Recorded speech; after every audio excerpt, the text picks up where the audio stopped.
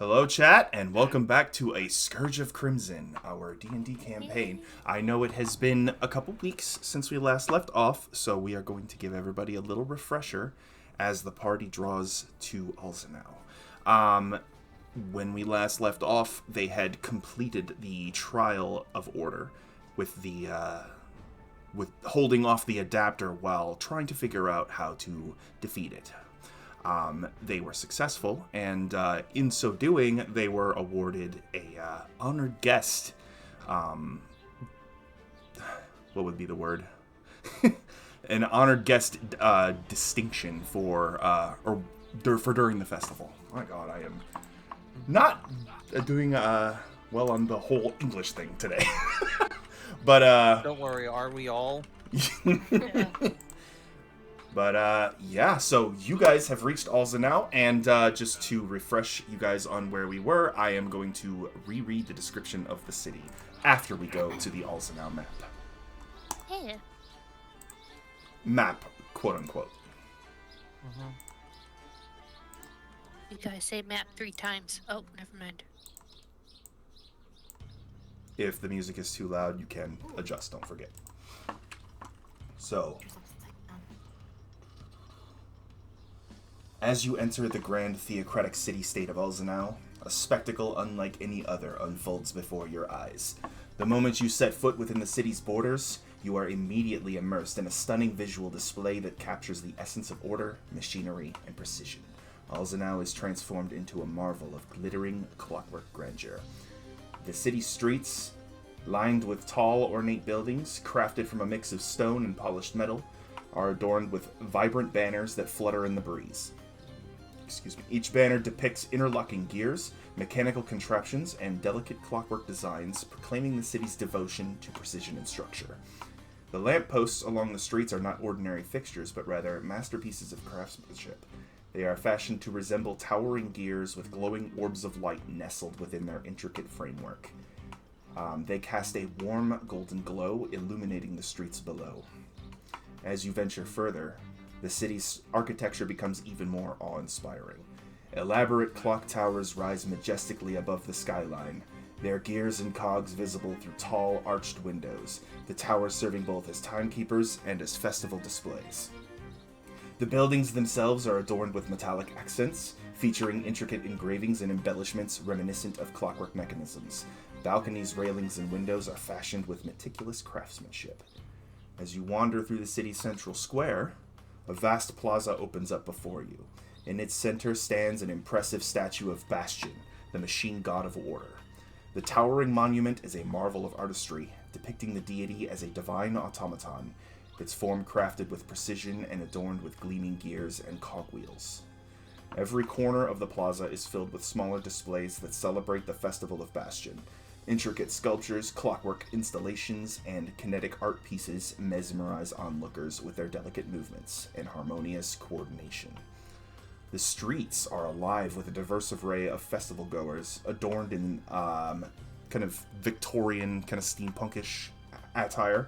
Attendees wear garments that blend the fashion of that kind of style with mechanical accents, such as pocket watches, gear-shaped brooches, and goggles perched on stylish hats. The air is filled with the faint sound of clockwork mechanisms, lending an otherworldly ambiance to the festivities.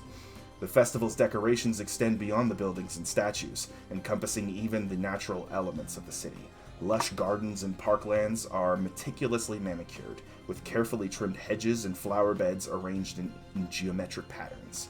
The vibrant blooms, selected to match the color palette of the festival, create a tapestry of vivid hues against the metallic backdrop. The city as a whole seems to have a heartbeat, as every single mechanical piece across the entire cityscape moves in perfect unison. Welcome to Alzenau. Hey. So, as we established, as we established at the end of last session, you all had reached the inn and gotten yourselves some rest. So you awaken the next day, and it is roughly 9 o'clock when you awaken. I have a pair of dice that I will use to track the time over the course of the day. Oh. So we will be using a 24-hour system. Oops, dropped the die. So did everybody know military time? Kinda. Sort of, kind of. Okay, so basically, instead of 12 hours, it's 24 hours. And so if it's like 1700, that means it is noon, which would be 12 plus 5. So 5 o'clock p.m. And that's pretty much the gist of it. We are going to be using a D12. Or sorry, not a D20 plus a D4 for after the 8 o'clock hour. And a D6 for the 10-minute time periods. So it is currently 9 o'clock. The festival guide that you were given as you entered the gate says that the parade is today. Though it is not till midday, so noon. You have 3 hours to explore the city. You are all free to roam. What would you like to do first? So, I was gonna say, when we first wake up, I noticed that I seem a bit better than normally, because instead of like waking up at the inn or during the camp, it just felt normal, but I felt a little healthier. And to everyone here, you all now have an extra 5 hit points. Ah. Except for What? Sophelia. Only Oh. 3 of you can benefit from aid. Whoop. Well, I mean, it's not like Sophia really needs it. I mean, like, She's a Correct. tank. Tank. She is our, yeah, she is our tank. And Pasley, Like- as is custom, you also cast shield on yourself as you wake up. Just so we're clear. Yep. Or not shield, sorry, mage armor. Boo. Mm. I was gonna say shield. Go ahead, Acer. Yeah. I did not mean to interrupt. So, I wake up and I look at Pasley and see the amulet that the automaton from earlier had given me, and had known that I have certain immunities that I don't need. I have against certain elements that the amulet already possesses, and decided here. And I give him my my amulet of adaptation. to Okay. him. So, Pasley, the amulet of adaptation is a magic item, but it is not attunement. So you can wear it with other magic items that do require attunement. So Ooh. you all have 3 attunement slots. So certain magic items require you to attune to them, which generally takes about an hour. So over the course of a short rest. There are certain magic items, though, lesser ones, that do not require attunement and can be worn with others. So, Pasley, with this necklace, you choose 1 damage type each morning when you wake up, and you become resistant to that damage type. I am going to get the damage type lists the list of damage types that are available to you, and read them off. So you can pick from acid, cold, fire, lightning, or thunder. And you can change it each morning. Okay, gotcha. All right.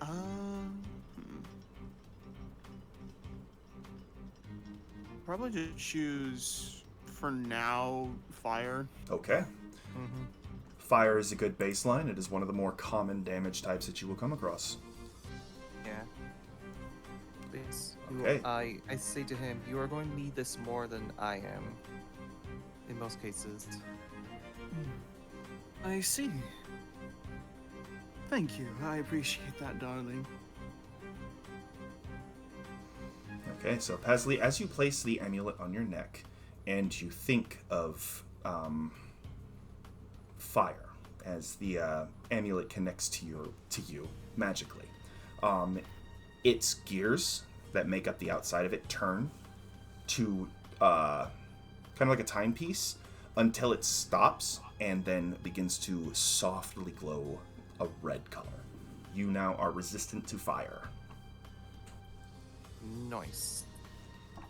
noise. Okay. So you guys all gather up and head down to breakfast, which is included with the price of the inn.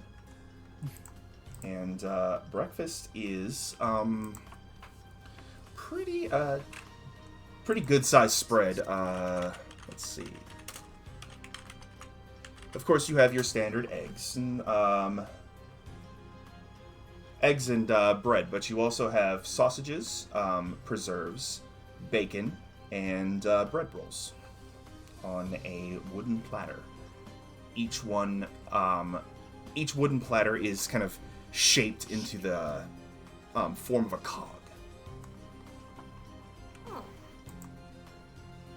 I give a nod to the one that's serving us and decide to eat it.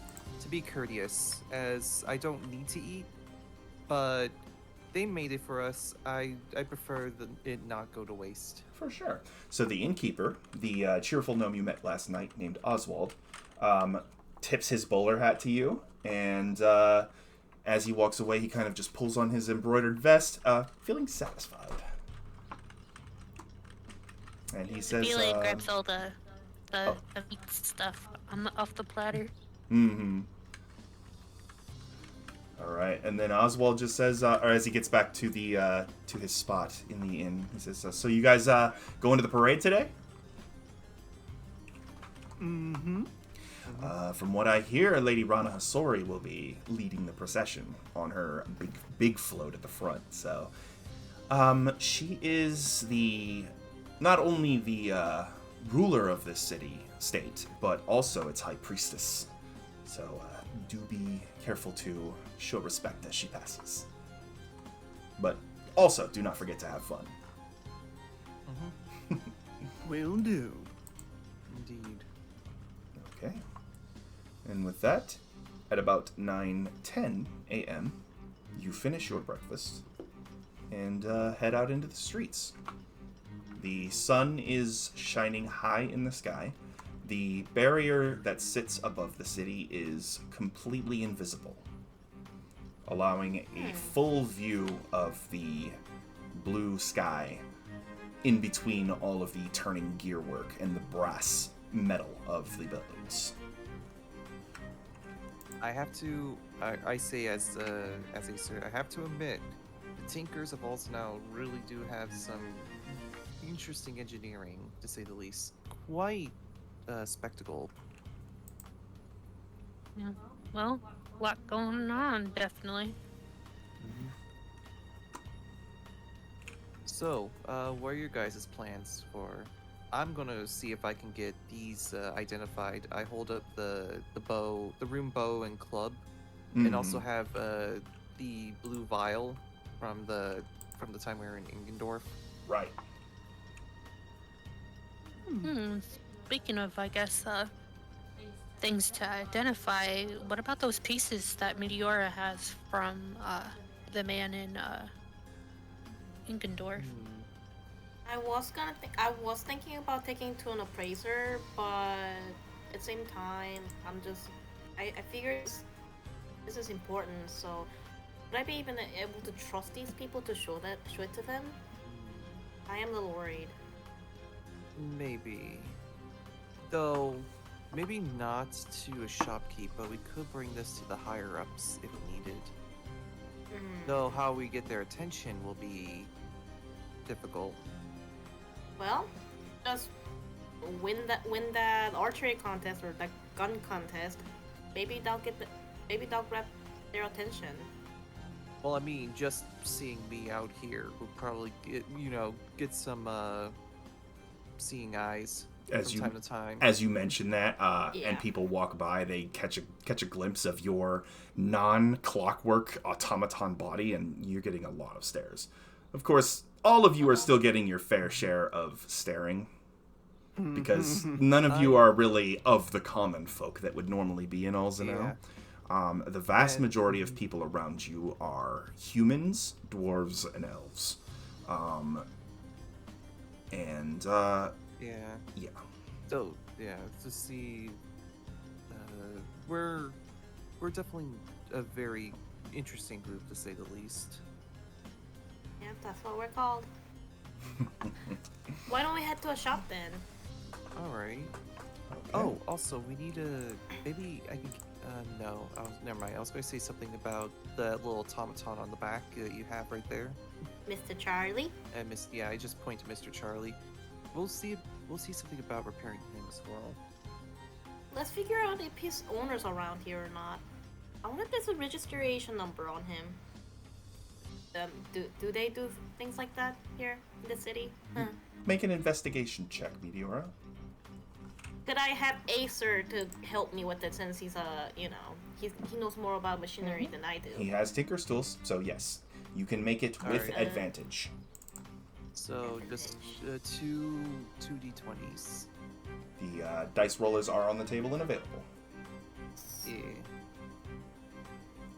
Yeah. Alright, the first one is ooh, not bad. Second one, come on. Please be a nicer one. 16. Ow. Well, you got the plus- 16, so plus So- I think investigation is intelligence, so Yes, that it would be a is. 0. So investigation is a +0, so 16. So what languages do you understand, Meteora? Let's see. You have Let's see. Common, Sylvan, Draconian, Celestial, and Draconic. Fey.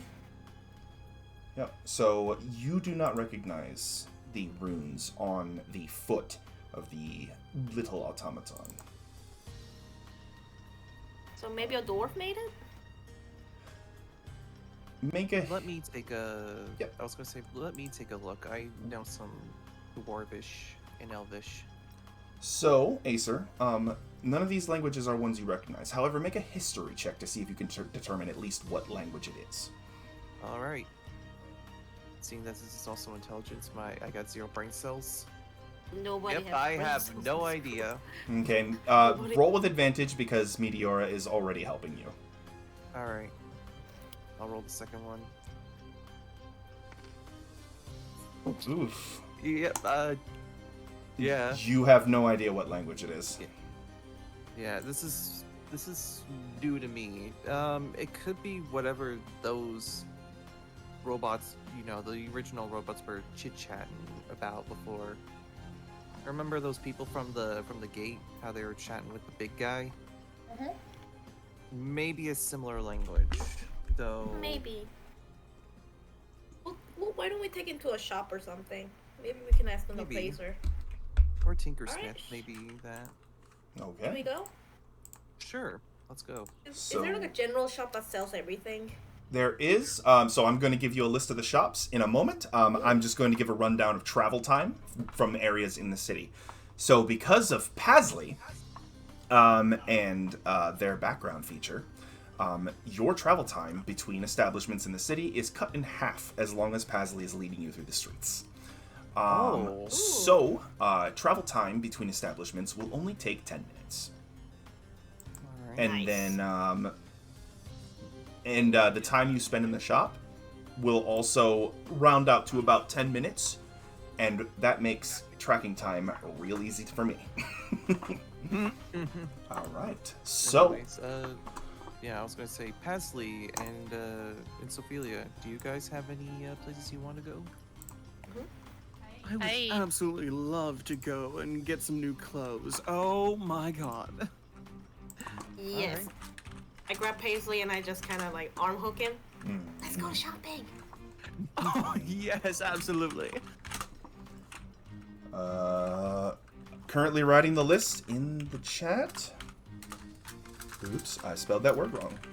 I do remember somebody telling us that there's gonna be like what's the word? Auction, so we might need to watch how we spend things. There might be Yeah. some magical item like an armor. Maybe. I would love to get a magical armor. That would be cool. Or something else. Maybe something I've never seen before.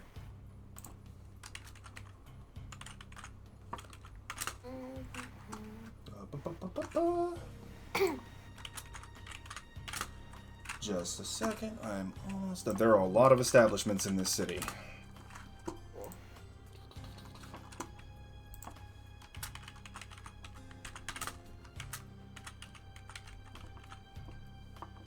So you have an inn, a pub, a smithy, a general store, a magic shop, an alchemist shop, a butchery, a grocer, a tailor, an appraiser, and a library. So, And the if I- bakery yeah. should have been on there too. I must have missed it. Yes, there is a bakery as well. Alright. So, who would I go to? I'm going to guess if I want to get my. Why don't we go to the appraisers first? Okay. Because if we need to sell things, let's go and sell to the appraisers, and with the money that we have, we can go to the other shops. Alrighty. Sure. We could Do you try have that. those parts? Yes, I do. Okay. Okay. We'll see if we can find somebody that knows about these. So you are headed to the appraisers first.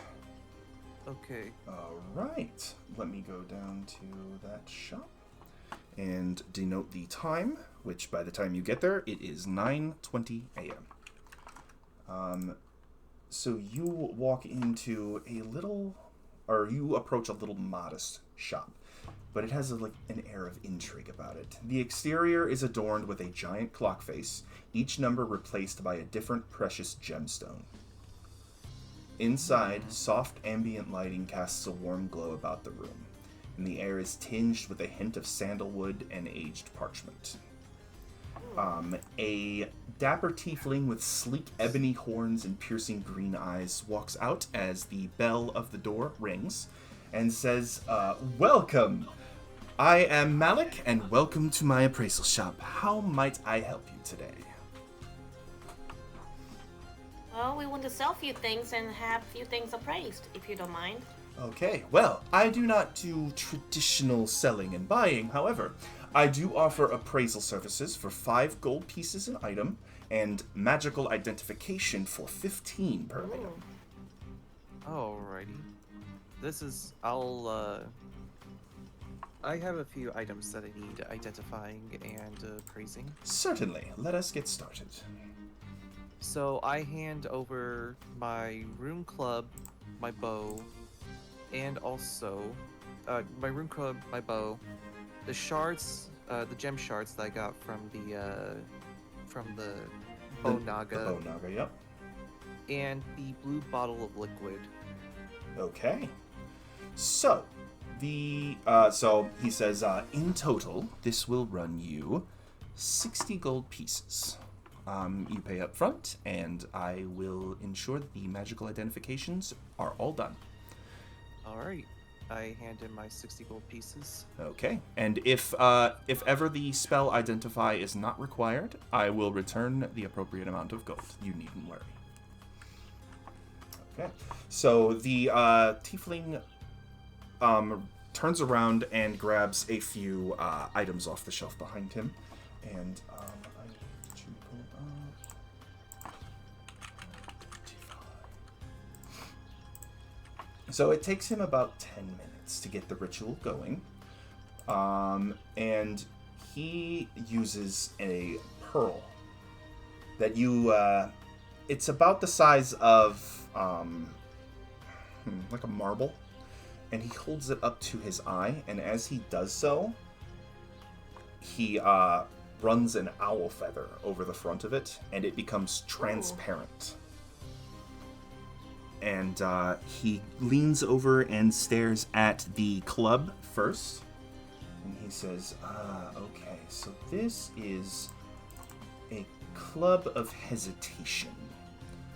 So what it does, so speaking mechanically, if you attack a creature with it, and you roll a 20 on the attack roll, so if you crit, that target takes an extra 1d4 necrotic damage, as long as it is not a construct or undead, and then the amount of necrotic damage you deal is given to you as temporary hit points. Oh. So that is your first item. I will post that in the chat.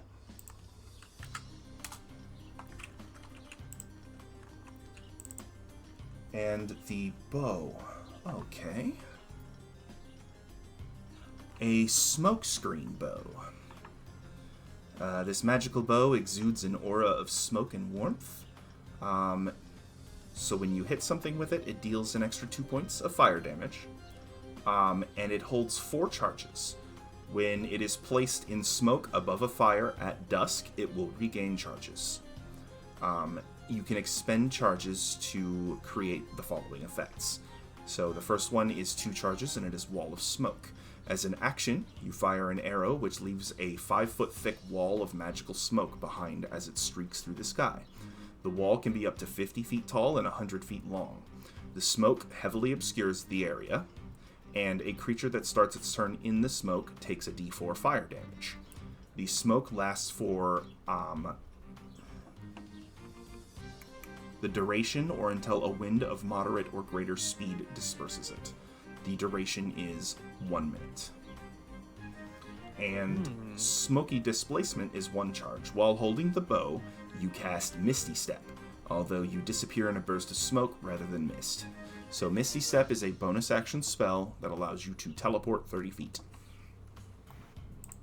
Okay. So I will post that in the chat as well. Okay, so the blue liquid next. So let's see.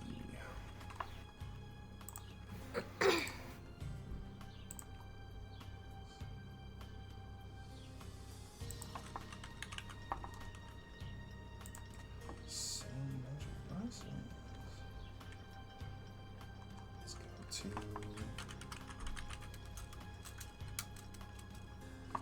This is a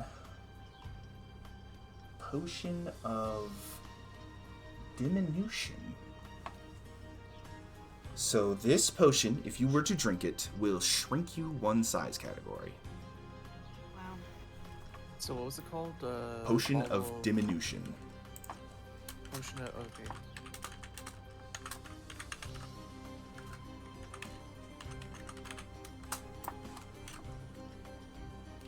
So I will give you a little bit more information on that.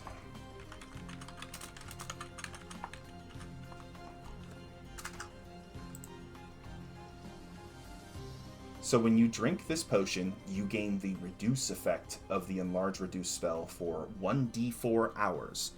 You do not need to concentrate on it. So when you drink the spell, you roll a d4, and that's how many hours you remain shrunken.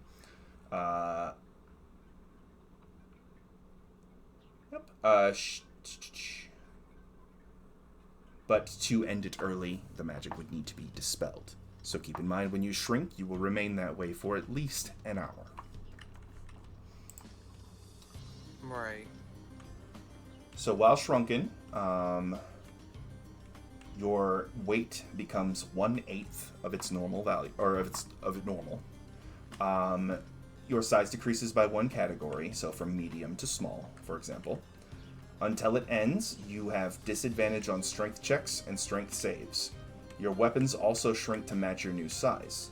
While these weapons are reduced, the attacks with them deal 1d4 less damage. Okay. So while it may seem like it makes you weaker, it is pretty useful for getting into places that a larger individual would have difficulty getting into. Sneaky, sneaky. As I say, see that I just hand this to Meteora. And the fragments.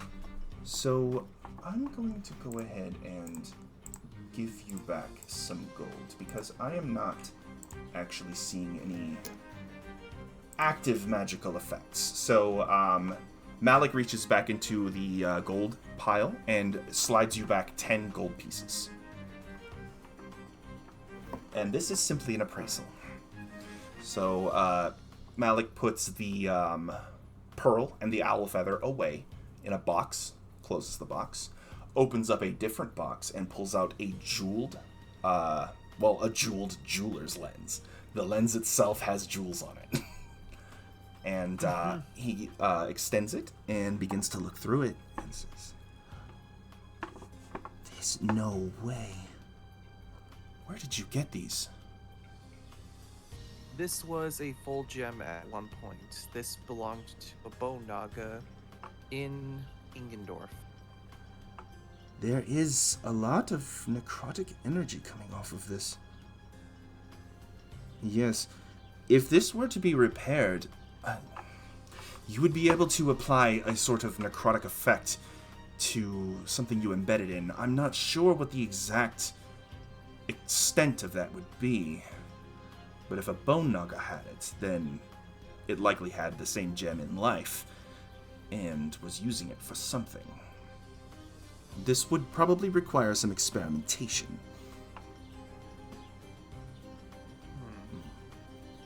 Where would you say we can repair this gem? You would probably be served going to the magic shop in the city and asking one of the more arcane-oriented folks over there. All right. But if they manage to bring the gem back together, the necrotic energy would be back to full strength. I will keep this in mind. Mm-hmm. And then you gave him the metal fragments too? The metal fragment? Yeah, from that pouch that the dying guy gave us. Yeah, that Tom gave you. He said that you can't let the dragon have it. Were we going? I think. I don't think we agreed on that yet. Bringing it to appraiser. Okay, that's fine. If you guys want to chat about it before you leave, that's perfectly fine too. But if you are of the mind that you should not let him see it, then that is fine as well. Let's not let him see it. Okay. For now, at least, until we know more about what it could be. Okay, so the total is now 50 gold pieces, and we have already settled up. So, is there anything else I can help you with today? I believe, do you all have anything you need praised? I do have two things. Ah, certainly. I hand over the one broken wand and the deactivated sword. Ah, these are Alzenau local items. So, like mentioned before, I do not do repairs, but I can at least tell you what the wand functions as. So that would be 20 gold pieces for these two items. The sword is non-magical, but I can at least tell you its value. Got it. Okay. He grabs the still transparent pearl from his other chest and holds it up in front of the wand and says, this is a wand of... Well, so it was a wand with much more powerful capabilities, but the damage seems to be a little permanent. However, you might be able to get some use out of it yet. Let's see what spells it might still have woven into its fabric. Okay, so it seems the web spell is still intact. Its flight capabilities are completely destroyed, though. Yes, so this wand, if it were to be repaired and you were to attune to it, you would gain the ability to cast the web spell. It has, provided it is repaired, it will be able to hold about 7 charges. While holding the wand, you can use an action to expend a charge and cast the web spell, which literally creates a mass of spider webs. That is a 20-foot cube. Interesting. The webs are difficult terrain and lightly obscure the area. If they aren't anchored between two solid masses, like walls or trees, or layered across a floor, wall, or ceiling, the web collapses on itself and just layers out on the floor, and the spell ends at the start of your next turn. Webs that are layered over a flat surface are 5 feet deep.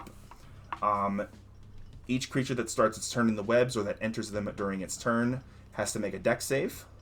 For the wand, it would be DC 15. On a fail, the creature becomes restrained as long as it remains in the web or until it breaks free. Creatures restrained have to use their action to attempt to break the webs. The webs are also flammable. Any 5-foot cube of webs exposed to fire burns away in 1 round, dealing 2d4 fire damage to any creature that starts its turn in the fire. So, if you were to take this over to the magic shop and get it repaired, that is what it would be able to do for you. Alright. Thank you. I will go ahead and snip and paste the description for that item in the chat. Hey, Acer, what was the name of the item you just gave me? It is the potion of Diminution. diminution. Basically, allows you to shrink 1 size down. Mm-hmm. It'll be good for sneaking. Yes. Or be able to fit into places that we can also fit into. They may be too big for. True. So Meteora is technically the same size category as all of you. Oh, she is? Okay. Yes. I thought she'd be a lot larger. Yeah, I thought At least by She one. At least is by physically larger than most of you. However, she still fits within the size category of medium. Of medium. Yes. Okay.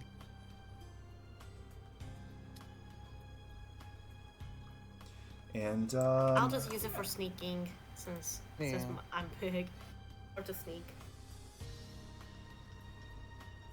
okay. Is there What about anything you else two? you would like identified or praised? Well, what about you, Paisley or Ophelia? I don't believe I have anything else that I'd like to be looked at. Alright. Yeah, I don't have anything. Okay. Okay. So, Acer, you have spent 50 gold, and Meteora has spent 20. Yes. Go ahead and keep track I've of that. already Yep. put that into my balance. Cool. Where do you guys want to go next? The magic shop, general store, or the alchemist shop? Or the tailor.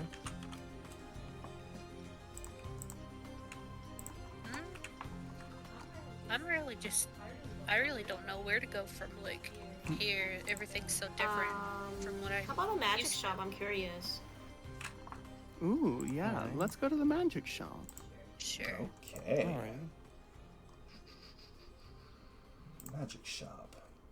So, it is, by the time you reach the magic shop, it is now 9:40 a.m. And as you approach, the magic shop emanates an aura of mystique and enchantment. The shop's exterior is adorned with glowing sigils and arcane symbols that seem to come alive in the streetlight. The air is thick with an undercurrent of ancient energies, and soft ethereal lights dance around the room, casting enchanting shadows on the walls. The shopkeep is an elf with a presence of serenity. She has flowing silver hair, violet eyes that hold a hint of otherworldly wisdom, and a soft melodic voice as she says, "Welcome to our magic shop. I am Celine. How may I help you today?" Hi, there's an item I'm actually looking for. I was wondering if you could help me. Certainly. Name it. Let's see. Do you guys have any magical pocket watch? A magical pocket watch. What magic I need to- would it particularly... What use do you intend for it, I should say? Maybe that would help narrow it down. Let's see. A protection, perhaps.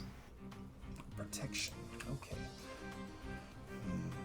I don't know if we have anything like that in stock. However, I can show you what we do have. Oh, yes, please. Not only, and also if you have any items that require repair that are of the arcane persuasion, I can assist you with that as well for a small fee. Let me go ahead and grab you the list of items that we are selling during the festival. Oh, and I do have several items I'd like to sell. Oh, most certainly. There we are. So I have these items, and she pulls out a small piece of parchment that is kind of stamped with arcane sigils to kind of give it an artistic look. And Yes, so I have uncommon and rare items in stock right now. Let's see. The Alchemy Jug, a Bag of Holding, the Goggles of Night, the Boots of Elven Kind, the Eyes of the Eagle, an Immovable Rod, a Ring of Feather Falling, and a Staff of Charming. Ooh, Oh, they got goggles the look- they got the ring of feather falling, but I don't think I can afford that right now. Maybe next time. I mean that's 2,000, right? Yeah, that's 2,000 That is GP. 2,000 but, gold pieces. Yeah. Dang. Yeah, next time. Well, Next maybe time. maybe after selling some items, you might be able to. You might have a little bit more coin in your pocket. Let's see. Maybe. Could I sell the Oh, I 4 manticore teeth? Okay, I did totally forget the sword, by the way.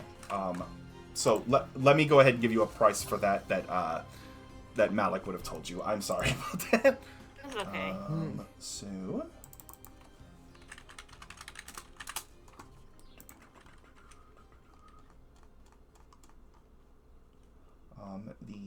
it was a long sword, so it would be 7 gold pieces, or sorry, 8 gold pieces. You could sell it for.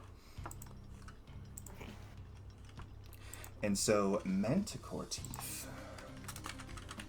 Those are decent items. Let me see what I can get for you.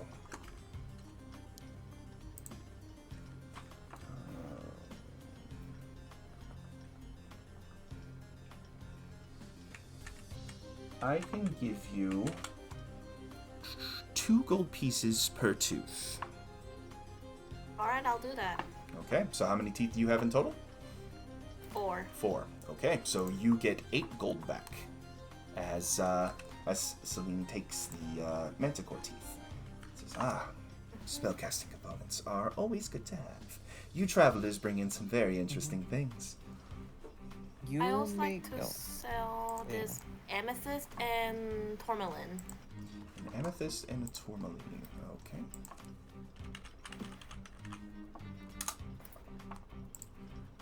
So these I can give you 80 gold pieces each.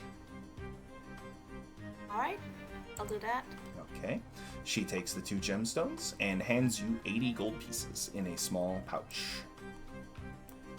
Alright, let's see. And how much would you okay, let me sell this deactivated sword then. Okay.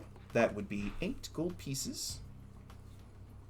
And she takes the sword and slides you over 8. And she looks at the handle and says, I think I can remove this contraption and I might be able to make a magical blade out of this.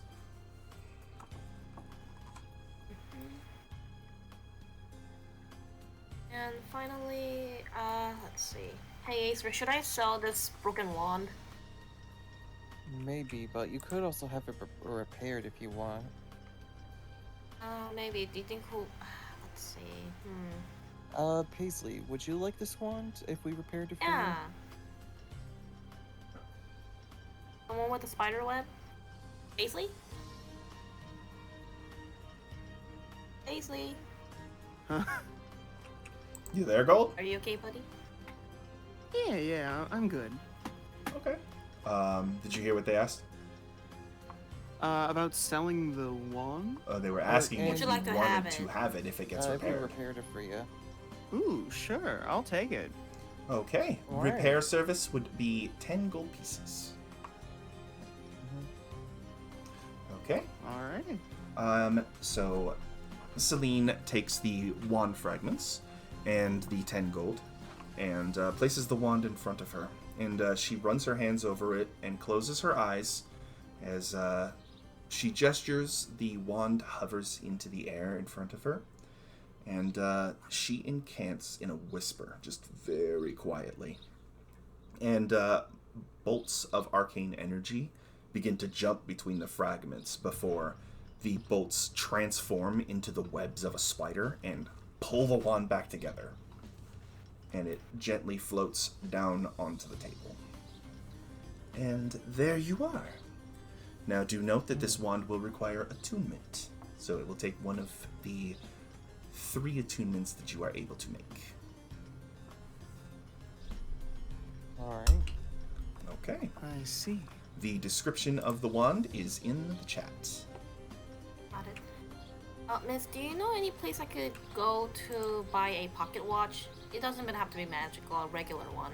Ah, well, you can find pocket watches in the general store. And also, there is a mechanical engineering workshop happening in the city, so you might be able to make your own, if you would prefer. Okay. I'll do that then. Okay. Yes. Is there anything else I can help you with? If any of my items catch your eye? Right now I do not have the money for it. If I did, I would definitely buy a bag of holding. That'd be pretty nice. Same. Fair enough. However, I do have something that may catch your interest. Oh. As I say that, I pull out the shards of the gem that I showed the appraiser. Interesting. She runs her I'd like hand to- over them and she says, "Oh, necromancy. Naughty boy." It wasn't my necromancy, I'll say. It was a bone naga's. No assumptions, no judgment. I am simply a scholar. Indeed. I assume you wish to have this repaired. Indeed. This should be all of the shards that were a part of this gem. Okay. I would require another 10 gold pieces, and as I do, I will go ahead and repair it. Alright. All right. I hand you 10 gold pieces. Okay, she takes those 10 gold, and again, she begins to gesture over the fragments, and the gem hovers into the air just as the wand did, except this time the crackling energy from the fragments is kind of black. And, Ooh. Meteora, this energy that's coming off this gem feels, like, very natural to you because of your connection to Haimon. Necromantic magic of the divine or arcane sort has that kind of dark feeling to it that you connect home. to Haimon. Yes. And the gem very quickly, the fragments just slam together with a burst of this black energy, and floating in front of her is this green gem. It is very small, but it is the exact same gem that Raka had in its head. And she How says, small is it? Or Or a quarter, a peach, probably like Not- the size of a dime.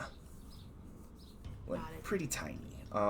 And she picks up the gem, and she says, "Now, something like this would probably be able to embed into a weapon that had a proper slot for a magical gem, or it might be able to be used for other purposes, but it would require some experimentation. But it is yours. Here you are, good sir." I'll keep this in mind. Absolutely. Ainsley, did you want to get anything here? It is a magical store. Mm-hmm. Celine kind of just sweeps her hand, and the catalog just slides over to be right in front of Pasley. Please take a look. Is the catalog like in the channel? In the chat. It's in the chat. Yeah. Yes, okay. with the crimson. Yeah. It's pricey. Yeah, I know. It's I noticed pricey. that. I was like, I think we'll be spending our money in the general store. I'm hoping things are cheaper over there. Hmm. I'm gonna come back for the Ring of Feather Falling next time, though, when I have enough. And do keep in mind that you guys can pool your gold if you want. Yeah. If somebody We can needs do an that, item. Yeah. Yeah. Goggles of I mean, I'm Night are not also I'm not desperate yeah. for it right now, Mhm. but yeah. Goggles Yeah. of Night are also pretty good as well if you What? if you want. It basically gives you night vision.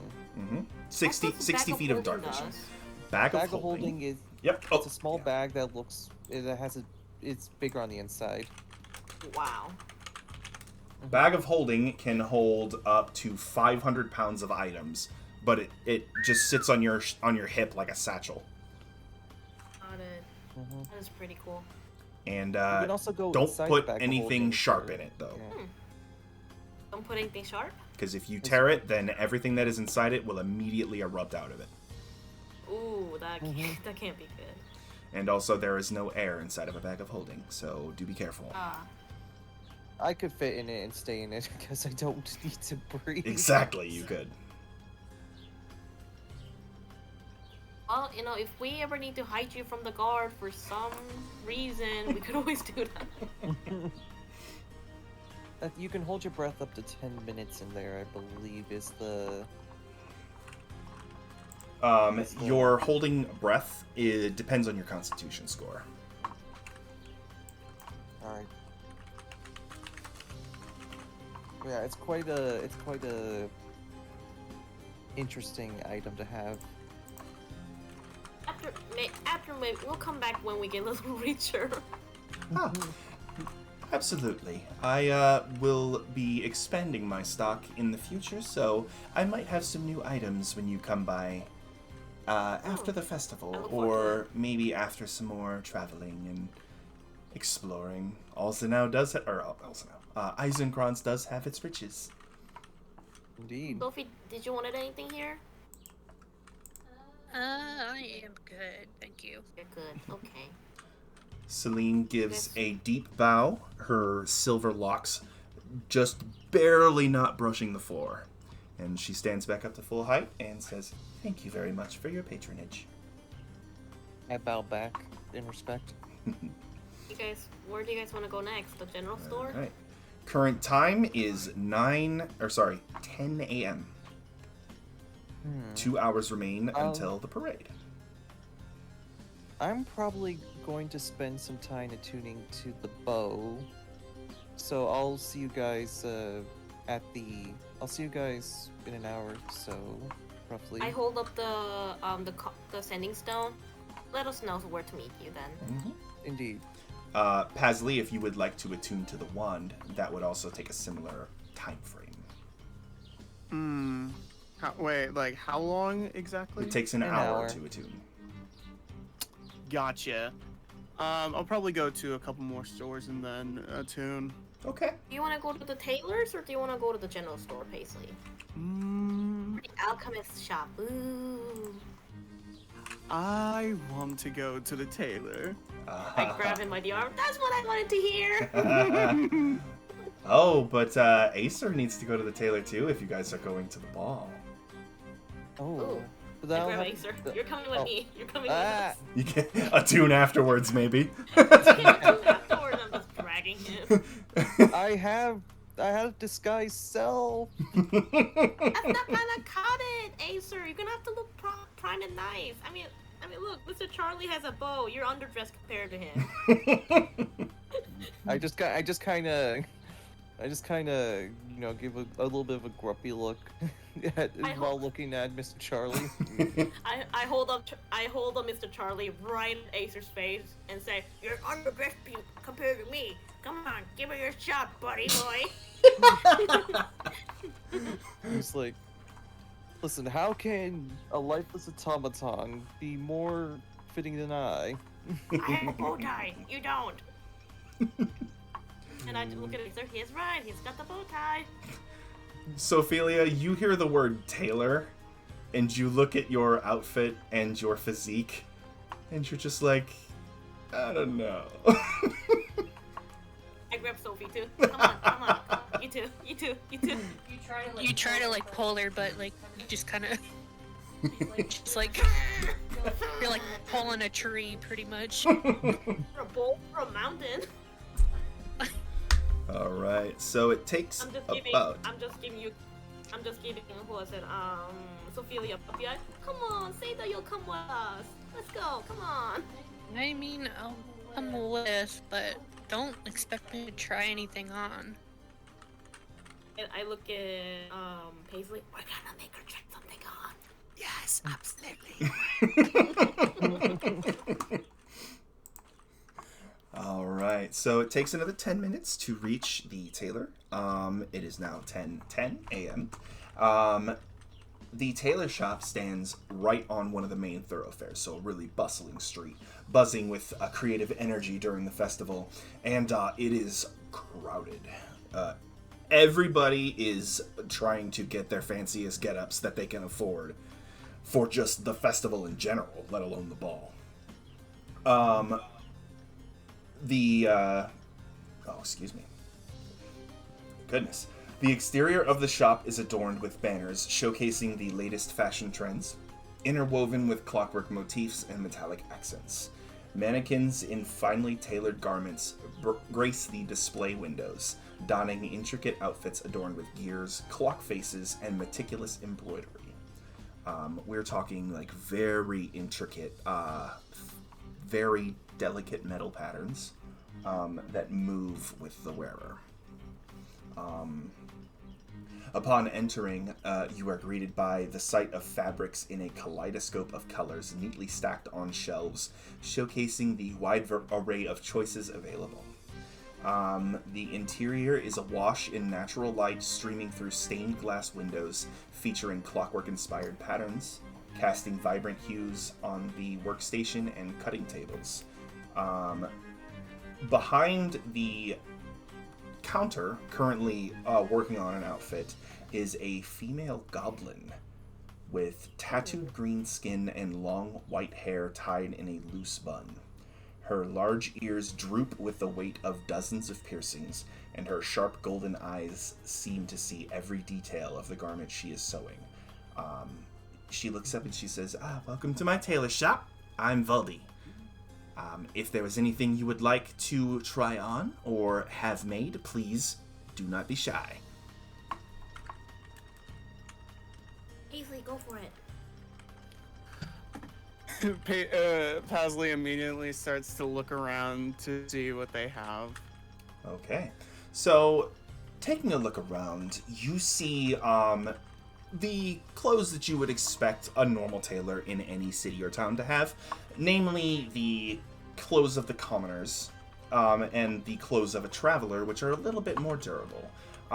Those are 1 and 2 gold pieces, respectively. However, the noble, fine clothes that you are immediately drawn to with somebody of your colorful flair, the price range for fitting and modification, and of course the outfit, is 15 gold pieces per outfit. Heck yeah. Oh my god, yes. Absolutely. Let's do it. Let's do it. Okay. Imagine Acer and Ophelia at the entrance, just on the opposite sides of the doorway, just kind of with their arms folded, just looking at each other.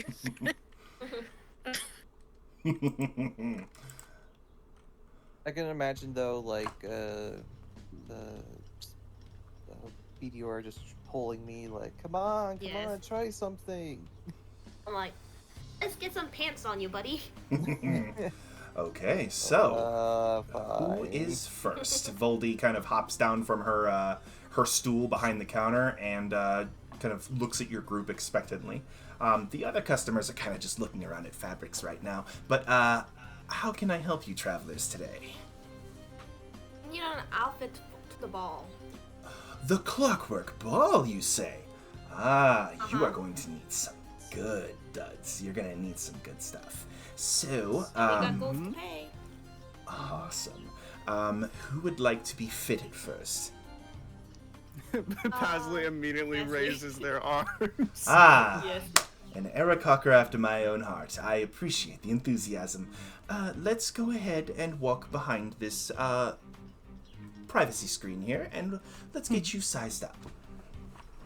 And you see hanging off of Voldy's belt is an array of measurement tools, needles for adjustment, scissors, all the stuff you would need for a tailor. And she beckons you behind the screen, and she says, "So, of course, to fit the aesthetic for the ball, you are going to need something a bit more stately. Are we looking for a more dress-like look or a more suit-like look for yourself?" Dress-like. Perfect. Let us get you sized up for that. And she pulls out basically a tape measure. And go ahead and spread your wings for me, dear. Pasley immediately opens them up. Mm-hmm. And, okay, so we've got you there, and after about 10 minutes. Pasley, describe the outfit that comes to your mind as you walk out. It fits your body perfectly. Ooh, okay. So, the way that I see the dress is it definitely shows the shoulders 100%. It's very how would I describe it? It's very like fit. It is a very fitting dress. Kind of doesn't leave too much to imagination. Oh my god. in some regards, but it's a very slim white sort of. Oh no. It's a very slim white dress. What else? Trying to think. With some like gears and clockwork looking designs like all throughout the dress. Yeah,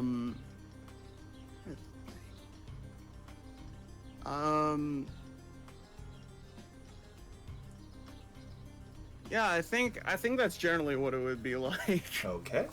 And Voldy looks up and says, "So, my fair Aarakocra, that would be 15 gold pieces, and the outfit is yours, and you are ready to go for the ball.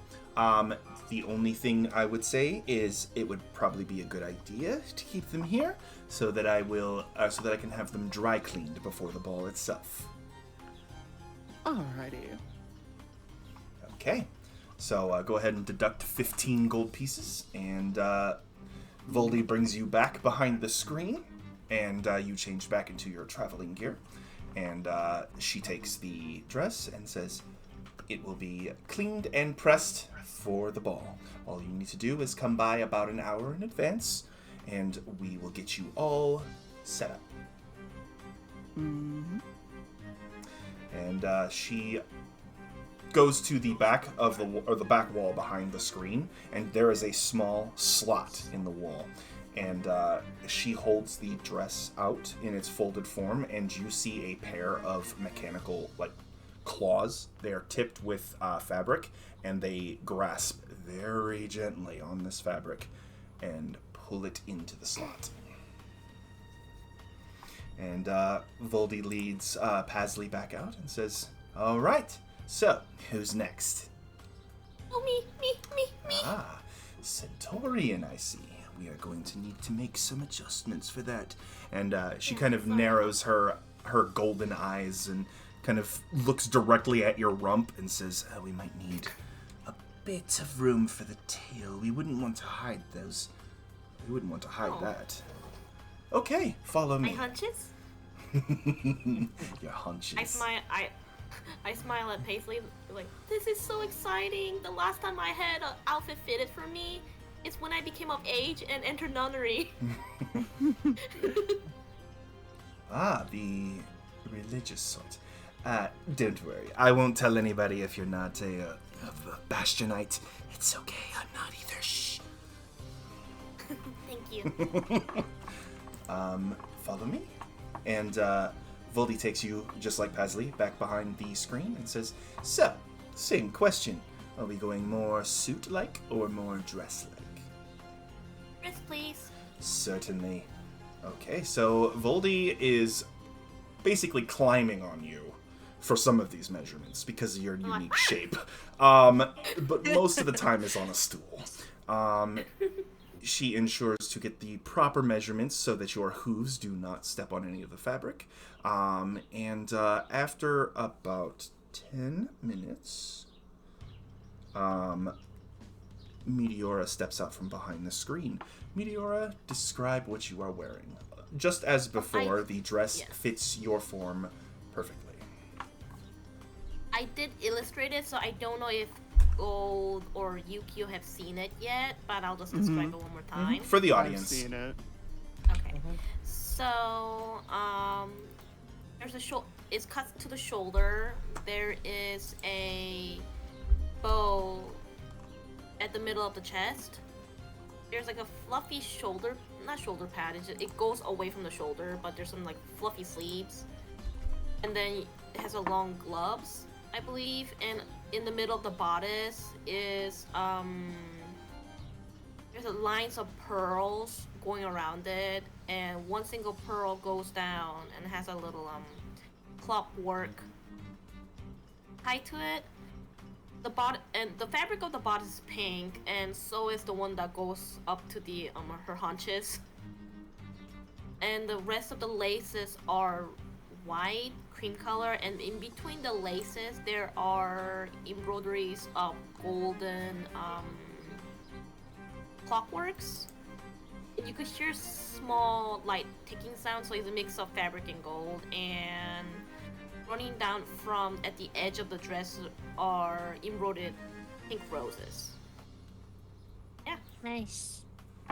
Very nice. Okay, so as before, as I mentioned to your colorful friend, I will be charging 15 gold pieces. I would suggest you leave the dress here with me, though of course it is yours, because I will dry clean it before the ball for you, so it is ready to go. All I ask is that you show up an hour in advance. Alright, was it 16 gold or 15 gold? 15 gold pieces. Alright, here you go. Certainly. And Voldy pockets the gold and takes Meteora back behind the privacy screen, helps her change back into her outfit, making sure to conceal her holy symbols, and takes the dress all folded up and places it to the slot where the mechanical arms again reach out, grasp it, and pull it into the slot. And Voldy brings Meteora back out and says, "Next." I grab Acer. This man right here. Mechanical It's swords. okay, Acer. It's not bad. Though you seem to have all of your gears well hidden, if there are any. So there's no risk of you snagging the fabric, it seems. The shifting armor plates will have to be accounted for. Perfect. Okay, follow me. And Voldy brings you back behind, and she doesn't need to stand on you so much, because you are still generally human-shaped. And so she just uses a stool to bring herself up to your height. And as she's kind of looking at your outfit and says, you might need to leave your traveling outfit here too to clean. I kid. I will say it has been a while. I've only been using bending for it. Well, the look is rugged. I can appreciate it. Yeah. For the most part, I'm not used to this whole tailoring stuff. I could just do this. And as I say that, I snap my fingers and cast Disguise Self on me, giving myself a tuxedo looking, I make myself look like I have a tuxedo on with gears at the joints, and also having a nice gear assortment on the back of the tuxedo. My hood's gone, and I don't have my faceplate on. And then, as soon as they see it, I snap back, dispelling the spell. Mm-hmm. Well, going back to my normal self. That is all well and good, my good sir, but a problem exists. Yeah. I am aware of this spell. I know that one myself, and the unfortunate part about it is the duration. It only lasts about an hour, and then you're back to your old duds. Mm-hmm. The only reason I am doing this is to one-up that little guy, and I point my thumb. I have my hands in a fist with the thumb out, and just pointing behind me, showing Mr. Charlie. Mr. Charlie. Just on top of Meteora. So I'm just like. So Voldy's head. Not even active. Voldy's head kind of rocks back, and she just like full on belly laughs, and you kind of see her teeth. They're like really thin, almost like needle-like, and she just comes back forward. And she's, oh, that is a new one. I have not heard a competition between machine folk before. Well, we can still get you fitted if you like. That would be appreciative. Certainly. Follow me. And she takes her measurements. And after 10 minutes, Acer, describe how you look as you emerge from the screen. So, first of all, it's very similar to what I showed in the disguise self to them. Very much a tuxedo, no hood or anything. You can actually, surprisingly, something new to most of you that you've not seen. There's actually a rune, or a special type of arcane rune on the back of the head. Kind of like a serial number from Mercia. But to continue, he's wearing a black tuxedo with gears at certain parts of the joints, like for instance the elbows, the wrists, knees, ankles, and on the back of the tuxedo and parts of the front, you can actually see more of that clockwork gearwork in full function. Nice. Nice. Okay. So, again, 15 gold pieces, and you are welcome to take the outfit if you like, but if you leave it here, I will have it cleaned and ready for you for the ball. Alright. Right? So, And I give them my 15 and hand them, and just walk back with them to hand them my outfit. Same process as before.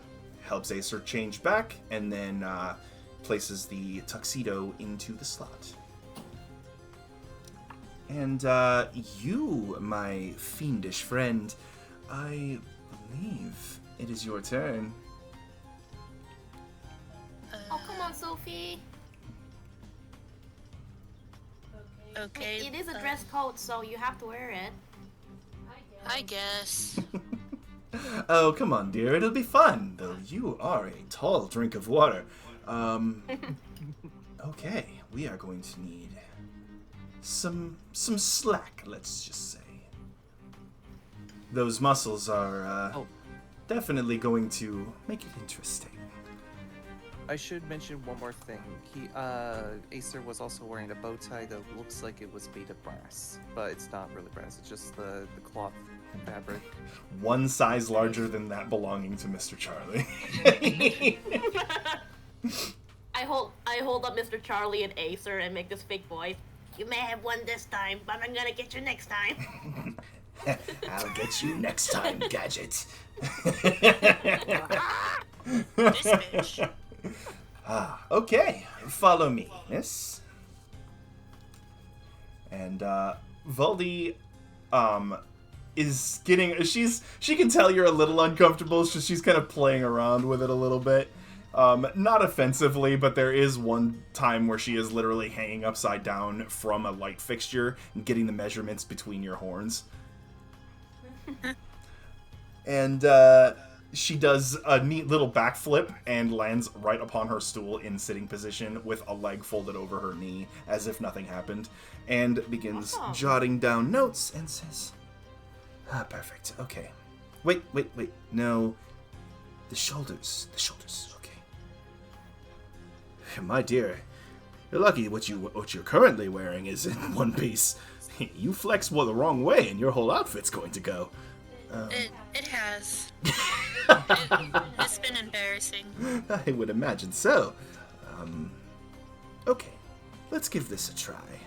And after another 10...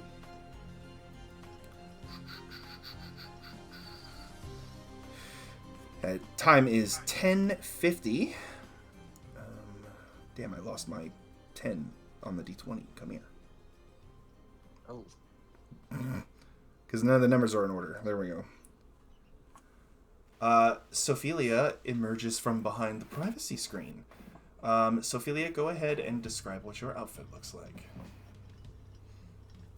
Okay.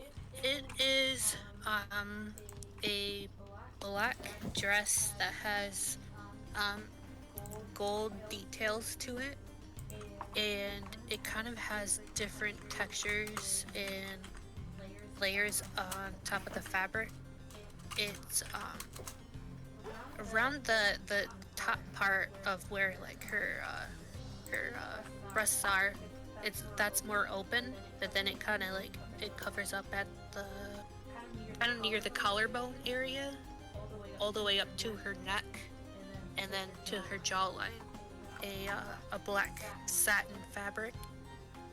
And then it continues on to where it goes to her wings. Her wings also have the same kind of front part of the details that the front part of the dress has, with the black and gold embellishments and details. And then it to where it like it's like a dress for her wings almost looks like it drapes over her. And then like the middle part is like a corset, though you can tell it's like made out of a better material, to where like if she moves it's not gonna like rip. And it almost does like a little train in the back, and then the gold parts at the end of it have like little bits and pieces of like little clockwork little things, and then they kind of almost sparkle at like the certain light that hits it. And, Nice. yeah, I can I think you guys saw the image before that I was kind of looking at the detail. Let me see if I can. Give it to me again. Oh, nice. Here it is. Mm-hmm. Nice. Yeah, that's what it looks like. Okay. I don't know details of dresses, so. Damn.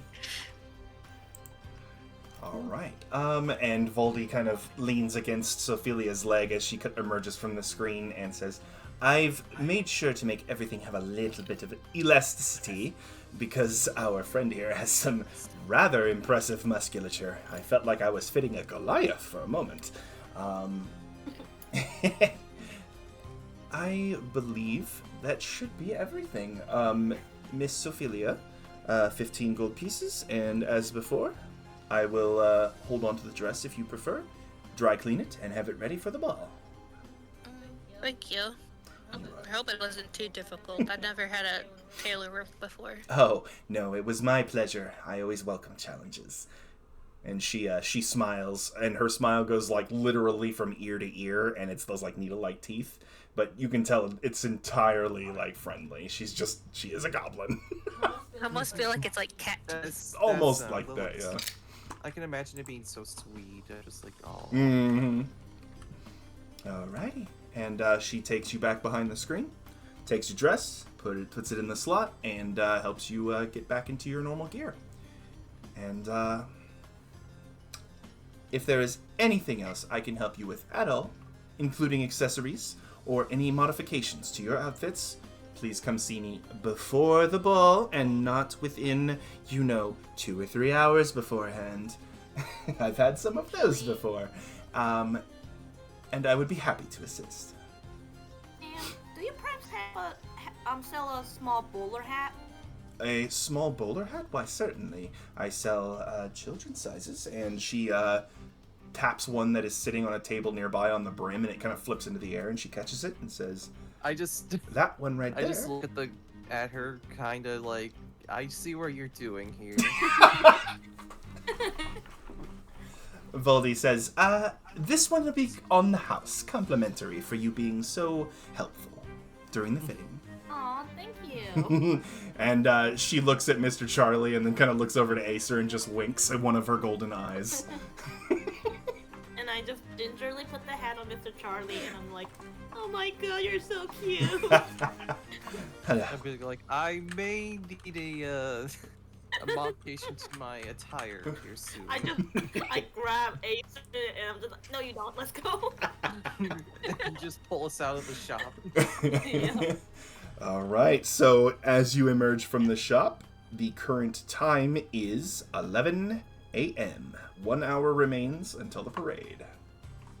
Alright, now I need to attune, Okay. or else I'm going to miss the parade, so... Yep. Hey, sir, I'm gonna go to the general store. Do you need anything? To my knowledge, no, I don't need anything. Okay. And while you guys are in the city, as an aside, if at any point you wish to fast forward through the time, just let me know, and I will move up to the next event. Yeah. So, yeah. But yeah, I'll be heading back to the inn if you need me. We'll most likely see each other at the parade. But yeah. Where is the parade? So the parade would be going through the main thoroughfare of the city. The inn is actually about where it starts, though. So you would be right at the head of the parade as it begins. Yeah. Okay. And Pasley, I believe you wanted to attune as well to the wand, right? Yes. Okay, so Pasley and Acer will be splitting from the party until the parade. All right. And I'm just like, alright, looks like it's just gonna be us pinky girls. Yep. Yeah. Well, Sophie, where would you like to go? Well, I don't know, actually. We could go to Smithy's if you like, or we could go to the general store. Well, I guess we can go wherever we have time. Oh wait, since Paisley's here, does that mean our travel time's gonna double back up again? Yes. Navigating the city without Pasley at the head is going to take 20 minutes between establishments now. Will we be able to make it back time for the parade?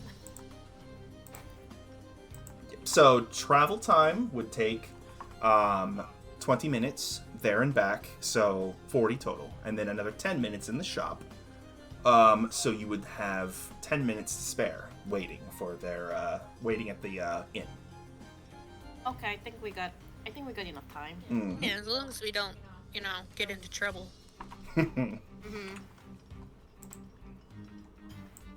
Alrighty. So you two head to the general store. So after about 20 minutes of travel, so without Pasley guiding you through the crowds like an expert, it is a little bit more difficult, especially because the two of you are a little more bulky. Meteora with the armor mainly, and the Centaurian features, and then of course Sophelia with her giant wings. Horse butt? Yeah, the horse butt. And in 20 minutes you arrive at the general store. It is a wondrous sight to behold. The shop's exterior is adorned with a mesmerizing display of moving gears and spinning contraptions, each meticulously crafted to catch the eye of passers-by. Inside, shelves upon shelves are filled with an array of goods, ranging from tools and supplies for adventuring to smaller trinkets. The soft ticking of clocks and the gentle whir of tiny mechanisms create a symphony of sound that fills the air.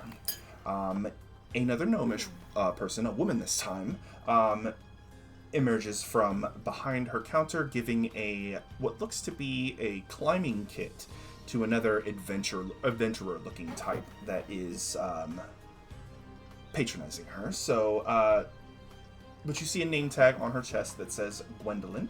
Her eyes sparkle, and she enthusiastically thanks the customer before they nod and leave the shop. And she sees you come in, and she says, "Oh, hi, welcome in. I'm Gwendolyn. How can I help you today?" Oh, hello. Just doing some shoppings. Let's see. Do you have any spices and some basic healing potion if you got any? Were you still looking for clocks too? Oh, at first I wanted to buy one, but when they told me that I could make one, I think I want to give that one a try. Oh, okay, so the artisan shops. So for the spices, you would probably want to head over to the grocer. And for potions, you're definitely going to hit the alchemist. However, I do have any adventuring gear or artisan's tools, any gaming sets, or musical instruments, or any other more niche tools that you might need. Including, I have some thieves' tools too. Do me a favor, and if you use them in the city, don't tell anybody I sold them to you. thief tools, But I do have navigator's tools as well. She very hurriedly says. the other item you just mentioned, what does the kit contain? Like, warlock stuff?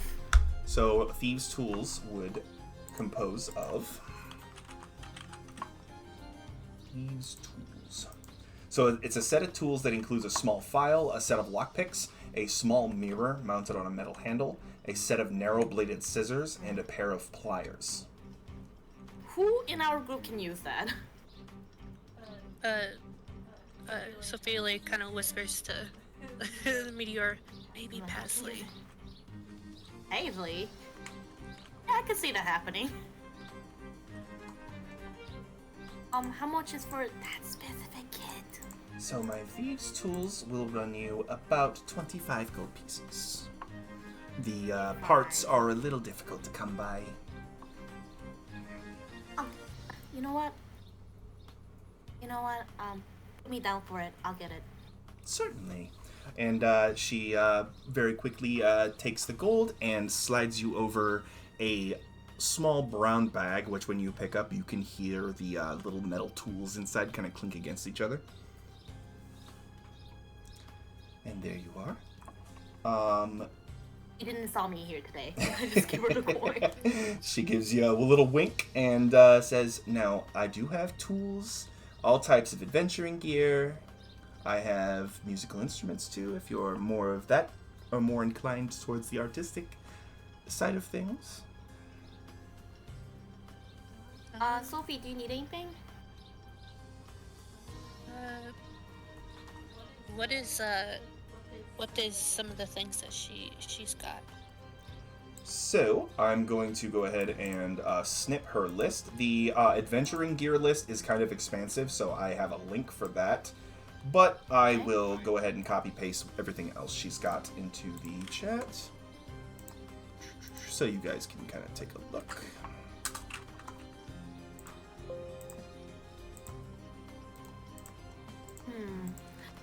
Brewer supply, hold on. She can also supply any items on, or some of the items on this list.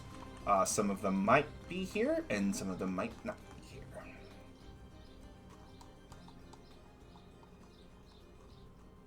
Would I be able to use the brewer's tool?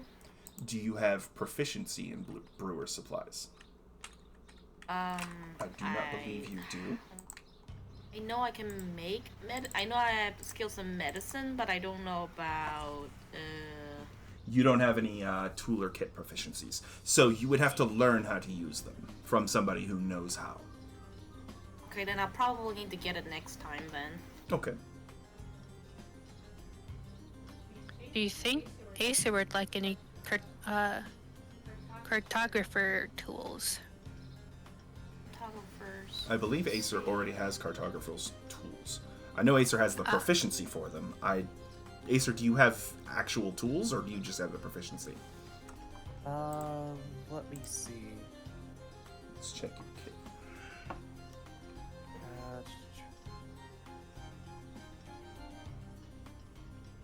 Oh yeah, no, you have the proficiency, but not the kit. Dang. I remember getting a map back then, but that probably was a. Alrighty, yeah, I don't have that. Mm-hmm. I know you do have a set of Ace. Tinker's tools, though, so yeah, you do have that. I'll buy it for Ace right now, and he can pay me back later. Okay, so of the cartographer's tools, that would be 15 gold pieces. Alright, here you go. Thank you very much, and here are your map-making tools. Thank you. You're very welcome. Do you think we have anything to pass the time, besides just sitting bored looking at the fire at the campfire that we go in? Acer can sing, so that could be a thing. Unless you want to buy us the special card. Let's actually get the gaming set stuff. I want to play some games. I don't know what we could play, but yeah. I remember as a kid we'd play a lot of different kind of games, but we'd use marbles. instead of the dice. You should teach me some of them. Sure. It's not too challenging to learn. Miss, I would like the both the gaming sets, please. Certainly. It is 2 gold pieces for both of them. You will find that they are decorated with Alzenau's aesthetic. Okay. So As long as the game doesn't have leapfrog, I should be okay. I mean, I broke one of the brothers' arm, and we played that once. I think it's best that we don't play that game. Yeah. I mean, Alright. I'm sure you can handle it, but Paisley, I'd probably break his arms. I might, yeah. Okay, so she slides you over both the metal dice set and the specialty playing card set. So the metal dice set is the dice are all made of brass, with very stylized numbers on each side.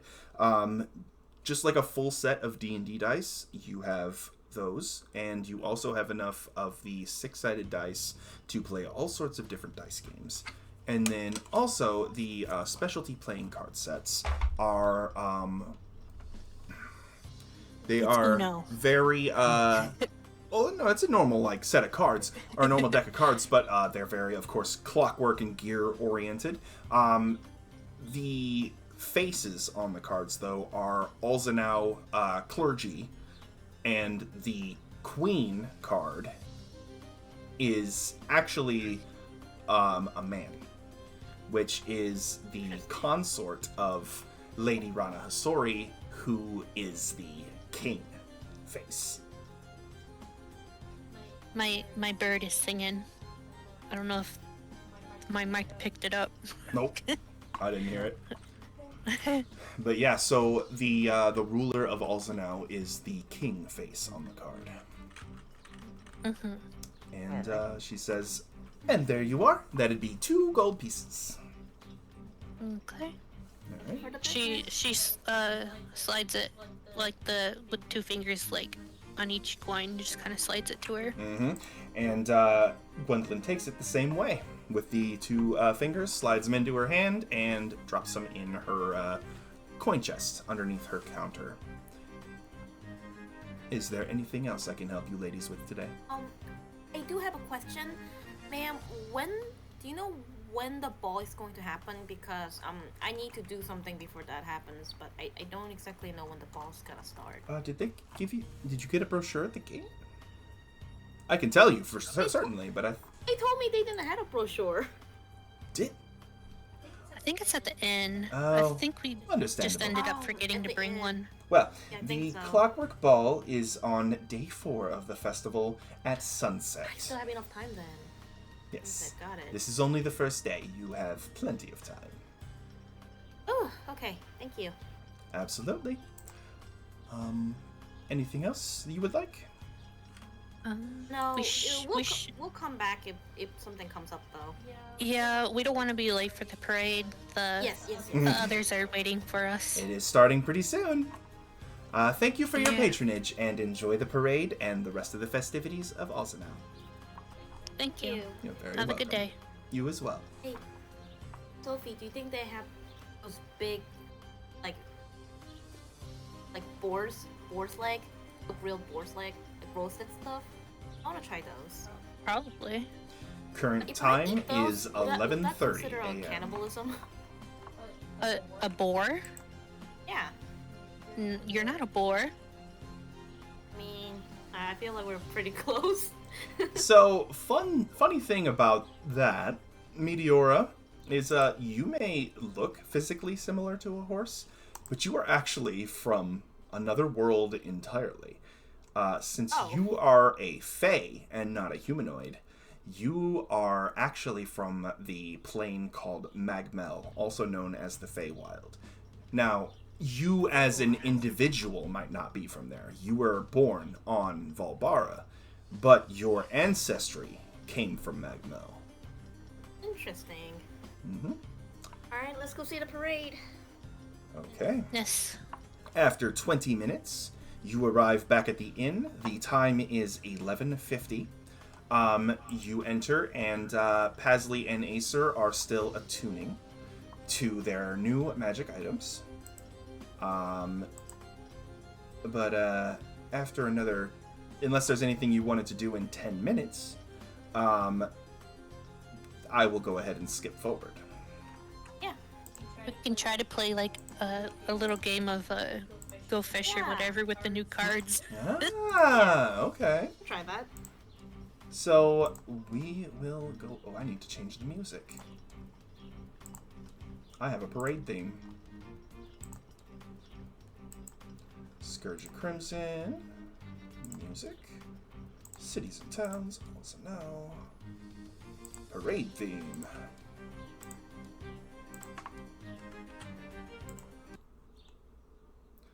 So at noon, precisely, you begin to hear the sound of cheering and music begin to move down the street. You all get up and head out towards the street. Acer and Pasley, you are now attuned to the smokescreen bow and to the wand of web. So your attunement is complete. We are going to go down to the parade. Ooh. Procession and parade. So, it is a grand procession led by the city's high priestess and attended by devotees of Bastion.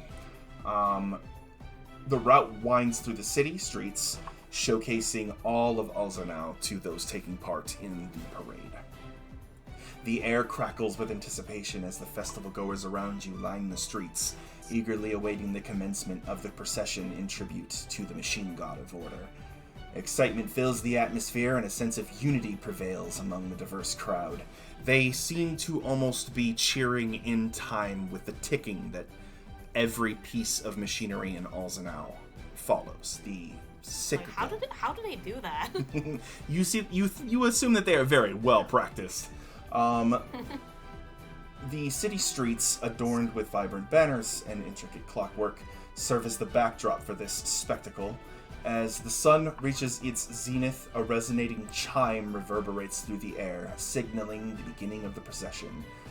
The distant sound of drums and the faint tinkling of wind chimes grows louder, drawing the attention of all of you down the street. Everybody around you begins to murmur, and it kind of sweeps through the crowd. And the first participants of the procession come into view. Leading the way are a troupe of acrobats, their graceful movements and vibrant costumes captivating the audience. They twirl and leap, their bodies seemingly defying gravity as they perform daring feats of perfectly synchronized agility. Nobody misses a step. Not even their outfits are out of sort. Following close behind, a procession of musicians fills the air with a symphony of enchanting melodies. From brass instruments to strings and percussion, the harmony resonates through the streets, enveloping the crowd in a euphonious embrace. Their music echoes the rhythm of the gears turning about the city, amplifying the festival's jubilant atmosphere. Then the crowd's anticipation reaches its peak as the first of the grand mechanical floats comes into view. Towering above the onlookers, the floats are marvels of engineering and artistry. Each float tells a story depicting scenes from the myths and legends surrounding Bastion and the city's devotion to order. On the grandest of all of them, though, adorned with gilded gears and intricate clockwork designs, stands the Lady Rana Hasori, the Azamar ruler of Alzenau and the High Priestess of Bastion. Her regal presence is awe-inspiring as she exudes an aura of divine grace. So on her face, she has a few markings that are typical for an Azamar, and they are aglow, as are her eyes. And extending from her back, you see ethereal clockwork wings, just reaching out as far as they can, as if they are greeting the crowd and inviting them to an embrace. Her hands are up, palms up to the sky, and she is just relishing the happiness that is sweeping through the streets. She is wearing a set of ceremonial robes, and she is holding a staff crowned with a glowing crystal that has embedded inside of it Bastion's holy symbol. So as that float continues down the street, Lady Rana extends a benevolent smile to the crowd, acknowledging their devotion and support. Her celestial beauty seems to radiate, casting a warm light that bathes the onlookers, filling their hearts with a sense of reverence and inspiration. So before we move on through any more of the floats, is there anything you guys would be doing as the parade goes down? I'm just excited. Yeah. You can hear me, Yeah. Russ, just hopes going like, I kind of just watch in amazement and look at the leader, you know, the one at the top of the main float. All right. So You guys can kind of see Pasley like stepping to the beat, trying to at least. Pasley, make a performance check. I'm not trying. Oh my god, that'd be Good. that'd be so funny. That'd be so funny if I roll really high for this. please, Yes. please. I'm literally just trying to do this for the like. I'm just trying to be like not noticed. Okay, Oh, people are gonna you got notice it. me. What I wasn't. what a Vemperor. Alright, Pasley, you kind of get into the spirit, you know, and you start just jiving to the music, and before you've realized it, you find yourself about 10 feet in the air. It's just flying around doing patterns in perfect time to the cheers and the music. And people around you are watching, however, they are not like judging or scorning or anything. They are just happy to see that you are happy. Like, go Paisley! Yeah, Go! people are cheering. The sun is hitting your peacock tail feathers, and just almost like a spectrum of light is radiating off of you. It's a disco ball now! Lady Rana turns to look at you and just gives you a warm smile as you kind of hover in the air. And accompanying her upon her float are priests and priestesses, each carrying sacred relics and symbols to Bastion's order. They chant hymns of praise, their voices blending harmoniously with the music and the cheers of the crowd. As these priests and priestesses offer their prayers, they are answered by the singing tunes of modrons. So many different modrons. I'm going to go ahead and show them to you in the chat and then describe them for the audience. I think I remember what they look like. Pictures.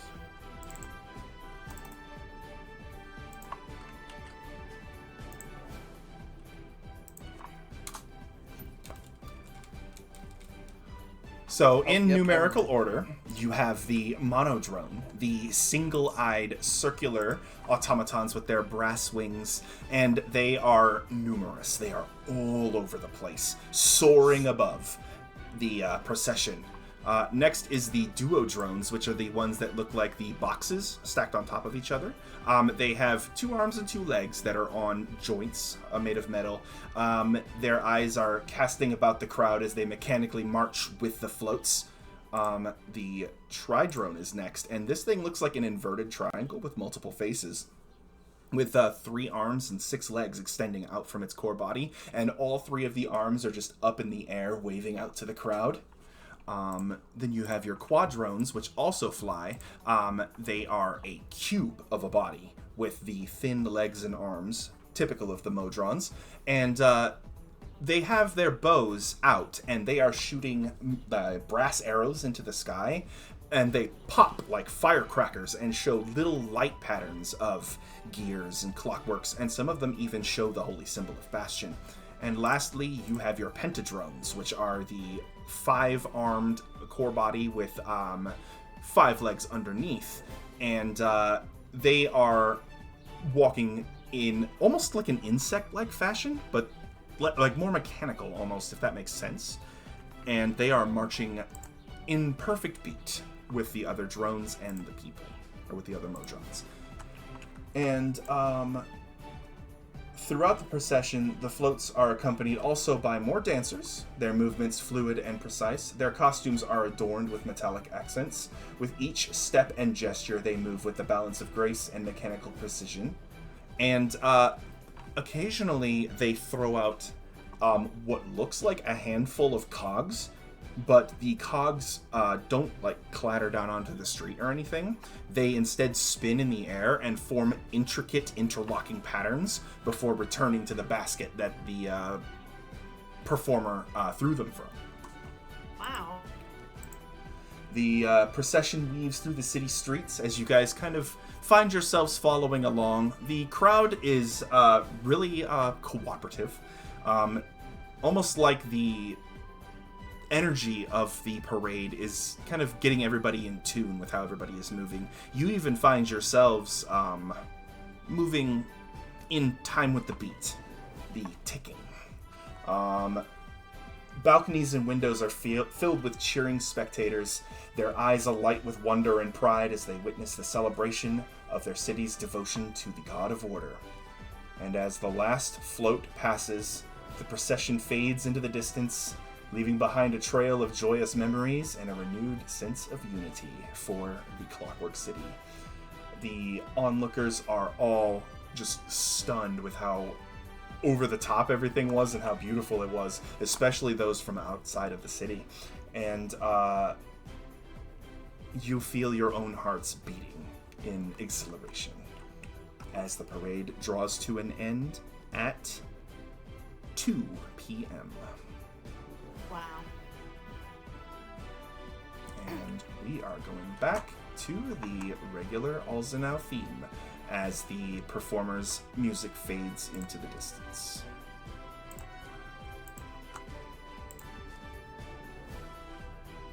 Cities and towns, Alzenau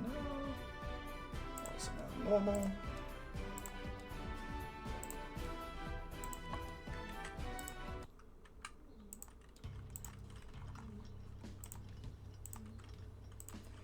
And people around you are still cheering and everybody's talking, and the energy has died down a bit, and walking around the far away from the procession, you do see a Marut or two alongside the rooftops, just keeping watch, just making sure that nobody's causing trouble. Their large globe-like eyes kind of just watching the streets, scanning for trouble. And that was the parade. That was amazing. I take Paisley by the hand and just twirled him around. You're amazing, Paisley. Did I just dance in front of everyone? Yes, you did, and you were magnificent. I didn't mean to do that, but I guess I did. I mean, Paisley, you're probably the most sparkliest thing in this entire city. Of course, everybody noticed you. Girl, stop it. But I whispered to Paisley though. But I must confess, there's something I do need your help with though. Not that I saw you dancing. Hmm? So you know how I was excited about the ball? Mm-hmm. I fidget a little bit. I don't know how to dance. The only dance I know how to do is this. And remember the horse trot? that's all I know how to do. It's okay, darling. I'll be sure to teach you. Thank you. Where do you guys want to go to next? So, before I forget, I'm going to drop Lady Rana Hasori on the character list. Yeah. So that I can add her bio and stuff later. That would be heading to... I have this, and I hold up a spider thing. I think I can make this into a weapon. You want to go to the smithy, maybe? Oh, Acer, before I forget, here, And Oh. I'm gonna hand you the cartography tools. Alrighty. And for you can pay me back later, but Paisley, do you think you know how to use this? I just could I without anybody noticing, I showed him the thieves tool. Mm-hmm. Pasley goes, "Yep, I could definitely use this. I'll take that." You can pay me back later too. Oh, absolutely. Because my sleight of hand's -1. I can't use this. Yep, your My sleight of hand is also no, it's a +3. So it is actually not a sleight of hand check for thieves' tools. It is its own tools check, which is a D20 plus your dexterity modifier plus your proficiency bonus. My dexterity sucks. Yes. It does. That's okay though, because you're beefy tank. Pasley has a +2 and a +3 proficiency, so for thieves' tools, Pasley has a +5. Nice. Mm-hmm. Oh no, Another Paisley. +4. Mm. Paisley, don't make me regret it. I'll use it for good. Wink, wink. I swear. Where do you guys want to go next? Well, I know Acer said you want to go to the smithies. Yeah, I can head there by myself Or- if you guys have other places to be. I don't know. Hungry. Want to go to the pub? Ooh, yes. I'd love to go to the pub. All right. Alright, I'll meet you at the pub later then. All right, call us if you need anything though. Right. Alright. If something happens. Okay. Oh, lost Rose. Oh no! No, I mean, come back. I'm still here, but I don't know why it.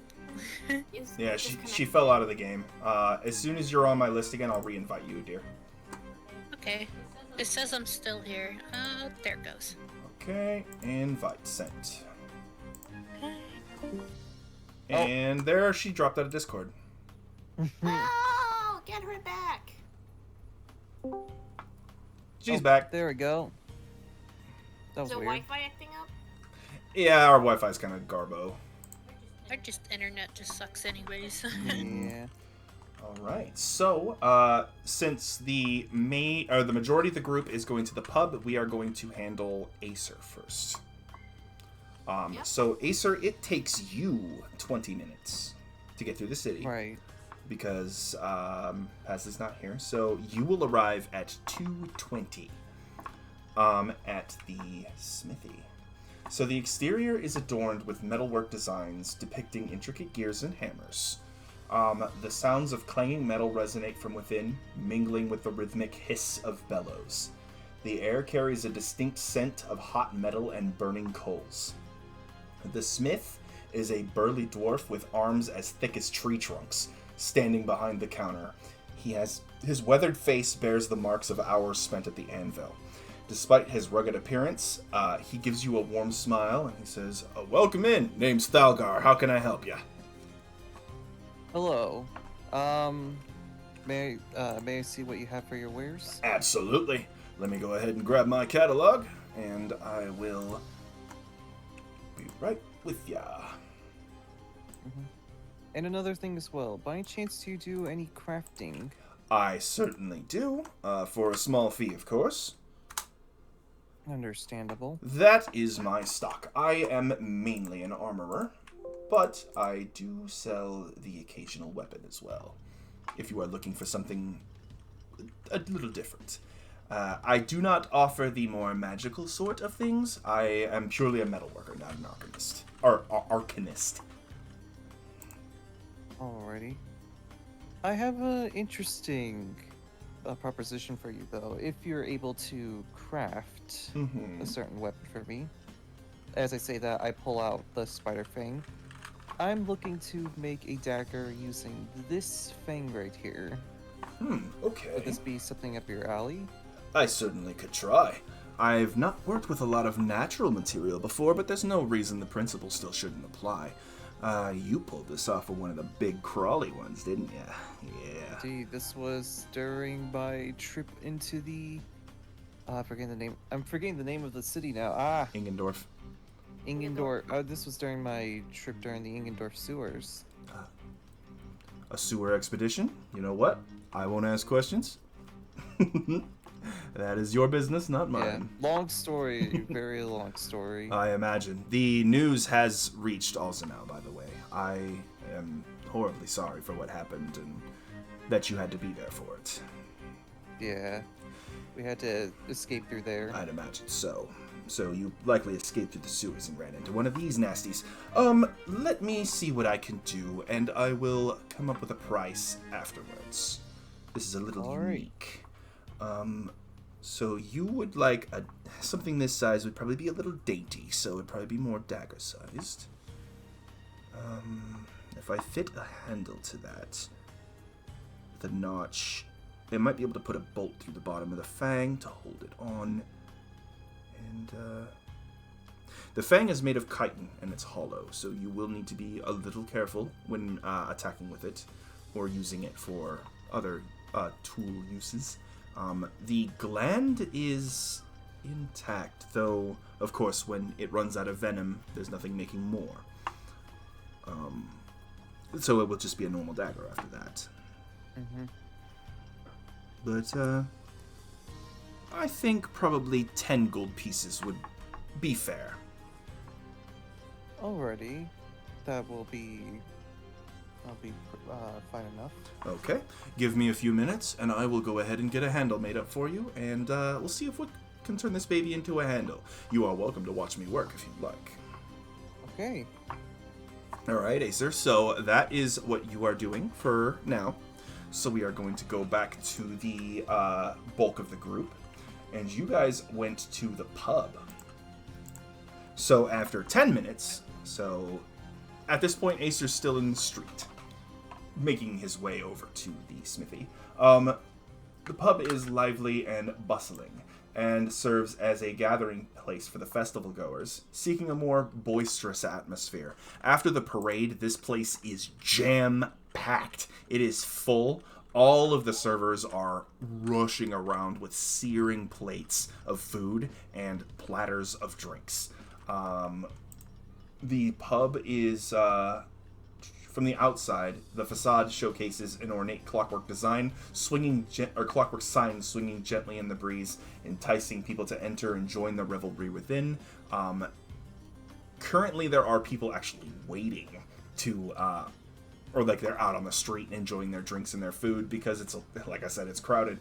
Upon stepping inside, you are greeted by the energetic hum of animated conversations and the clinking of tankards, lots of laughing and cheering. The pub inside is adorned with copper accents, exposed mechanical gears, and vintage posters of renowned inventors and famous clockwork contraptions. The walls are also lined with shelves displaying an impressive collection of trinkets and antique clockwork curiosities. The bar itself is a polished mahogany counter adorned with brass fittings and a variety of taps featuring an assortment of imported brews. Behind the bar, a burly tiefling with a name tag on his chest that just says Gruff presides as the club's bartender, expertly pouring pints and engaging patrons with entertaining stories of his own travels. The main hall is filled with sturdy wooden tables and chairs, arranged to accommodate lively groups of festival goers. The atmosphere is vibrant and spirited, with a live band playing energetic tunes on a small stage off to the side, accompanied by the occasional integration of clockwork instruments for an added flair. So the bartender is Gruff, but the owner of the establishment is a mountainsman human named Finnegan. And he is in the main hall area, kind of mingling with the patrons, while keeping an eye on the busboys and busgirls that are picking up after them as they finish their meals and their drinks. With a hearty laugh and a quick wit, he seems to be entertaining the crowd around him. So, the meals are 2 gold pieces for a full-on meal of the house specialty. And then there is also a set of specialty drinks. The Midsummer Wine, the Brown Smoke, the Gicker, and the Halsbier. And I will read their descriptions off as you see them being poured out to different guests. So the Midsummer Wine is very like a blue-red kind of blend liquid.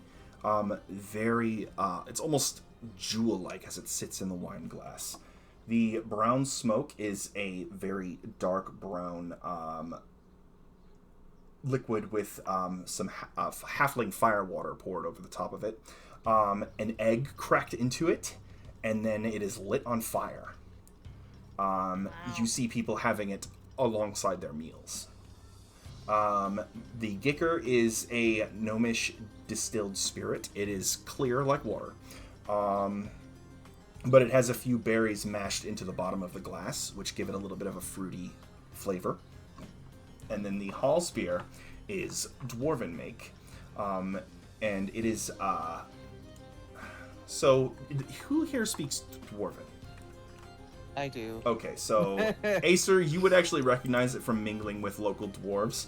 Halsbier is one of their favorites, and you would know that it is made from fermented mushrooms grown in underground caverns and flavored with ground spices. A rich smell.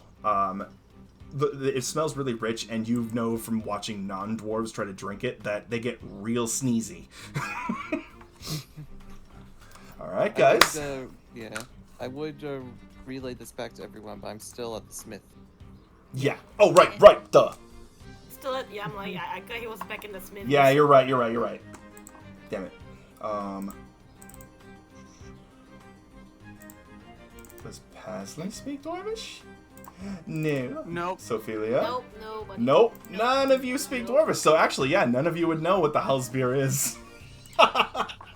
Okay, you would just know it. It looks like a really frothy beer. Ooh. So, I'm gonna try that summer drink. The summer Alright. wine. Same here. you guys come up to the counter or the bar and have a seat on some of the available bar stools. Though Meteora, you kind of just stand because they're not exactly accommodating for a centaur. But Gruff turns and sorry. At first I try to sit and I fall out and stand right back up. I'm like, I'm okay. Yeah, you just hear the clop, clop, clop of the hooves on the wooden floor. And Gruff looks over and says, welcome to our pub. What can I get you?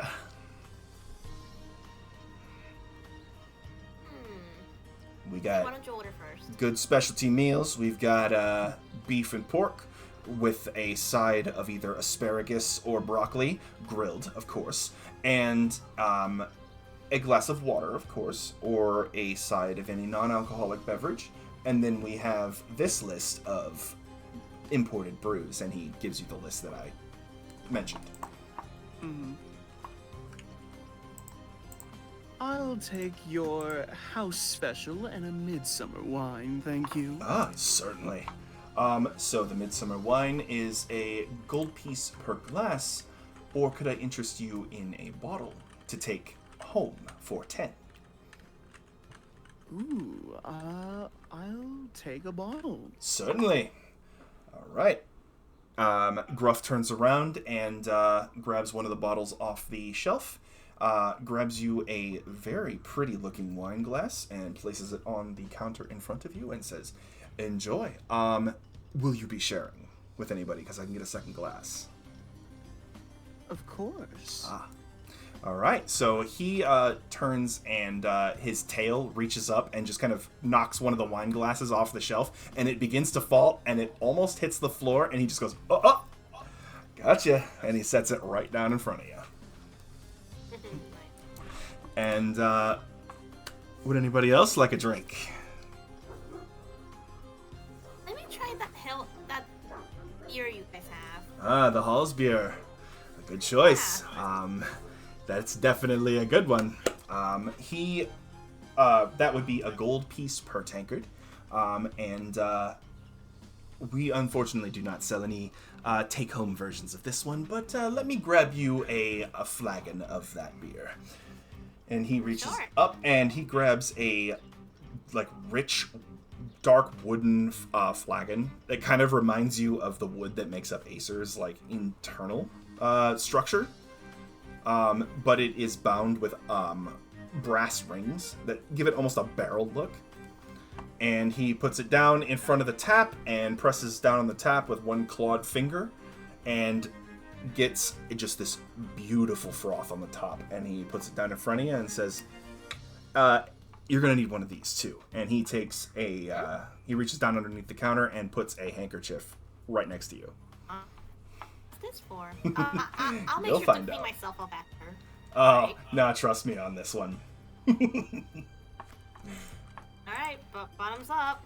And fellow tiefling. The winged sort. I don't get your kind very often. What can I do you for? I'm not too familiar with a lot of alcohols, but I guess I'll try the Geiger. The gnomish spirit. Good choice. You must like your berries. Let's see. That'd be a gold piece for 2 shots. Can I have 4 shots, please? Certainly you can. And he And then brings all 4 shots on one hand and just places them in a row in front of you. And before pushing them over to you for you to drink, he drops 2 berries in each, a red and a blue, and takes a spoon and just mashes them in the bottom of each of the shot glasses. And the juices of the berries kind of very quickly suffuse into the alcohol. And he says, enjoy, my dear. Thank you. You're very welcome. Alright, so I need all of you to make Constitution saving throws. Mm-hmm. Alcohol is technically a poison. Oh. Yeah. This is a save against drunkenness. Arr. Let's see it. I took 4 shots. So you would need... so, Sophelia, you're going to roll at disadvantage. Yes. Okay. Gotta shoot in. Oh my god. So Meteora got a 7 on the die, which comes out There we to go. a 9. Now I'm nice and drunk. Yeah. Oh, Sophelia, you got a an 8 because of your saving throw. Meteora, yep, got a 9, I believe. Yep. Pasley, you got you can hold your alcohol. Damn. Very much You got I a can. 23. And plus it's wine. Alright, so Meteora, after you finish the beer, your nose begins to tickle. You get a mix of sneezes and hiccups.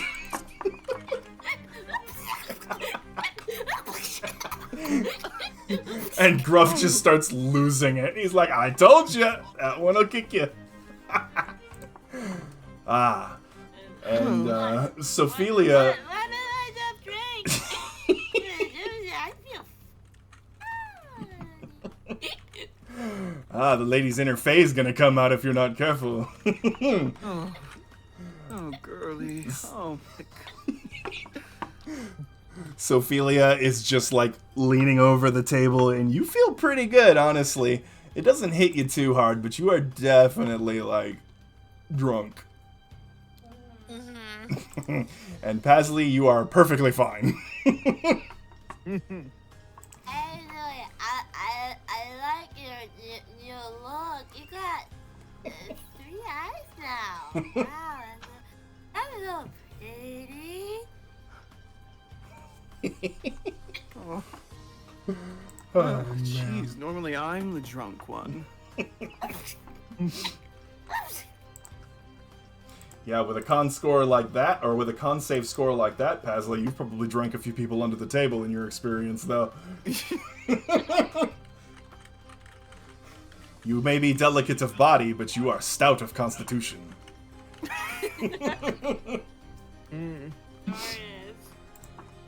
Alright.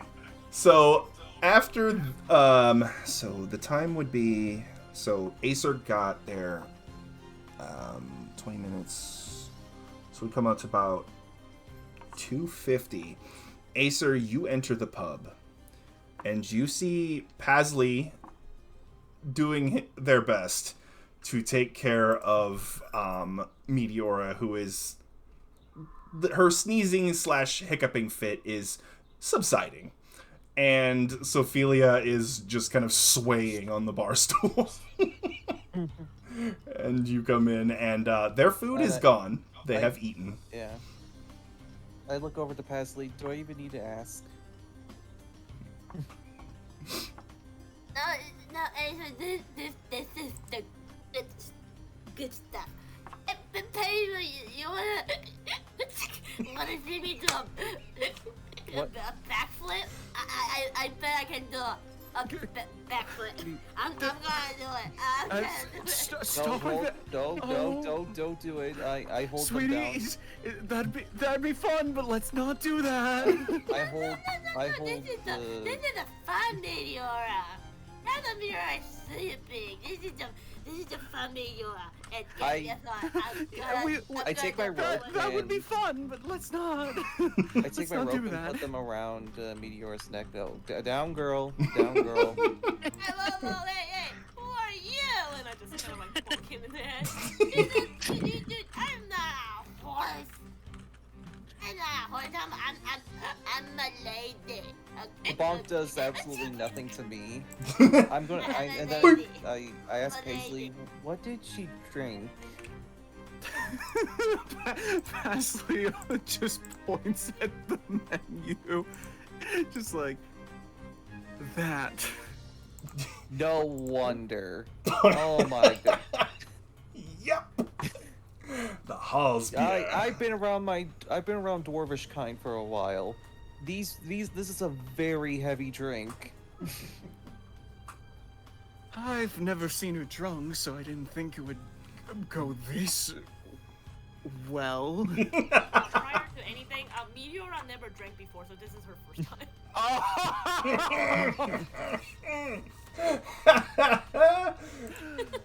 Oh no. I'm a beautiful. Yes, you Hold are, on, let darling. me- You're beautiful. Give me a second I'm gonna jump off the roof. I'm gonna prove it. No. I'm gonna jump. No. I'm gonna jump. I'm gonna do it. You're a centaur, not a Pegasus. Wait, you're my dad? Who do you think you are? Telling me what to do. Listen, all I want is to make sure you're safe, not gonna do something reckless. No. Mr. Charlie got this. Mr. Charlie, and I'm gonna jump up, and I'm just like, like jabbing at his chest. I'm gonna do it. No. What we're gonna do is we're gonna stay right here, and I'm going to make a quick remedy for this, real quick. Oh, good idea. Hey, Mister, can we get 2 more of that drink? No, not. Gruff looks over and says, "My dear, if this is your first time, you may want to slow down, especially because do not forget the vow you signed when you entered the city. I would really not want a Marut to come in." Yeah. I don't remember that vow. I'm drinking. Don't harm other people. Yeah, no bar brawls here. I don't want to be a butterfly. Why would I hurt anyone? I want to try what Hey, can I? Meteora had. This is big. Hey, Mister, give me one for my friend here. I think I can do that. It's okay if I can order another set of meals here. Certainly. 2 gold for the special, and that would be each. And then another single gold for the Hallspear for the lady. All right, I'm going to order. Let's see. So that's 4 for the. Let's see, 4 dishes. So I'm trying to think. So That'd be 8 gold pieces. 8 gold. And then the Hallsbeer is a single one, but I think that's coming out of Sophilia's pocket, right? Unless Meteora is buying for her. I'm too drunk to know. Okay, so Sophilia gruff slides the Hallsbeer in front of you, and just like Meteora, puts the handkerchief right next to you and says, "Enjoy." Oh no. Sophilia, make another con save. Let's see how much worse this With gets. disadvantage because you're already slightly drunk. Slightly. She had 4 shots of that dicker, so yeah.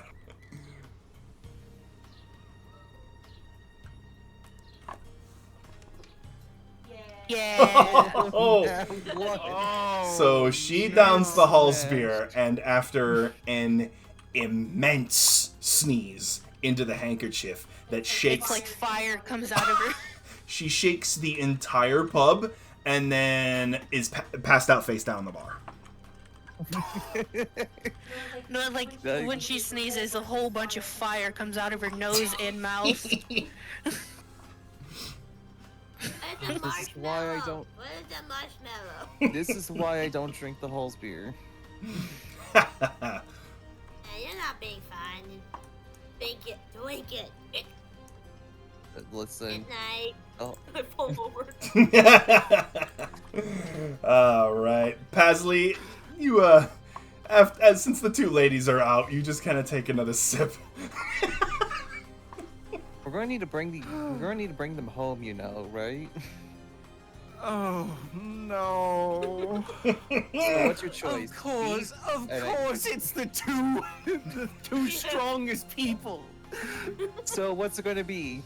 Beef? I point to Sophilia, or potatoes, and I point to Leo. Why am I the potato? I want to know your logic. Why am I the potato? I want to know your logic. It's an old saying. I'd rather take potatoes than beef, thank you. All right. Okay. And At least maybe you could try and take beef. so due to the drunkenness, you guys head back to the inn, and we will close out day 1. They are done for the night. I was literally like, damn, it's like middle of the day and we're already drunk. Like, Pasley would have saved that for night. By the time you get back to the inn, it is 3 p.m. Oh my god. It's only been 3 p.m.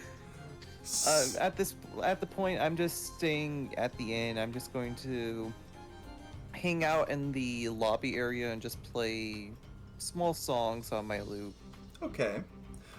So let me rephrase that. So Pasley and Acer are free to still move about. Meteora and Sophilia are done for the night. Aww. So Acer, you sit down in the kind of public area of the inn, and you begin to play. Go ahead and make me a a performance check. A performance? Yes. Let's see, I think that's charisma, so... Oh, And boy. because you're making it with your Actually, instrument, you get your proficiency. I want to help him. Oh. Music and a show. Yes. Roll at Alright. advantage. If you guys can make extra pocket money. Oh. Well, That work? Who has the higher performance bonus? actually, he has the... Probably me. Use Pasley's modifier instead of Acer's. Alright, so what's your charisma? Or your performance, actually, just in general? +4. Alright, so... A 17. Right? No, sorry, that's a 9. So that comes out to a 13. So, Alright. yeah. You feel a little, pardon the pun, rusty. But, that's not too bad. And, the inn patrons do really appreciate the music. They kind of tap their foot along as they're enjoying their complimentary meals from their rooms and just relaxing. Okay, before we close out day 1, is there anything either Acer or Pasley wanted to do? First, I need to ask, did I get my dagger from the guy, or do I need to still wait on that? So, you will have gotten your dagger. So, the dagger is a normal. Well, it is normal dagger, but it deals an extra. Let me see.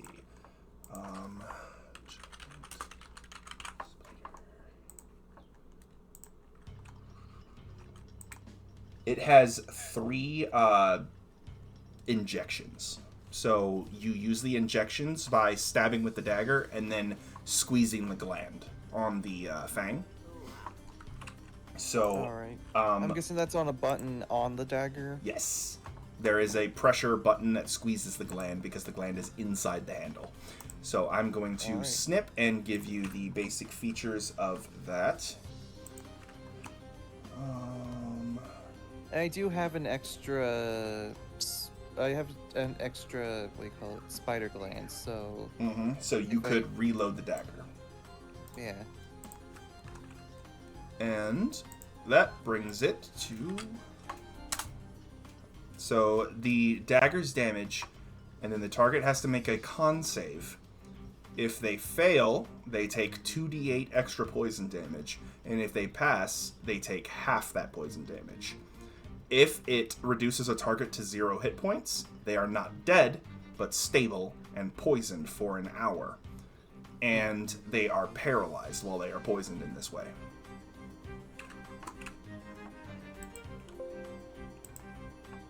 So, since you have the gland in the dagger and the extra spider gland, you have 6 uses before it is just a normal dagger.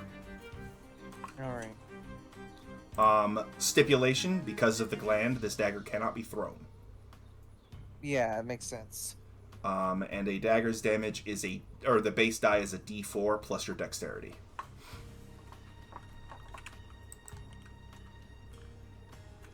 Alright. Alright. So that would be day 1. So you guys wake up the next morning at 8 a.m.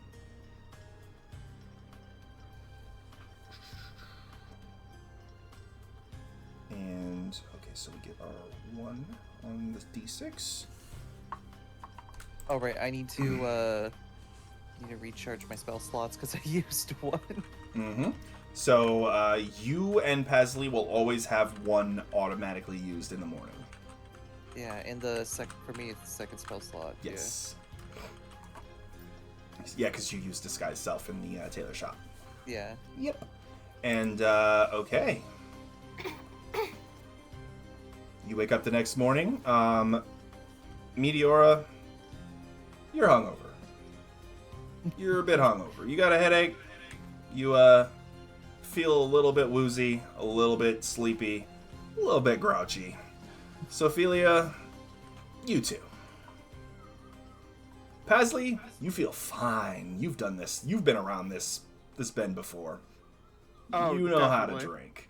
And Acer, you did not partake, nor does alcohol really affect you all that much. So, you're fine. So Acer is now our resident non-drunk friend who will take care of us. Designated driver. Yes, exactly.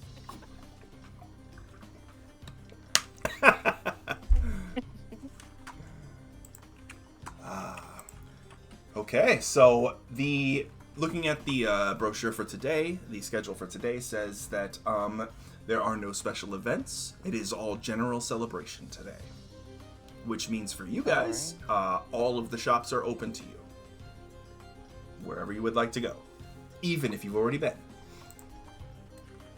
Well, first of all, we're going to help Leo, or not, we're going to help Meteora and Sophia with their hungoverness. Mm-hmm. Yeah, at So- first I refused to come out of my room. I start banging at the door. Hey, Meteora, are you good? I crack open the door. I'm like, why are you banging so loudly? I can't help it. Metal on wood. And I clang my two hands together, making the, makes a metal sound. I remember how I behaved last night. I wonder what my coven sister would think of me now. I spent 3 hours repenting to Haima. I give you a head pat. Pasley just like hearing this goes, "Honey, it's okay. It was your first time. It's going to be real rough, especially with the choice that you made." If you were there, if I was What there. did I do? What did I do? I grab Paisley like, what did I do? What did I do? You didn't do anything bad. Me and Acer were here, luckily, to take care of you. Yes. Whatever I did last night, just forget about it. Don't even recall it. Listen, It didn't happen. no worries. But just know if there's anything dwarf, from what I understand right now, if there's anything dwarvish, just let me know, just in case. Was her dwarvish? What What you did I had was drink? dwarvish. It was a very powerful beer. Dude, that bartender told me nothing. He just, from what I understand, he just wanted to see the fireworks go. It is a festival after all. Of course. I think I'm gonna need a potion or something. I don't know. Here, and I hand her my breakfast because, like, again, can't eat. Mm-hmm. You're gonna need this more than I am. Okay. Well, Sophie, I'm sure she handled it better than I did. She also had the same drink Wait a afterward. minute. Plus 4 shots of Gicker. Wait, how did I even get here? I don't remember We leaving the dragged bar. you. We dragged I you. just covered my mouth with my hand. Who carried me? Pasley. Me. I mean, you and your scrawny arms. How did you manage that? I had to take every ounce of strength that I had to carry you here. Oh, Paisley, I'm so sorry. But I feel fine, darling. It's all good. How are you fine? You drink much as we did. Heck, I remember you even buying a bottle. Trust me. It's I- definitely not my first rodeo with drinks. Absolutely I'm not. never taking another drink ever again.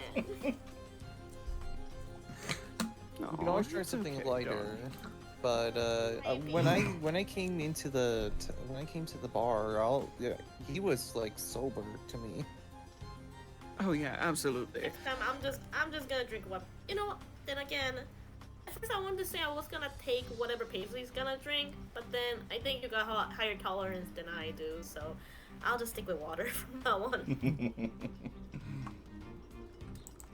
I mean, if you ever want some drinks, I can give you a good idea of what to look out for. Okay, I'll take your word for it. So, Sophia, as you emerge from your room, what exactly do you look like? Remember, you passed out and got carried back. Her braids are undone, so like it has like the messy waves loose now, like way past like back of her knees, kind of length. But like her wings are actually covering like her whole body, so you just see like a way like a wing kind of like cocoon just walk out of the room. I'm picturing Where the you old guys- Gargoyles cartoon. Where are you guys shouting in the hallway? Nothing. Oh, and I'm just pushing Asa. Come on, let's get to the town. Sophia, darling, are you alright? I'm definitely fine. I'd like to try more alcohol, maybe. Oh my We'll do god. that later tonight, when you feel better, darling. Yeah, I should feel better real soon. It's no problem. I've never had the. For now, do you want me to help you with your braids, darling? Sure, if that's okay. Of course, I have all the time in the world, darling. I've overheard a little bit. Sorry you guys had to carry us back. You could have just left me there. We didn't want to leave you for strangers. It's okay. I can handle myself even drunk. No, girl, you got friends. We take care of each other. All right. And she kind of like sniffs a little bit. Why does it feel like my nose hairs are gone? Ah, yes, that the beer does that. Oh. If you how do I describe it? The beer, the dwarvish beer, tends to make you sneeze. Oh no.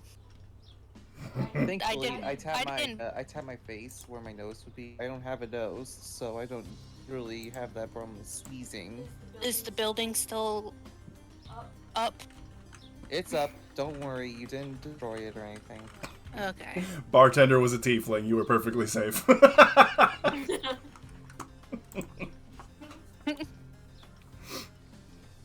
All right. So you guys emerge from the inn at about 8:20, taking some extra time to get yourselves freshened up after the escapades the afternoon and evening before.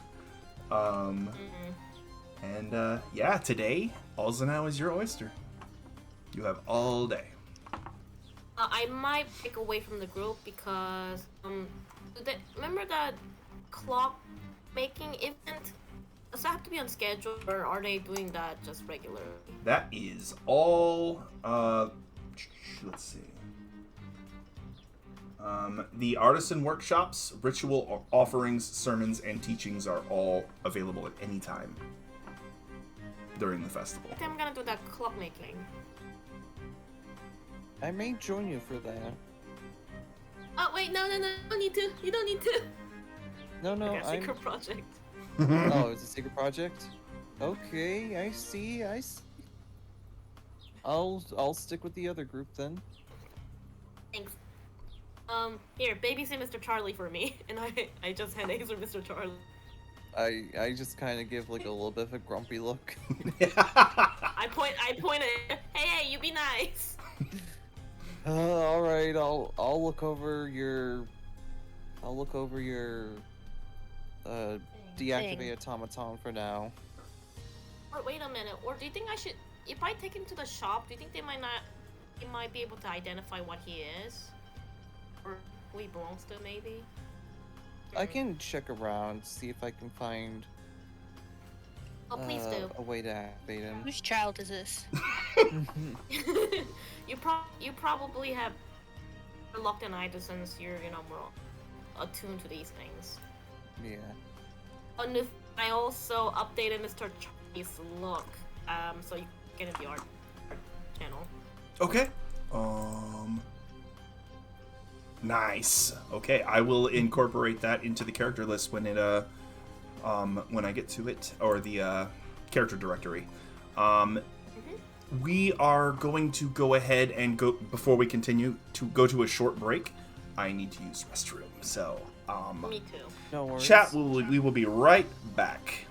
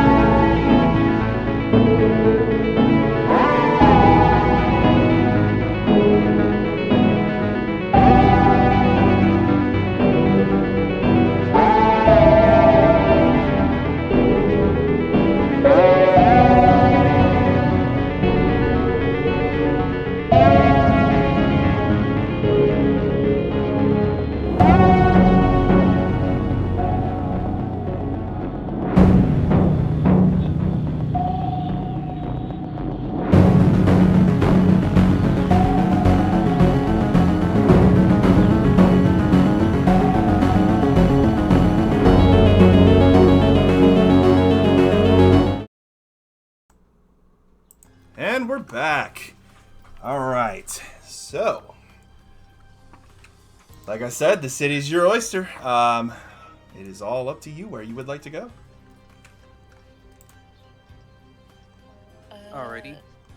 So, Leo said earlier that she's going to be heading to the clockwork thing Right. for secret. So, Leo, that the workshops will probably take at least half of your day. Just so you're Fine. aware. All right. And we will narrate the workshops once we figure out what the rest of the group would like to do. I did a lot of the stuff that I was going to do. Okay. Let me think though. Let me see all the shops actually. What about the alchemy shop? You guys haven't been there yet. Oh, right, the alchemy shop. Mm-hmm. Sophia would also, like, before we go, she'd order like some a big thing of orange juice or any thing of like steak or something to kind of like help with the headache and the body aches. Okay. A hangover remedy will run you about a gold. That too. Mm-hmm. She'll get one of those as well. Well, that is what you're getting. Oh. Yeah. Okay. The food and the drink. Trying to boost yourself back up. Yep, that's your hangover remedy. Just a gold piece. And you are good to go. Alright. I'm So, actually Meteor- gonna. I may split off as well, and I'm going to be heading to the library. Hey, that's where I was gonna go. I'm Well, probably gonna go thinking to about it. the general store and buy some instruments. Nice. Well, they got some nice ones in there. Yeah. Okay, let's see. They had, if I can remember, they had a whole bunch in there. Let's see. Didn't they have, I think they had a lyre, a flute, and they had different kinds of drums, but, yeah, it's a whole bunch in there. Oh god, I'll bagpipes. say it, Mr. Charlie's drawing. I like it. Oh no. Oh, how lovely. Alright. Alright. So, since two members of the party are going to the library, we will do that first. And then we will go to Pasley at the general store, and then we will go to Meteora at the shops at the workshops, because that is going to take the longest, I believe. So, Sophelia and Acer split off. It is going to take you guys about 20 minutes to reach the library. By this time, Pasley will have already been browsing, and Meteora will have made her way to the workshops. So, Okay.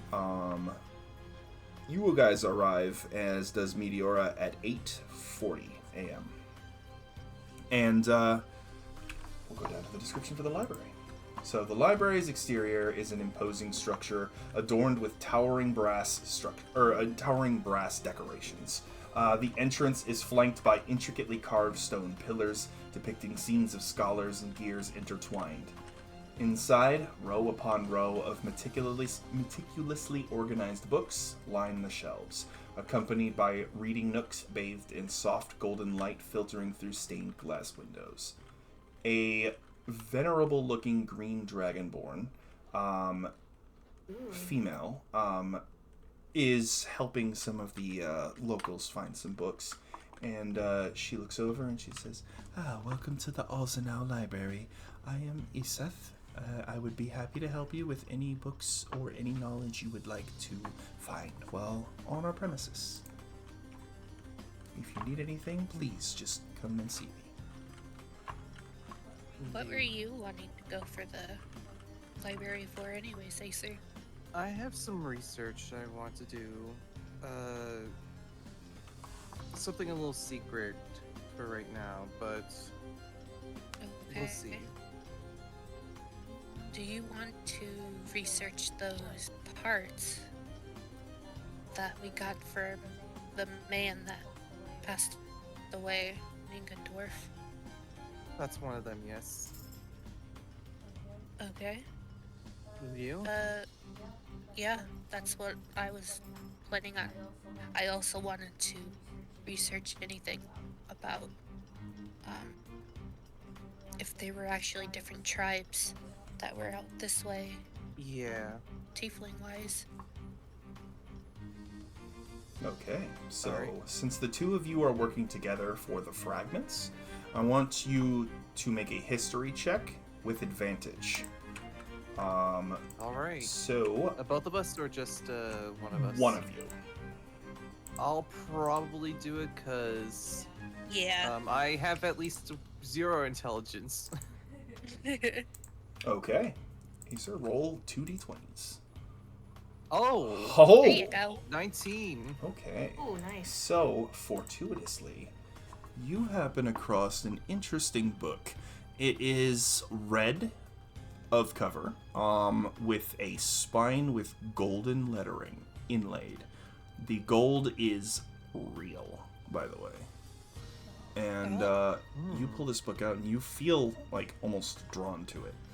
And you pull it out and you lay it on the table, and you and Sophelia begin kind of looking at it, and you find what looks to be a picture of your fragments, but not broken. They are instead in the shape of a crown. So these parts are a crown? Each socket, now empty in the fragments that you have, bear a single gem. Now, looking at the crown, of the description of the crown, it, let me find it really quick. Where was my description? There we go.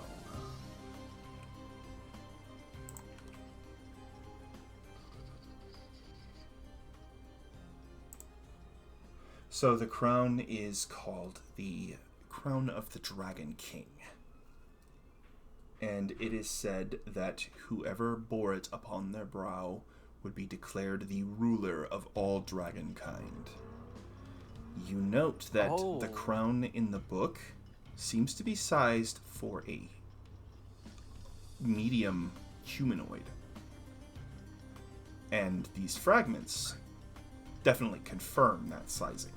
So whoever had the crown made and wore it upon their head was a humanoid who long ago was the Dragon Emperor or the Dragon King.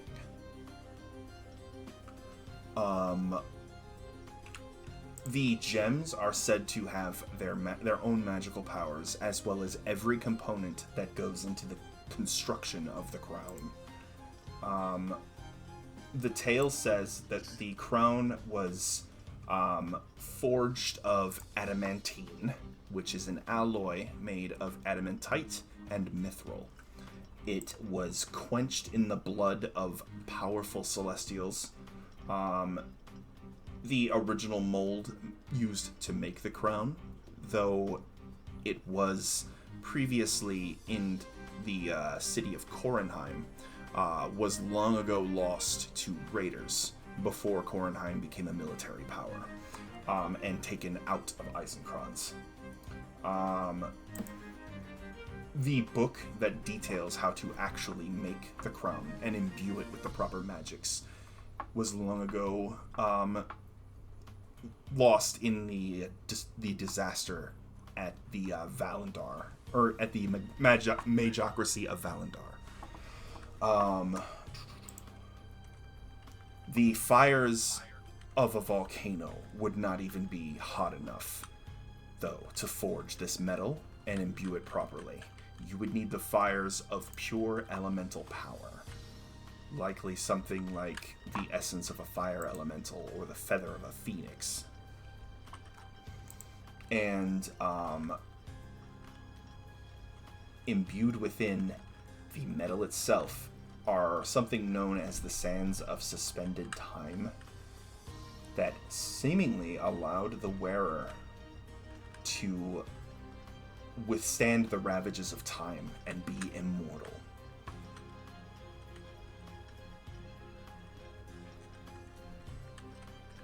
Okay, so these parts that we have could essentially make someone unstoppable. Indeed.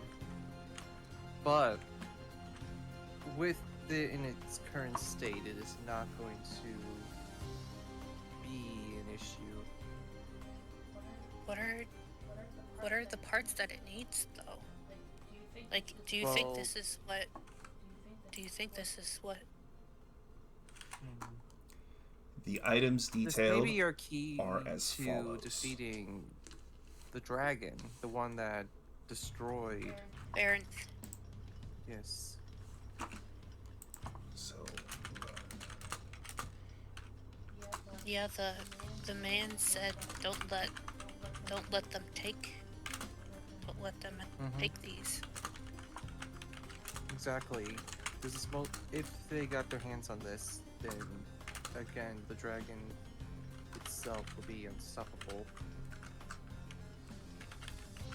But if we were to reforge the crown, This seems impossible to reforge it. You see all these details it needs for it? yes, it's indeed extremely difficult to reforge, but not impossible. The only issue would be that we would need to find the right materials. Adamantine is not easy, as we would need to go and find mithril, if I remember this correctly, and adamantite. Why do those sound so familiar? So, Acer, being a native to Eisenkranz, you would know that there is an adamantite mine in Korenheim, and there is a mithril mine near Castle in the Schwarzwald.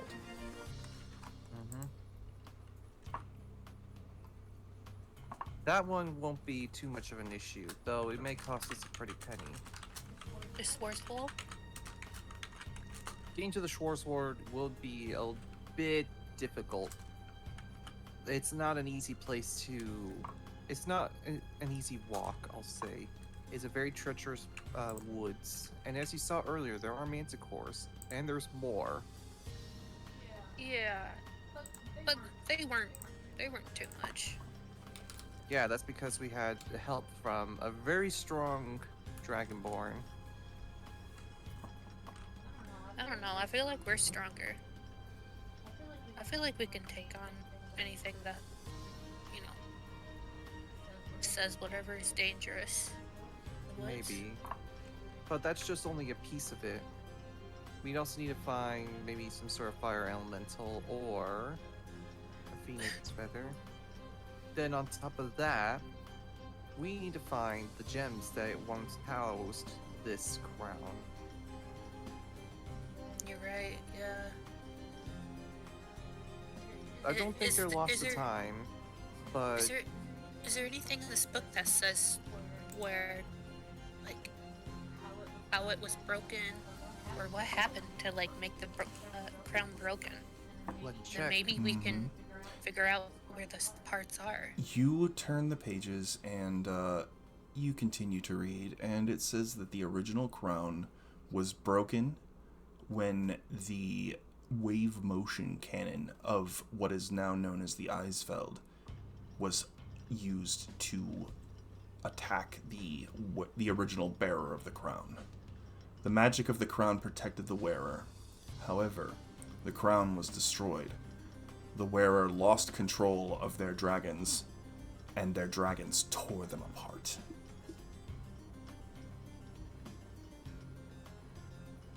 Oh. Alright. Ironic. Well, so I'm still confused.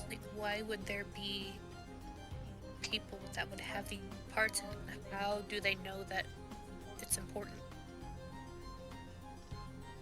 I mean, it is a legendary item. This is part of its legend, how it was produced. Yeah, but there has to be more people that have these parts. They can't just be lying around in the woods. If people know Well, that it's they're part of it. The adamantite's is an easier journey to get to. We'd have to go all the way to the north to actually get adamantite again at a very hefty price. But it's doable. We would Well, again need to come what- across some more special materials in order to fully recreate this crown. we definitely have a huge target on our backs if We show this to Uh, anyone. yeah, we can't let anybody know besides in our group about these.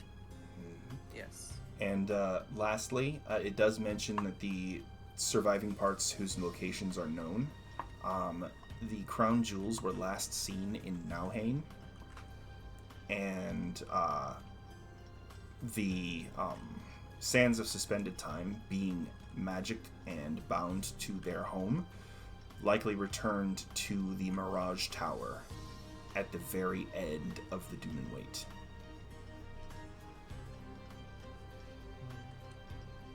Oh, great. Desert.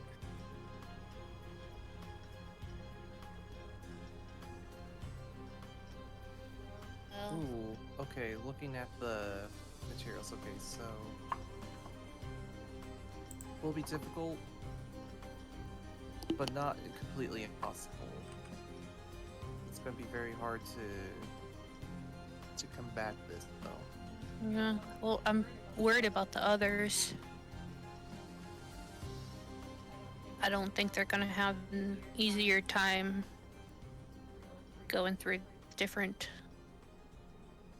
obstacles. Yes. No offense to them, but the desert is where I'm from.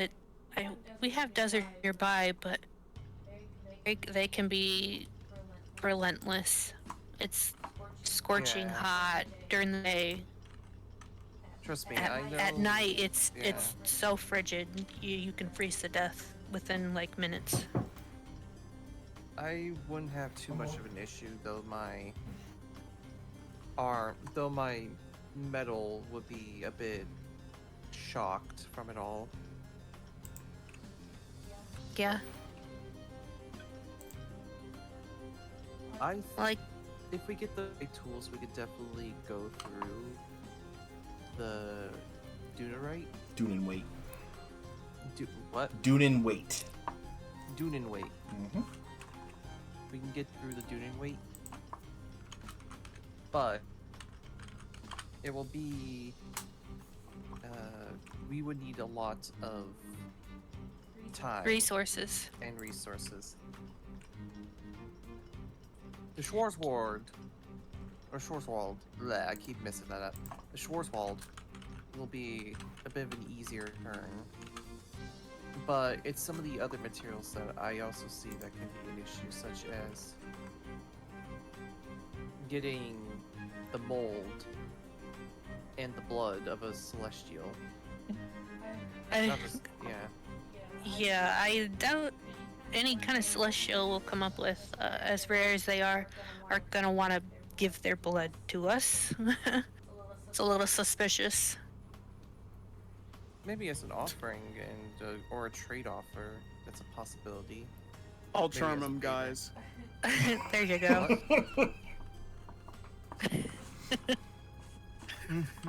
I'll charm them. Oh, that works. Yeah. I'll charm them too, but in a different kind of way. Give me your blood! All right. Eseth, kind of the librarian, looks over and says, Dears, did you find something you would like to borrow? I would happily lend it out to you. I closed the book really quickly. We'd like to get this book. Certainly. In this library, we ask for collateral. So do you have anything you would like to leave here in Alzenau? You are allowed to keep the book as long as you would like and take it anywhere. We just ask that it comes back in good condition, and we will return your collateral, either in the form of an item or in the form of gold. Sure. I pull out my rune, the rune club that I had appraised. Certainly. A magic item is perfectly fitting. And Iseth picks up the club, and she opens up a drawer. And you catch a glimpse of the inside of it, and it is a swirling, empty nothing inside. And she drops the club in and closes the door. And she then pulls out a note card and writes on it, name for either the individual or the group renting out the book, please. What was the name of the group again? Insolitum. Yes. Okay, I will take that down. Insolitum. And filed. The book is yours until you return it, and I will give back your collateral item. Thank you very much. Thank you. Do you have books on the different races of tieflings in this region? I have a genealogy of the tiefling kind, if that is something that would interest you. Alright. I guess. Yeah. Let me go ahead and find that book in our index. And she pulls out a small device that is full of note cards and just begins flipping through it. They momentarily raise completely out of the device as she flips through. Small mechanical arms lift the cards up to eye level so that she can see what book she's flipping through, but it's very fast. And despite her age, she seems to be tracking this motion fine. And she goes, up, and it stops, and she says, okay, so it's that row. I will be right back. And she walks out from behind the counter and almost serpentine climbs up a ladder right next to a bookshelf and with a single claw kicks off the shelf and slides down, kind of leaning, and snatches a book. It is a kind of royal purple cover with silvery writing on the spine. And she slides down the ladder and hands the book to Sophelia. Here is your genealogy, my dear. This will tell you exactly what Urkallan devil sired each tiefling bloodline and where in the worlds they call home. Thank you. I don't have an item to trade, but I have some gold, if that's fine.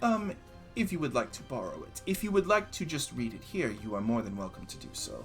But yes, gold is sufficient. We ask for a base of 100 gold pieces for the borrowing. And again, it is collateral, so you will get your gold back as soon as we get the book back.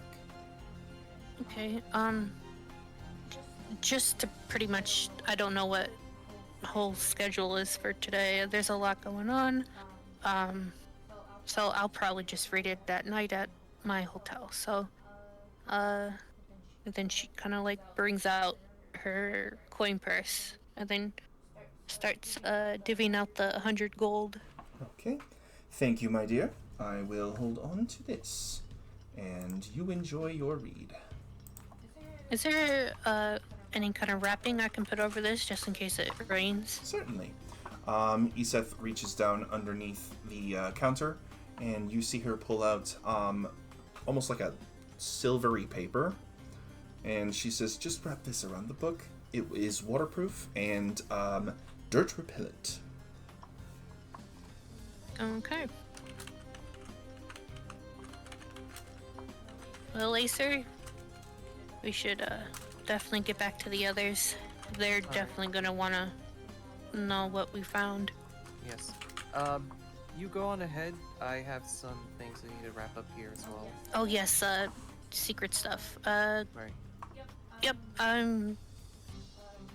Where did Meteora and Pasley say they were? Meteora is currently going to a workshop, or is currently at a workshop right now, and Pasley, I believe.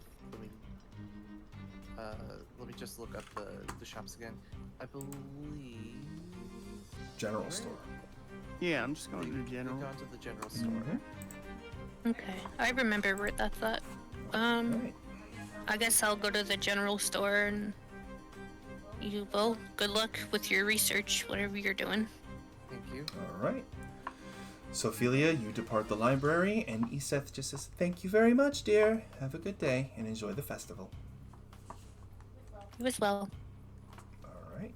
And you begin to travel through the city streets. Before we jump over to Pasley, Acer, what are you doing? What are you looking for? I am currently looking for a book based around life, death, and immortality. Are you requesting the librarian's assistance? Or are you doing it by yourself? Yes. Okay. I kind of whispered to them, like, I'm looking for this. Don't tell anyone about this. It's just my own special research I'm trying to do. Okay. Let's see what we have. And she flips through her index again and says, "That might be useful. Life, death, and immortality is what you're looking for. Now, do take this with, or do be cautious. This book has some dark knowledge inside. It is a tome of necromantic rites, but it is pretty much the closest thing we have to what you're requesting. Alright. It regards infusion of souls."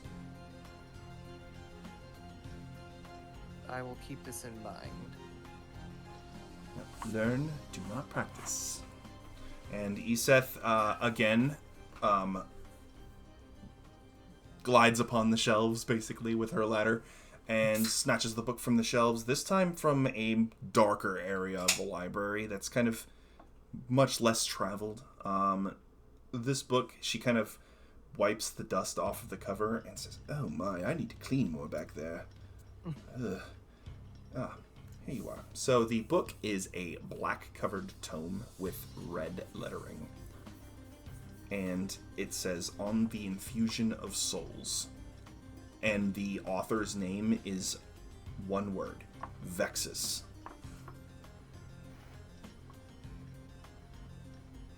Alright. And as I said, do be careful. If you would like to borrow, these tomes have a special condition. Due to the sensitive knowledge held inside, you can borrow them, but they cannot leave the city walls. You will need to return this one before you leave. This I understand. Right. I can understand, because it is a very powerful book. You don't want this getting into the wrong hands. Correct. But the same rate for collateral still applies. Alright. I hand them 100 gold. All right. And I thank you very much, and I will return your collateral when the book comes back. Enjoy your research. Thank you very much. I try to hide it into my satchel. Mm-hmm. Just like to make it look like nothing has, been added to my bag. Okay. All right. So, Acer, you go ahead and begin to navigate the city streets as you get ready to do some research. So, let's pop over to the general store. Pasley! Sorry for the long wait. No, good. All right, so we are going to my inventory list for the general store, and you had... Hi, Javi. Everybody say hi to Javi. Hi, Javi. Hi, Javi. All right, so the list is right above where I dropped the Modrons. Mm-hmm. So that list still applies as you walk in and Gwendolyn gives you a greeting. The store is just as bustling as yesterday. So Gwendolyn is very busy, but she still takes time out to say, hello, go ahead and peruse the shelves at your leisure, and if you need any help, please let me know. We will do. No. And as I look around, I immediately, as soon as Pasley sees the loot, Pasley's like, ooh. Nice. All right.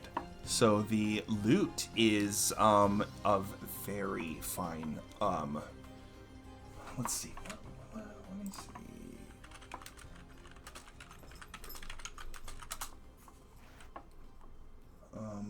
So with the teardrop-shaped resin wood plate, definitely spruce with a coating to make it look darker and to probably treat it against wear and tear. The strings are some sort of springy brass.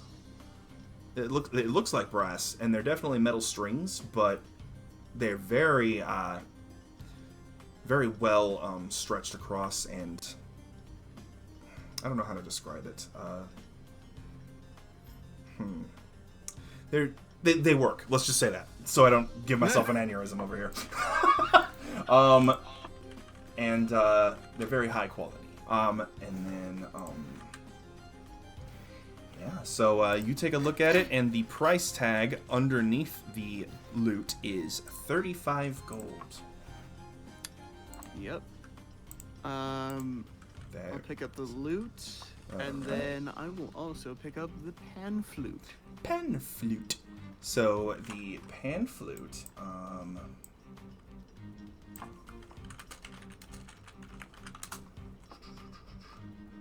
So this is a very well treated bamboo, wrapped in a very colorful band, keeping the individual stalks together. And the last piece on the pan flute is actually a fully different color. It is, just looking at it, you can tell it's ivory. Mm-hmm. And that is 12 gold pieces. Yep. All right, so your total so far is 35 and 12, so 47. Yep. Gwendolyn looks over and says, is there anything I can help you with directly? I do have a moment. Anything your specialty looking for, or would you just like to keep browsing? I'm all good, darling. Okay. She gives a smile and kind of just starts working behind her counter. Once I grab both the pan flute and the loot, I go over and proceed to buy them. Okay. So you slide Gwendolyn the coin, and she looks at you and just says, an aspiring musician. Well, I hope these instruments serve you well. Thank you. You're very welcome.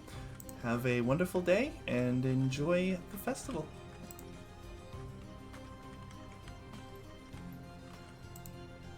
Alright. Now, is there anything else Pasley would like to do?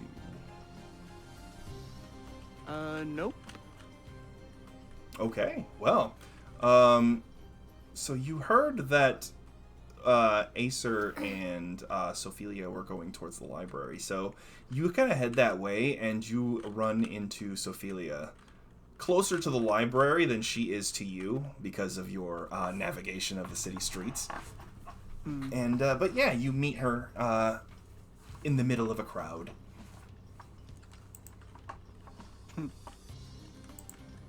Hi, Pasley. Hi, Sophelia. How was the books? Good. She just kind of like waves the the book that she has. Mm-hmm. We have something to talk to you about. Hmm? once Meteora is with us as well, we'll probably talk about this when we're at the inn. Acer's still inside doing more research. He said it's secret, so I didn't really bother him with it. Secret research, huh? Yeah. Well, I am not gonna pry him too much about it. You know, we all have our secrets. Yep. I totally get it. Well, you want to see what Meteor is up to? Or is she doing secret things as well? I would be interested too. Yeah? Alright. Well, let's make our way over there then. So we will hop over to Meteora. Thanks for waiting. Sorry for the long wait, but we go over to the shops, or the artisan workshops. So you reach the artisan workshop fairly early in the morning, and you see temporary structures, so mostly tents, with some reinforcement with basic wooden frames, but inside are really well decked out workbenches. Skilled craftsmen and engineers are demonstrating their abilities and teaching metalworking lessons, among other things, to the people who are in the workshop already.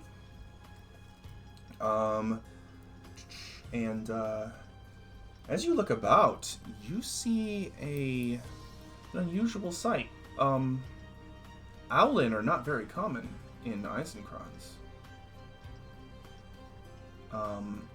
And as you look, this particular Owlin that is teaching one of the workshops looks really similar to how Acer described Binnick. But you do not know Binnick directly. As you approach the first workshop, it is clockwork engineering. So you step into this workshop, and the atmosphere around you is just mechanical components everywhere. Rhythmic sounds of turning gears, the occasional hiss of steam. The air smells of like a metallic tang of freshly oiled machinery. In the center, an engineer stands before a workbench adorned with an array of intricate clockwork mechanisms. In front of a crowd of onlookers, this engineer is using their nimble hands and with a focused expression. They are assembling and disassembling gears, springs, and cogs, demonstrating the the art of crafting precise and reliable mechanisms. So, surrounding them, there are several workstations equipped with various tools and materials. You see people around you assembling miniature clockwork devices or fine-tuning delicate components. Whenever somebody reaches out or raises their hand, the engineer is very quick to come over and help them. This engineer is himself or themselves an automaton. Clockwork, fully clockwork. And as you walk over, this automaton looks over to you and says, welcome. I would like to help you if you need anything. This workshop here is for clockwork engineering. We can get you started with working with smaller mechanisms, or maybe even helping you make your own timepiece or any other small clockwork device. And if that is not in your interest, our other two workshops are metalworking and engraving, and the creation of clockwork automatons. Ooh. I would like to make a pocket watch. A good start. Please come over here, my dear. And the engineer, the clockwork engineer, kind of beckons you over in front of a workbench. And it is really clean and well organized. Just tools set exactly where they need to be. So, go ahead and make me a Tinker's Tools check. You will count as proficient, and you will roll at advantage because the engineer is assisting you. Come on. Not bad. So a 12, -1 because you're dex, but or you can use your int, so that can be a 0 instead. So a 12 plus the 3 from the engineer, and that was a single roll. So roll one more time to see if you do better. Okay. Ooh, Okay, 14. Nice. So a 17 for total. Hey, With that's not the clockwork engineer guiding you, of course, the engineer is careful to make sure that you are the one doing the actual work and the customization. You succeed in making a very intricate timepiece. Go ahead and describe what it looks like. I'll keep that a secret for now. Okay, fair enough. The clockwork engineer looks upon your work and says, "Ah, wonderful. So, Meteora, you are on your way to learning how to use Tinker's tools. Oh. If you finish all 3 workshops, you will gain proficiency. I do want to try the engraving though. That is number 2. So you head over to the next workshop, and this one is another clockwork engineer. You get a better look at the back of this one, and the engraved signature of the person who constructed these 2 clockwork engineers. You see the name Binnick in common, very, very stylishly engraved on the chassis. And you leave the clockwork engineering workshop and enter the metalworking and engraving one. You hear the resonant clang of hammers on anvils and the soft chiming of metal instruments. The workshop is bathed in warm golden light emanating from carefully positioned gas lights, so gas lamps, casting flickering shadows on the walls adorned with ornate metalwork. At the heart of the workshop stands a more bulky of the clockwork engineers, or a more bulky version. His strong brass arms moving with precision as it shapes molten metal into beautiful designs in front of the crowd. Sparks dance through the air as it expertly manipulates the glowing metal, transforming it into works of mechanical art. Of course, these pieces are pre-programmed because it is just an automaton, but somebody taught it how to do it. And you come within a crowd surrounding the forge, and you see more workstations, each one having its own miniature heat source and bellows, and small amounts of metal to practice engraving and metal shaping. I would like to make engravings on the pocket watch. Okay, so the bulkier clockwork engineer again assists you. Make a Tinker's Tools check with advantage. Oh. Hey, all right. Nice. So that is an 18 plus 3 is a 21. Nice. So this engraving is perfect. Fancy. You even get some extra face decoration on the timepiece, with the help of the engineer, and it looks down at you and it gives a robotic thumbs up before heading back to the big forge for another large demonstration. Ooh. So what's the another class I can take? The last one is Automaton Creation, and this one is the one being run by the Owlin, Binnick. Ooh. Entering this workshop, visitors are greeted by a display of whimsical and intricate clockwork creatures. Small automatons of various shapes and sizes populate the workshop, including small clockwork dogs and cats, mice, and even little lizards that cling to the ceiling. At the heart of the workshop, Binnick works diligently on a workbench, surrounded by an assortment of gears, springs, and delicate tools. With care, he assembles and brings to life a tiny little automaton, an owl, actually. Aww. The little mechanical owl flies around a bit and lands on Binnick's shoulder, and as you approach, you catch the last part of Binnick's sentence and says, "Mechanical buddy." Aww. Adjacent to Binnick's workbench, a designated area invites participants to kind of unleash your own creativity. You have a bunch of different mechanical parts that seem to be in the vague shape of animal parts, but they are made of brass and clockwork. So, what would you like? What does this shop bring to your mind? Well, I guess I wanna. If he has a broken one, I would want to learn how to fix one. Just in case if Charlie breaks down, or if my friend needs help. Smart. Okay, so Binnick actually comes over and says, hello. You are kind of like me in the way that your kind are not very commonly sighted around here.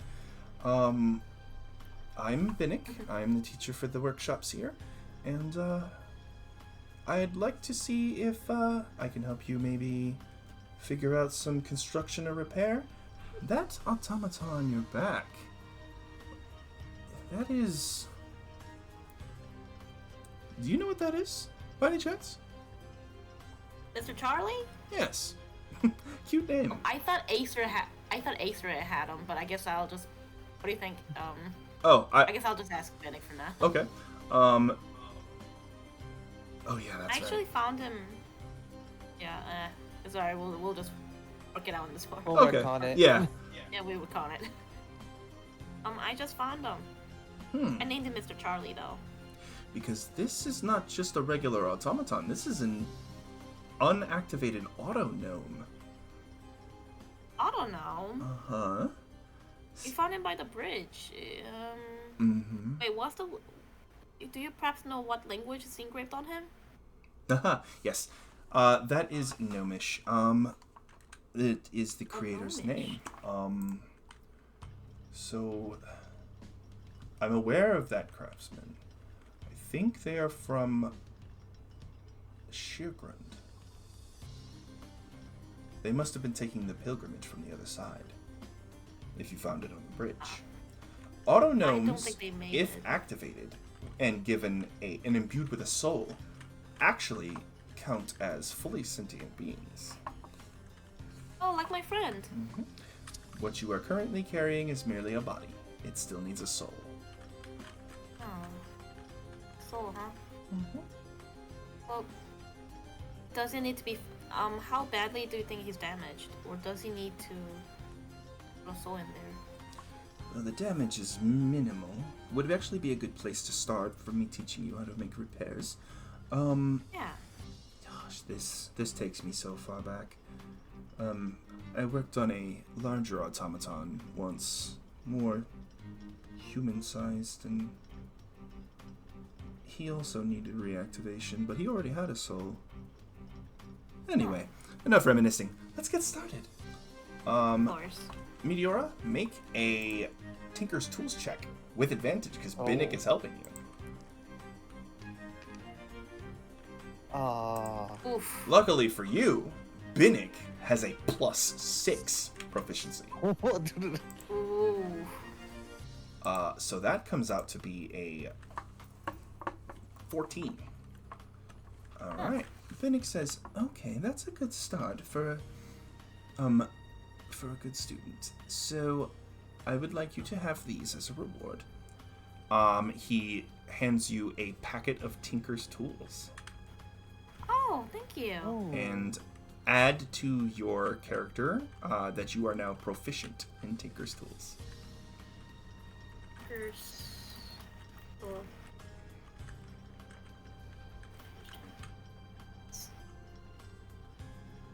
And if you do find by some chance a disembodied soul, perhaps ask them if they would like to have a body again. You might be able to learn some things from this auto gnome. And if you find the creator, I believe that their creation is in good hands. How do you think I'll be able to find him? Is there a name of the creator? Maybe a signature. They leave it on their creation. So the creator doesn't use their real name. They go by Zero. Okay. So I do not know exactly where this Zero is, though rumors have said that they were last seen in Shirgrund. They're very reclusive. That's the word. Created by Zero. Is 0 a common number? A lot of the gnomes who build auto gnomes do so. They keep their names secret because certain people among their number view it as unethical. So this 0 would likely be hidden away. But each gnome craftsman who makes auto gnomes has their designation number. And 0 is one of the oldest among them. Very experienced, very good craftsman. I think the damage on this auto gnome was purely done after the fact. Then, was he at the bridge, or do you think somebody just brought his creation along here? If it was here, 0 would not have been crossing the bridge, so I imagine somebody likely either stole the auto gnomes or was trying to ship them here for some reason. Does 0's creation get featured here often? See, Nick? I lean more towards stolen because no, 0 would not want to show something like that here. Aw, I looked down at Charlie. At We're least- so far away from home. At least not openly.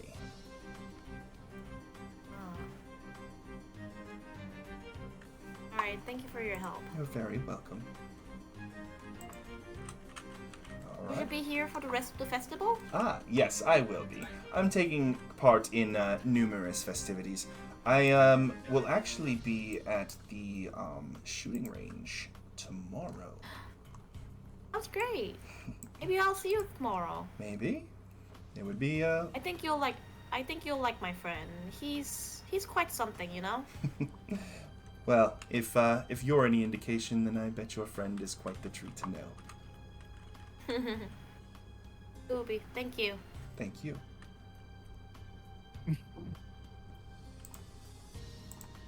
Alright. So yeah, Meteora, you now have a Tinker's Tools set and proficiency in Tinker's Tools. And you know who built your auto gnome. Yes, 0. So, on the World of Valbara document, as an aside, auto gnomes are actually a selectable playable race. Oh. Yep, I remember Really? that. Mhm. Yeah, I told you about fresh cut grass earlier. Yeah, fresh grass. Alright. So, when Meteora finishes the workshop, it will be about 1 p.m. And that is when you guys all come back together. Yeah. You meet up at the inn. Yay. Mm-hmm. Kind of a home base. Alright. What would you like to do? Nice. So- let's Oh, see. I was I like, guess we need so, to catch up. yeah. Yep. How was your workshopping? It was great. I met a really nice teacher, and yeah, I found some interesting things about Charlie too. Oh, Ooh. He's been kidnapped. by. Well, his creators, I think, from what I've been told by my teacher, is that his creator's a bit of a shut-in. So the fact that he was at the bridge, they said the chances are this is. So his creator name, well, not name, but his code is go by 0, and we think that his work got stolen. And whoever the thief was, they were at the bridge, and I guess they left Charlie here behind and ran back off. Aww. Oh, what about you, Acer? Found anything interesting? Well, actually, this was something that Sophelia and I need to discuss with you, both. Yes. Oh, what's up? We have identified what the shards are. Are we in like Oh. one of our rooms Yeah, you guys I mean, can go up from to to your discuss rooms. this? Maybe we should. Hey guys, maybe we should step inside before we discuss this. Yeah. We're at the end. We're just needing Okay. to. Yeah. Alright. So we head into one of our in rooms. Mm-hmm. Mm-hmm.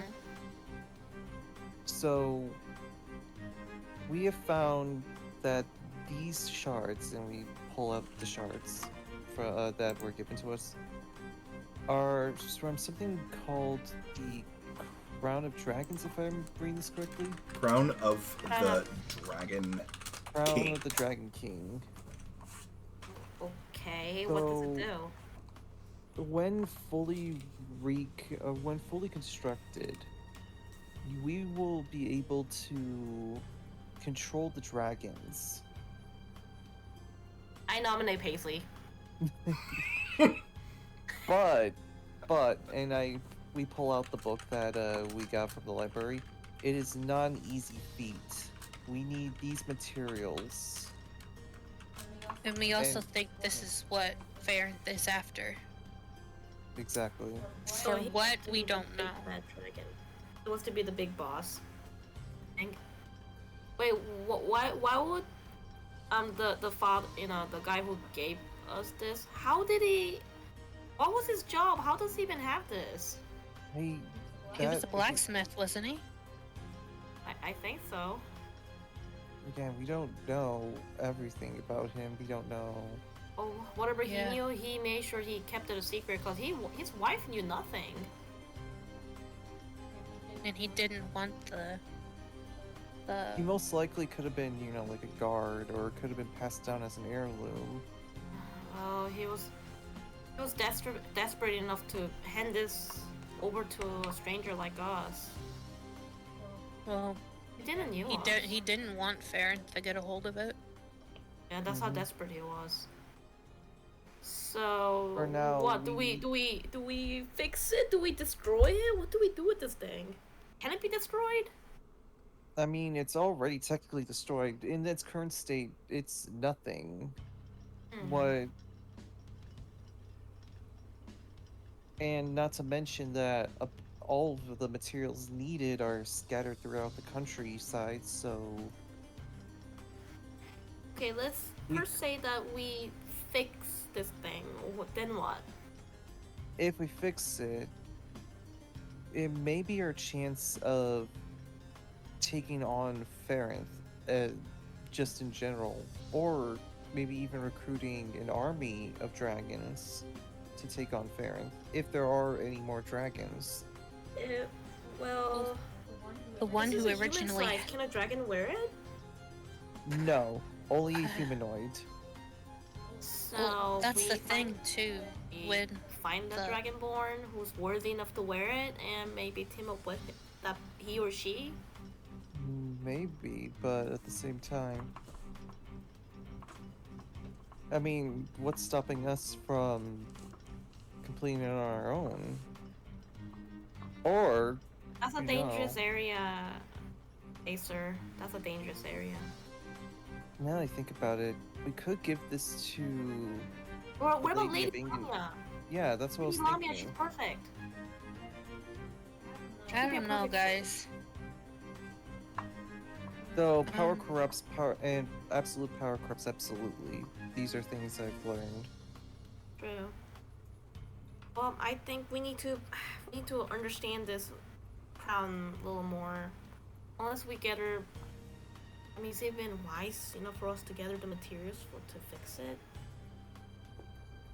Oh, we Some know of the that we need- materials will be pretty easy, though expensive to get. Other ones are extremely difficult. Wait,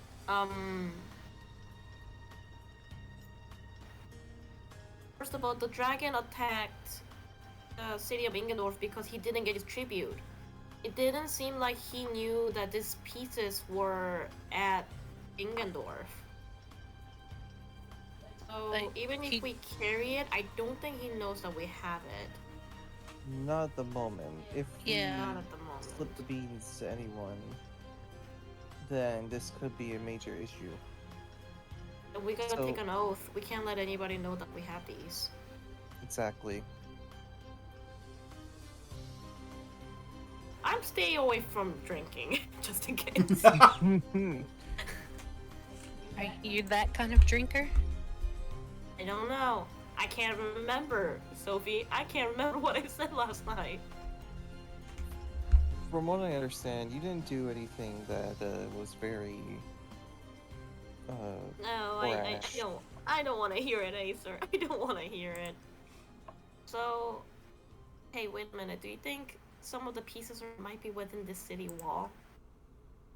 Parts of it? I don't know. I mean, the books we did, it about may- crowns in here. It may be the crown jewels, but that's about it. We don't even know what the crown jewels even look. Well, we know some of the crown jewels would look like, but we don't know if they're even here. The book mentioned that they were in a place called Nauhain. When they were last seen. Now, hang. I think that's our next place to make, go research on. 9? This crown has immense power, and we don't have enough information. If we don't have enough information, that's gonna be our weakness. So we need to learn about it as much as we can. Yeah, I guess Ace could write down any important information in her book. Alright. Yeah, just to kind of get the basic notes of this. I mean, I did studying way back when, but didn't do any of this kind of stuff.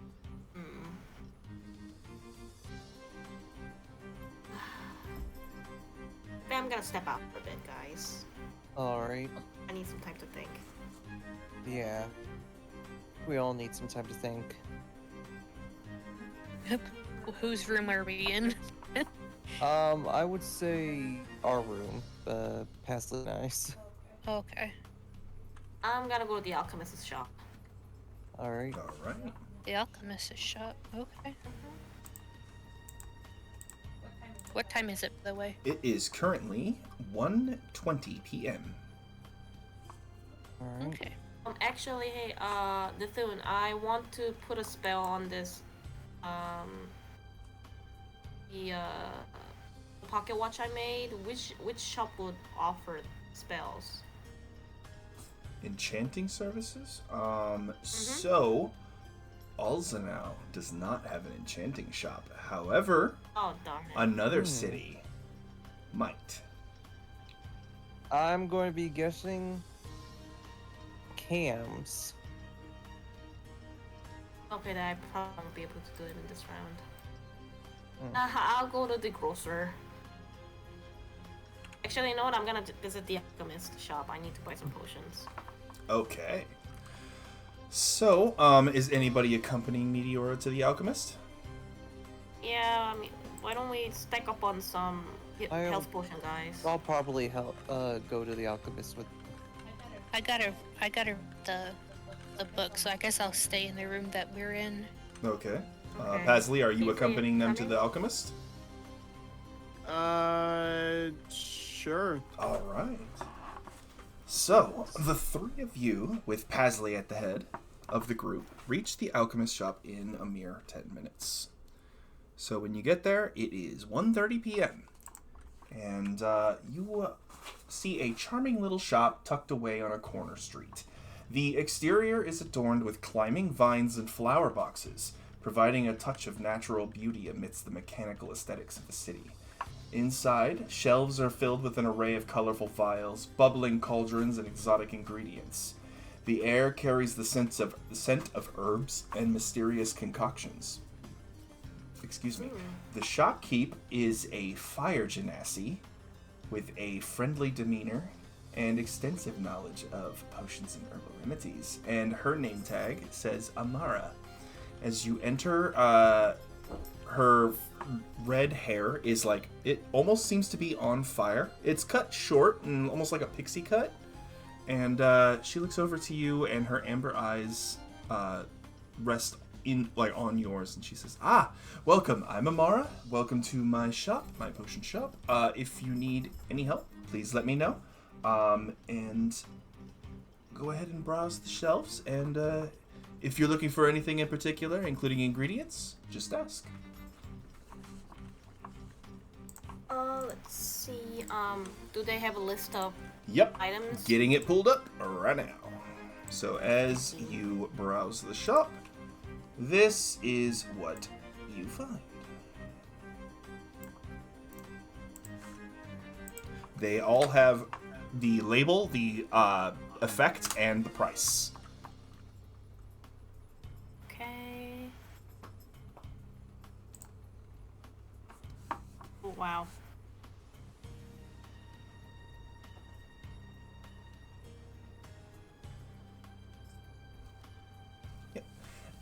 They are magical potions, of course, so they are a little bit on the higher end. Arcane energy is quite the ingredient.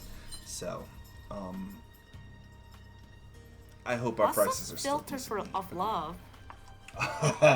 So, that is a rather popular item among our younger customers. Pulling it up. This is what is written underneath that particular potion. I'm going to snip it and put it in the chat, and then I'll read it for the audience. Okay.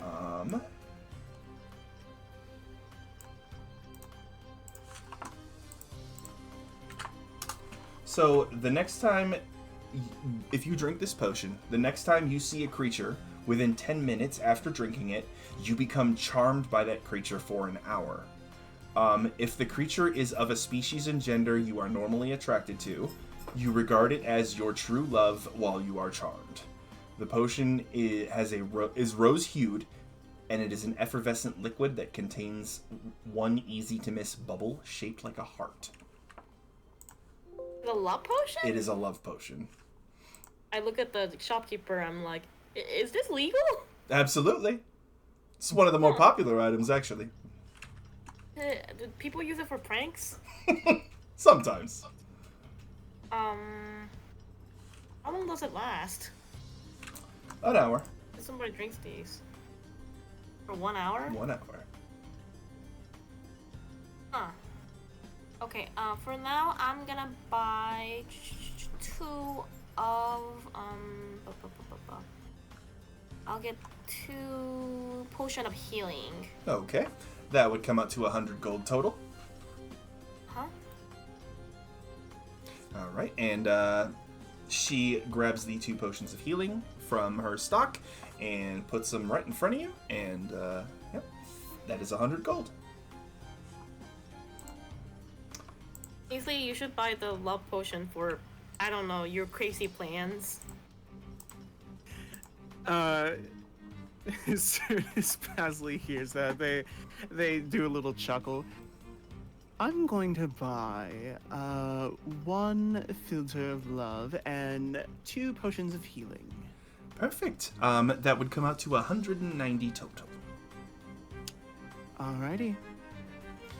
Alright, Pasley, you've got those potions. Yeah. I'm excited for his future plans. That would be hilarious. If any more of my potions catch your eye, please do not hesitate to ask. What does the potion of maximum power do? The potion of maximum power. The first time you cast a damage-dealing spell of 4th level or lower within 1 minute after drinking the potion, instead of rolling dice to determine damage, you instead just max out your damage.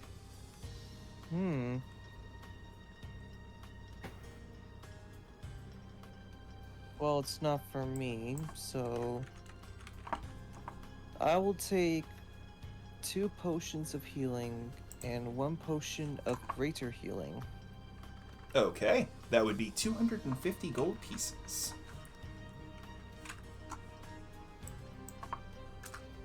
So, reminder, due to the way potions work in Valbara, potions will always heal the maximum amount they can. Okay. Potions of healing will always give you 10 hit points, and greater healing gives you 20 when you drink it.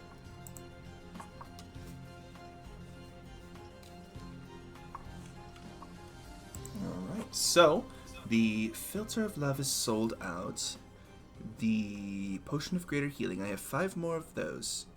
The Potions of Healing are really easy to whip up, but the greater ones take a little bit more oomph, so... yeah, I apologize for the limited stock. We've had a lot of customers come in for potions recently. How many? Do you know how many people bought the love potions? I am whipping those up constantly during the festival. I think people get a little overexcited. Ah. Alright, do you guys need anything else here? No. I'm all good. Alright. Okay, so the group has got their potions. We're going to pop over to Sophelia really quick. What are you looking to learn from your book, Sophelia? Well, since it's just like a ancestral kind of thing, she was hoping for like if there were any of like similar of her kind in this area at all at one point, or anything like that. She's only known way back far away where she's from of the different tieflings. Okay, so the tieflings break down into 12 different bloodlines, each one descended from a different archdevil of Urkala. So there is the bloodline of Asmodeus, which is the most common tiefling. They tend to not organize into tribes. Often they just integrate into whatever society they are born into. Bloodline of Balzebu. They are... well, the vast majority of these tieflings just straight integrate, because oftentimes tieflings are just born to humans or other species. The winged Hellfire and Devil's Tongue tieflings are the only ones who organize among their own kind. The winged tieflings in particular are bloodline of the archdevil Pina, who is the Lady of Punishment. Known for fiery tempers and powerful wills and extreme martial prowess.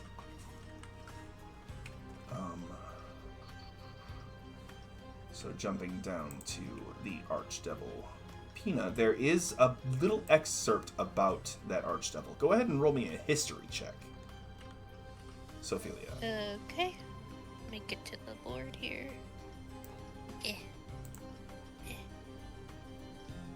Just one? Mm-hmm. Ooh! Damn. 18. So, Pina is described as being a almost humanoid-looking woman, almost angelic figure, with raven-like wings and eyes glittering with malice. She lives to punish those who have done violence to others, with a particular distaste for those who harm children, commit domestic violence, or sexual assault. Victims of such crimes can call upon her and her servants to punish those that plague them, which is often how winged tieflings are born. She is also the creator of the Aranese, which are the Furies, is another name they're known for. Her single-minded drive to punish murderers and abusers becoming fundamental to these creatures' very being. Pina is attended by a band of 9 Aranese she calls her muses. She is consumed by her quest for vengeance and she frequently forgets to participate in Archdevil politics. She is a member of the Council of Archdevils, but often, due to her single-minded quest for vengeance, she is disregarded by her more manipulative contemporaries. Though she is still respected by Asmodeus, who is the High Counselor and ruler of all of Urkala. So there wouldn't be of any of her bloodline in Eisenkranz? They are mostly from... Let me pop over and go to... They are mostly from the land of Lemuria, which is also where you are from. Mm-hmm. So let me go ahead and write that in the chat for spelling.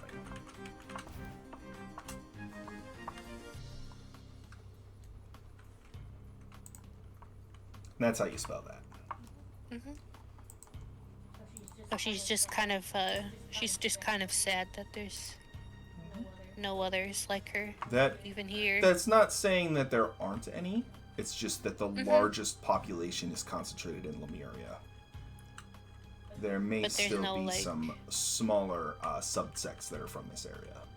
Yeah, there's no roaming tribes or anything. Not openly.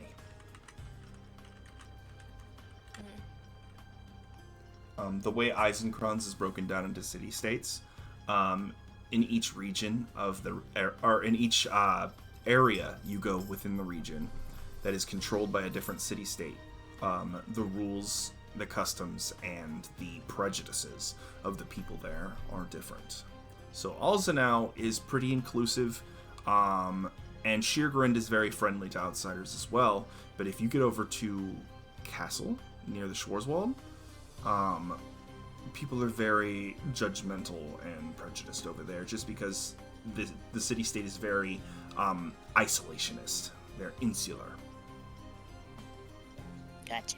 And their population is 80% elf.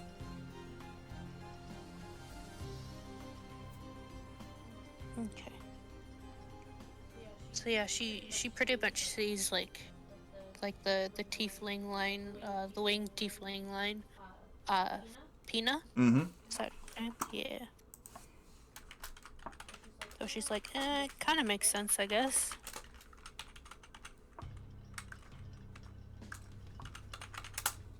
I dropped the spelling and her title in the chat. As there is also a picture of that archdevil in the book, though. So I will go ahead and snip and drop that in the chat, too. That's generally her ancestor. Mm-hmm. So people who make deals with archdevils often find that their children are born tieflings. Or at least somewhere in the bloodline. Somebody has made a deal with an archdevil.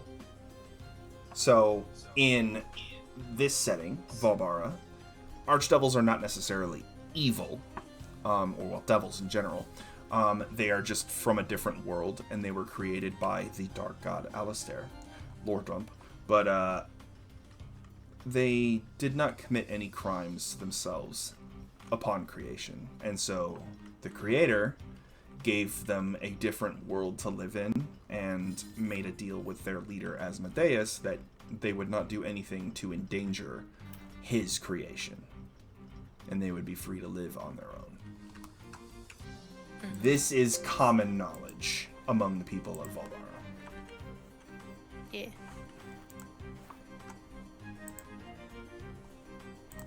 Okay. Alright.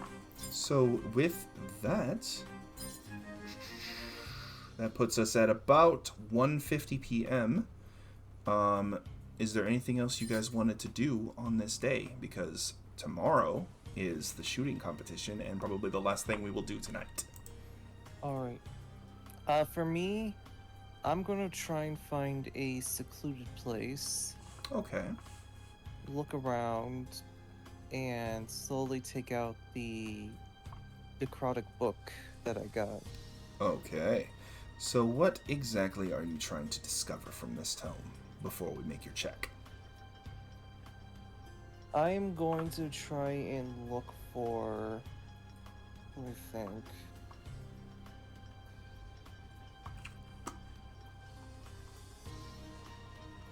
ways to kind of manipulate a soul. Okay, so instead of making a history check, you are going to make an arcana check. Oh boy, Arcana check. Oh.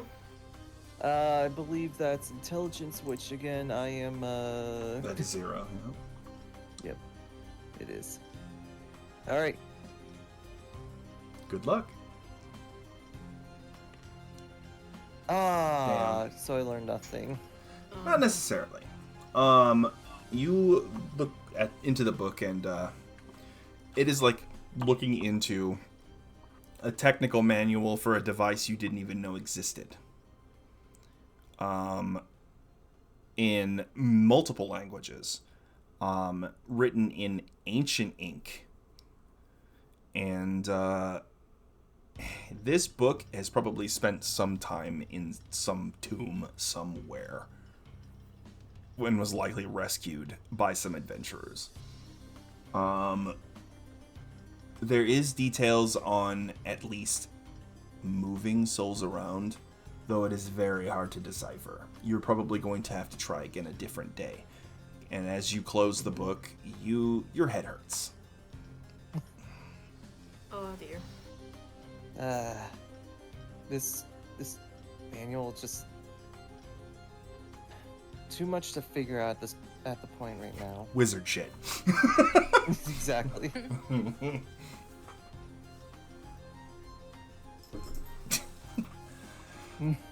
I head back to the end. I have the book already hidden at this point, and I'm just like, hey.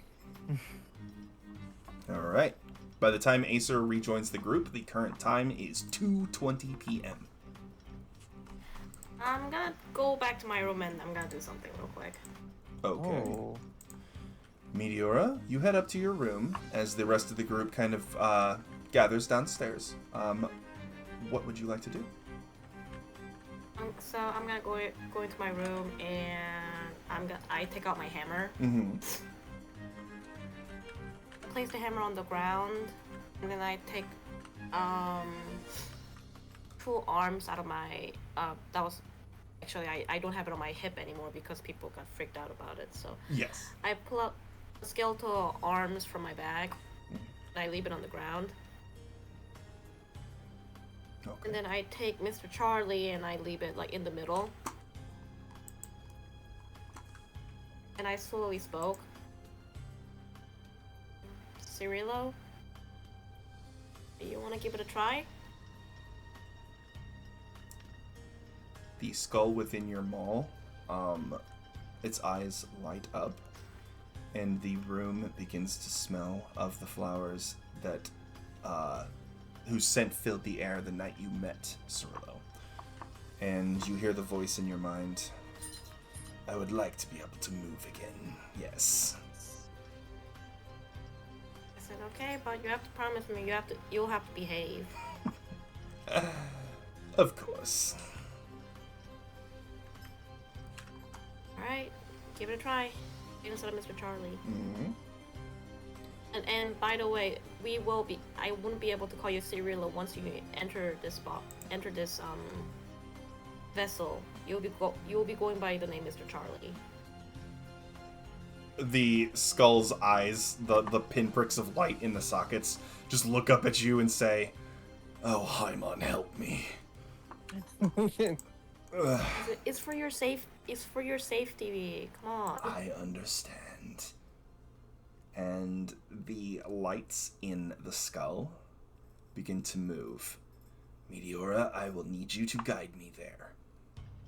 It is Alright. mere feet for you, but a vast journey for me.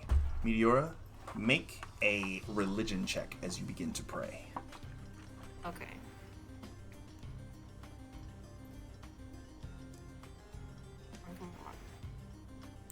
Ooh. Plus Meteora's religion comes My out religion, to a yeah. +3, so 17. Okay. Alright. let's see. So, Cirillo's spirit begins to leave the skull embedded in your maul and the arm bones and drift over to the automaton. And, I place my hand over the skull and then just kind of slowly guide it towards the Harley's body. Mm-hmm. And Cirillo attempts to grasp the automaton. He says, I can't enter it. And he is sucked back into the maul. Ah! Cirillo! What happened? The eyes light up again and says, something is missing. What do you mean something's emitting? Something is missing from the inside. Something's There's nothing to missing. hold my spirit. Huh. And this automaton is missing a part. I thought I had him fixed. What happened? I imagine some sort of power source or maybe a soul gem would be required to actually House hold supports my a soul spirit. gem. You think a diamond might work? No, soul gems are more rare than just simple diamonds. They are often, at least in my experience, deep underground. And I mean deep underground. Hey, you know, the guy who helped me fix this automaton, Bennett, will be here tomorrow. I'll probably run into him. When I do, I'll ask him how...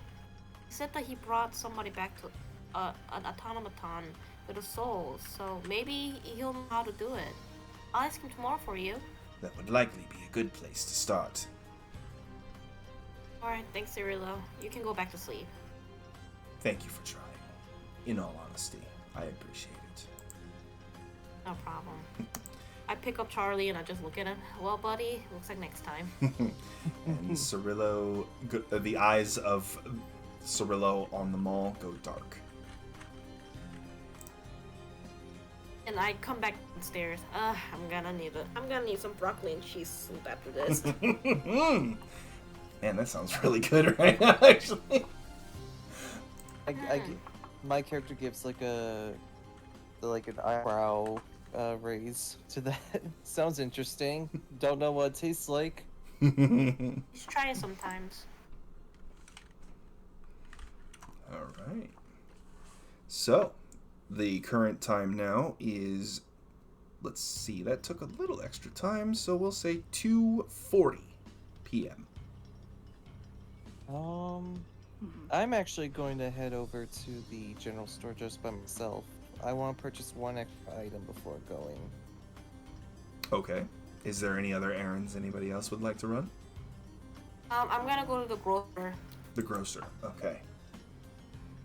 So Meteora and Acer can leave together. Is anybody else heading anywhere? Sophie's probably still in the room reading at that point still. Pasley has just been figuring out how to play the lute and not bagpipe. The pan flute. Yeah, pan flute properly. Yeah. Before they go, Pasley, make me a performance check. Do it. Actually, no. Make me an instrument check because you are not proficient. You are trying to learn. True. So that would be charisma plus the d20. It's charisma plus Charisma. proficiency. Oh, No plus proficiency. No proficiency. Nope. Oh no. Oh, Proficiency. it's straight charisma? Charisma and the d20. Yep. So that's a 12 in total. Okay. So Pasley, despite not playing these particular instruments before, you've ran your claws over the strings of a couple other instruments just in passing, and you managed to put out something that's not terrible. Definitely wouldn't win any awards, but it doesn't quite grate on the ears. A little more practice on the day-to-day, and you might actually be gaining proficiency in some instruments. Yeah. All right. So, Acer and Meteora, it is going to take you about 20 minutes to get to your destinations. So it would be 3 p.m. when you arrive at your respective shops.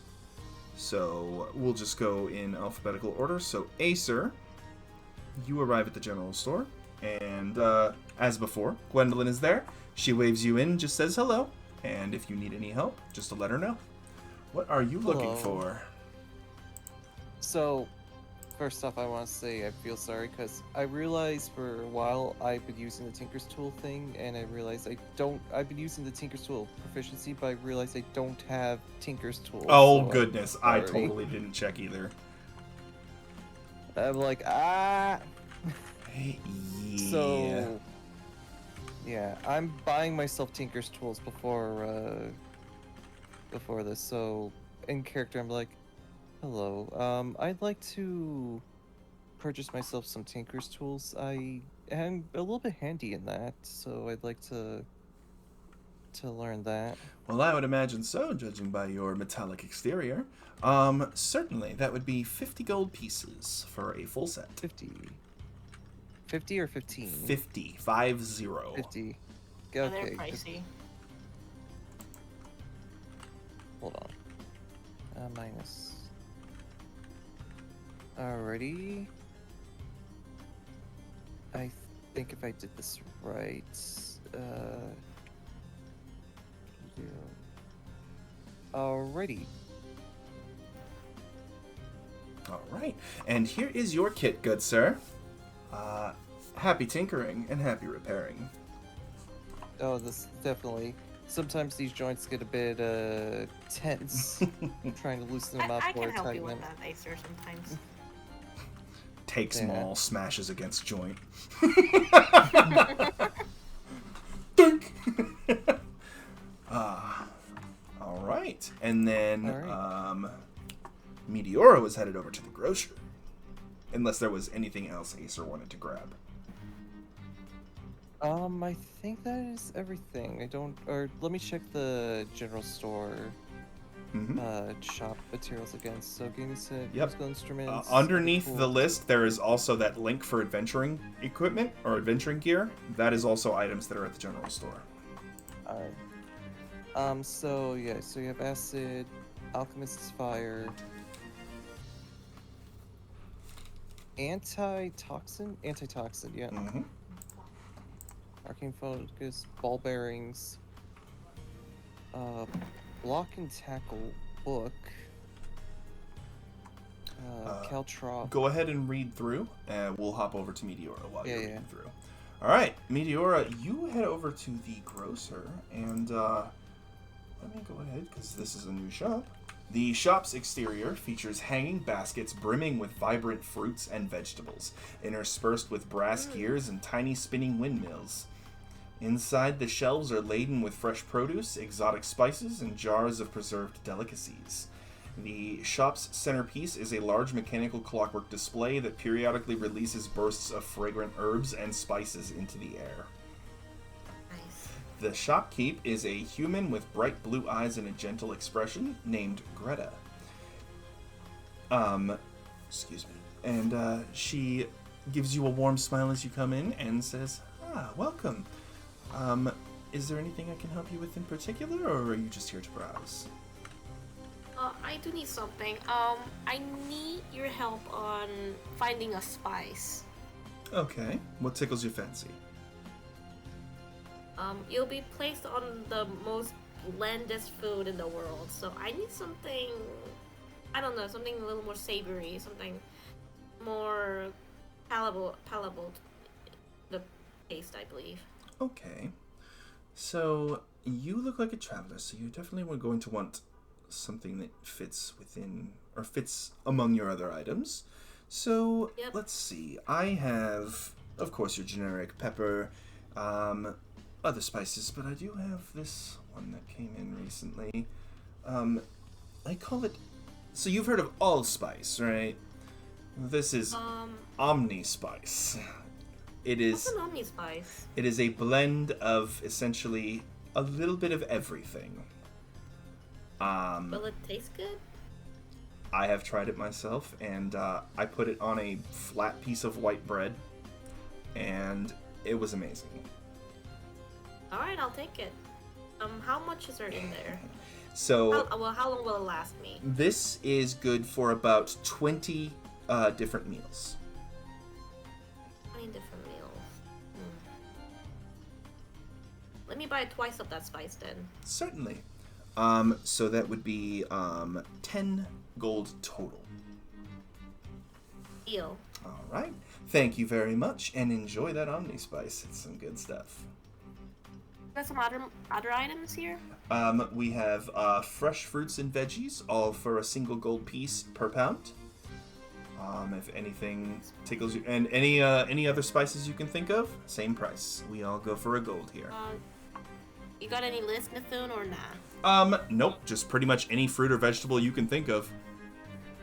I'll buy a single apple, please. Certainly. Here you are, and that's a single gold piece. All right. Thank you. Very much. Oh, I always wanted to try an apple at the festival, so here I am. And here is some caramel if you fancy a dip of your apple. This is thank you. this is on the house, and she gives you a little paper cup full of a really tasty-looking amber caramel. Yum. All right.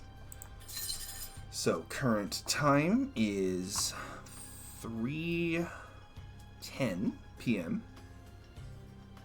Is there anything else you guys would like to do? Oh, I still need to finish my shopping. Correct. Okay. And I'll come down too. So- I'll close the book up. Okay. So Acer, we'll pop back over to you. What items were you wanting to buy? If they have it, fishing tackle, Fishing tackle. And- Nice. 2 bullseyes lamps. Bullseye lamps. Okay. So.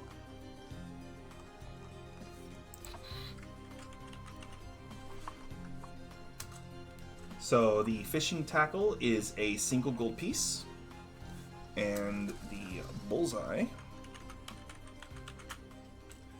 is 10 gold apiece. So that would be 21 since I'm buying 2 bullseye lamps. And they come full of oil. Alright. Okay. Deduct the gold and add those to your inventory. Let me look at my calculator. Okay. And then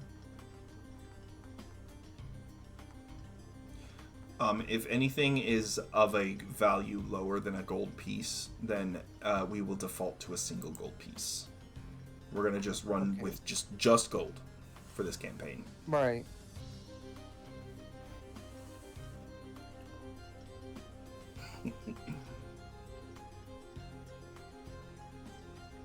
Alrighty. I have that I have that in my inventory now and I'm heading back. Okay. So, Ophelia, you close up your book and you head downstairs. You come down to Pasley, working on learning the pan flutes now. Pasley, go ahead and give me a performance check. Alrighty.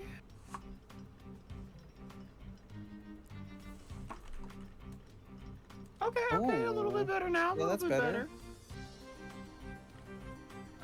That is, 14. 14. Okay. So, Ophelia, what meets your ears is kind of a warbling tune that doesn't really have any direction, but it does have rhythm, and it does sound at least passingly pleasant. Pasley is definitely doing okay. You can't tell if maybe being a bird helps with the music thing, but maybe not. I don't know. But yeah, Pasley, you are improving. Slowly but surely. That doesn't sound too bad. Have you played the lute before? Yes. It's pretty good. Thank you. I can, I think there's a... Did you get anything else from the general store. I'm pretty good at drums. Ooh, I didn't get the drums. I just got this pan flute and the lute. Ah, okay. Yeah, if I'm pretty good at tempo with any like beats. If you need anything, then I can Ooh. help. It might help improve. Everybody's just gonna multi-class bard.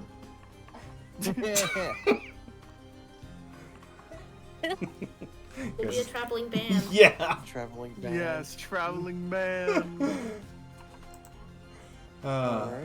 Either that or Meteora converts you all. You all become clerics and start to call yourselves the Amen. Yeah, let's do that. The day you convert Pasley to a cleric is the day that you have very much succeeded, because oh my god. Nothing's impossible. Oh, man. Alright, guys. Current time. Excuse me. Food game is 3:30. Is there anything you would like to do today, or would you like to go to the shooting? Yeah. I see competition. Pasley's just trying to, work on the lute and the pan flute. Mm-hmm. And I just come up to him and grab my lute that was passed down to me. Mm-hmm. And I'm like, hey, by any chance, do you need help? Maybe you guys should play together. I start tuning my my lute to help out. Alright, Acer. Make a performance check. Alright, oh, here we go. You are proficient. Performance. I think that's -1. -1, but +3 because of Yes, your it is. proficiency. Nice. Oh, plus blind. I'm not. Oh, wait. I'm not proficient in performance though. But you are proficient with the loot, so you do get to add your Oh, proficiency so it is a bonus. +3? Yep. Okay. So that is just +2 then. Okay. So that makes it a soft 20. Pasley, as you kind of listen to Acer's playing, this is a tune of somebody who's been on the road and kind of teaching themselves how to play an instrument, kind of like you are now. And you mimic Acer's tune as best as you can, though it's a little off just because, the notes are new in this particular arrangement. But go ahead and make a performance check with advantage. Oh. Alright.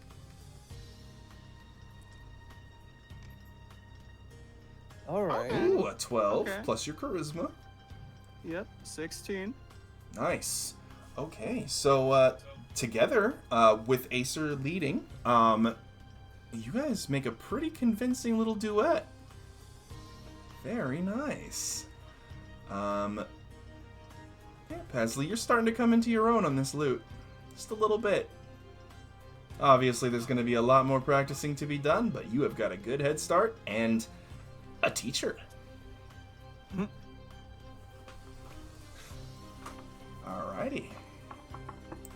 And the patrons of the inn, restaurant area or the common area, all begin to cheer and clap, and they throw you guys a tip of about 10 gold in total. Oh. Nice. For both of us, or just Split between you, yes. split between? Okay, so 5 gold apiece. 5 gold. Okay. That's good. Mm-hmm. I walk over next to Acer and I just sit beside him, and I look at him and say, "Did you got everything you needed done today?" Yeah, I'm probably going to rest up here soon to get ready for the shooting contest tomorrow. Good, me too. So I held Charlie in my arm and I said, "Well, I did have something I wanted to do with Charlie, but it didn't quite work the way I wanted. I guess I'll just ask Bennett tomorrow."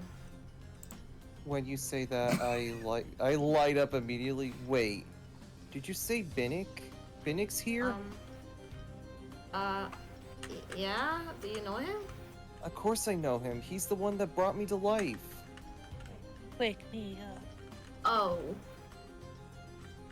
Okay, that makes a lot of sense. he taught is me all practically day. He's practically like my best friend. He's my old he's one of the few people I'm really close to now. Fuzzy owl guy, right? Fuzzy Owl, yeah, he's very fuzzy. Very He's floofy. gonna be at the Lots of competition tomorrow. Oh my goodness. He's gonna be watching. And I told him that you were gonna be there. Oh great. Now I don't know if I'm going to be able to rest. Oh, wait. Technically I can't rest. I can't sleep.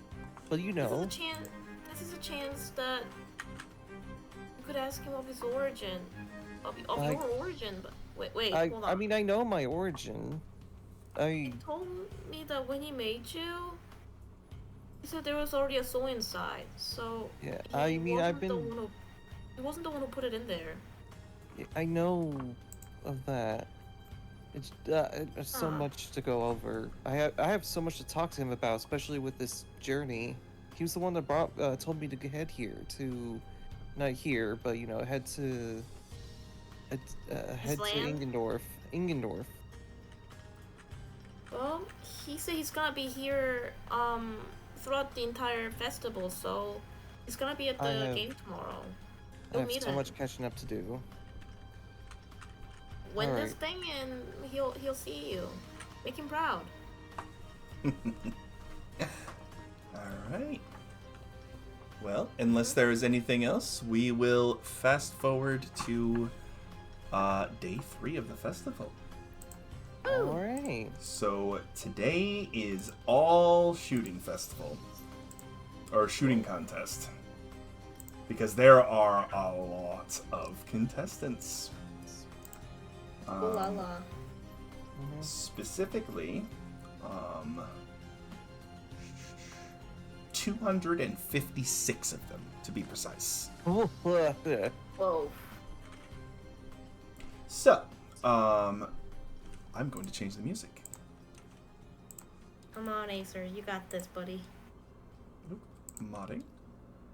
Manager, Scourge Crimson, music, cities and towns, Alzenau, shooting competition theme.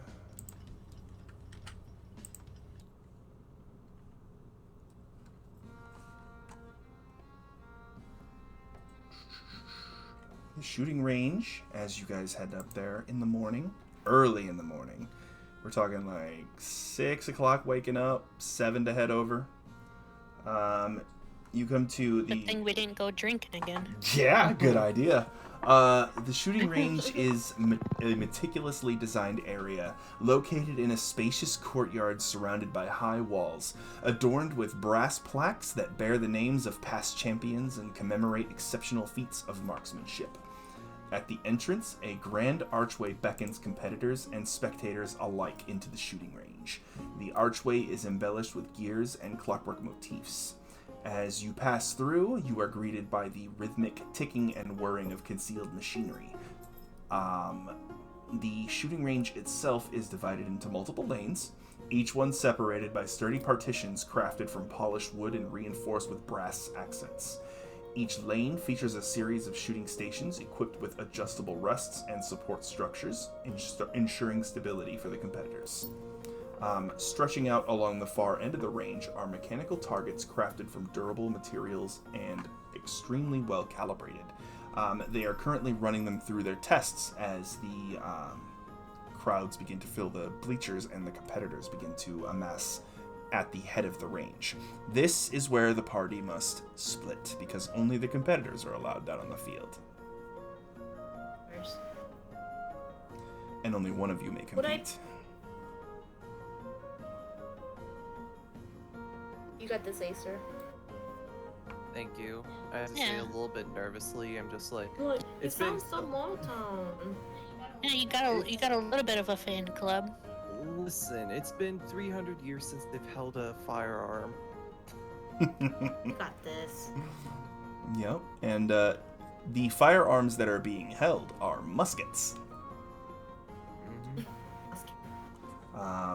So where was I? Stretching I'll go out. find Bennett. Okay.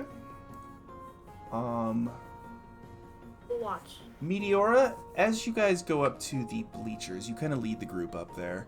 Pasley close behind, helping you navigate the crowd. And make a perception check. Okay, I'm gonna need your help, guys. Ainsley, give me a support or something, somebody. My perception is not that good, but... However, you help. can take wings so that you can roll with advantage. Yes, You know Ainsley, what? do that. Yeah, Ainsley, alright, look for a white owl. He's gonna be, he'll stand out in the crowd like you. All right, Meteora, Alright. roll at advantage because Pasley is helping you search. That's Wrong, D4. That's a it moved.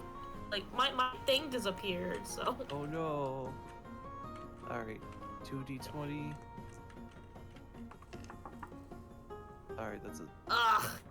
You got one more. You You got got another one one. more. Okay, come on. Better. Not bad. Better. And then your perception is a +4. So 14. Okay, so looking through the crowds, Meteora and Pasley, you spot the Owlin. However, he's not in the crowd of spectators. He's down with the competitors. Oh no. Ah. He did tell me he was gonna So be there. can I look for Binnick? Yes, you can, Acer. And it's kind of hard to miss him, because as you approach and the coaches begin loading you up with ammunition and a weapon and giving you a number, your eyes meet. And Binnick just smiles. I kind of give a teary-eyed look, run up to him and give him a big hug. Not only do his arms wrap around you, but his wings do too. And he says, Acer, my boy, how good it is to see you. I am Oh my goodness. so glad you made it to Alzenau. Oh, it's been so long, my old friend. I missed you so much. So you're joining the competition today. Yes, my group brought me here to this place. Centaur You've lady probably by any heard- chance? What? Centaur lady by any chance? Yep, the centaur lady. I had my suspicions when she mentioned that a certain friend would be here. Yeah, but I just learned today. I learned actually last night that you were here. I didn't even know if you'd be able to make it or not. Yes. Well, the Crimson Scourge has made travel definitely no easy task, but he has been avoiding the Schwarzwald of late, so I decided to take a route through the forest. I don't know why, but he nor any of his little minions are in that ancient wood. It's weird. Very The strange. Schwarzwald is a very mysterious place. Yes. I am sorry to hear about what happened to your mentor, by the way. My condolences for that. Yeah. And I also heard about the sacking of Ingendorf. Yeah, I was there for it. Yeah, we. Thankfully, I met the group that I'm with now. You'd already met one of them. Yeah. After this competition, we need to catch up again. Absolutely. I have so much to talk to you about. Well, I believe we are being called to our positions, so we will chat after the shooting's done. Indeed. Good luck, my boy. You too. I give him a pat on the back and I head back to my position. All right. Binnick shoulders his musket like it's a part of his arm, and has a pack of ammunition just hanging off his belt. All right. Yeah.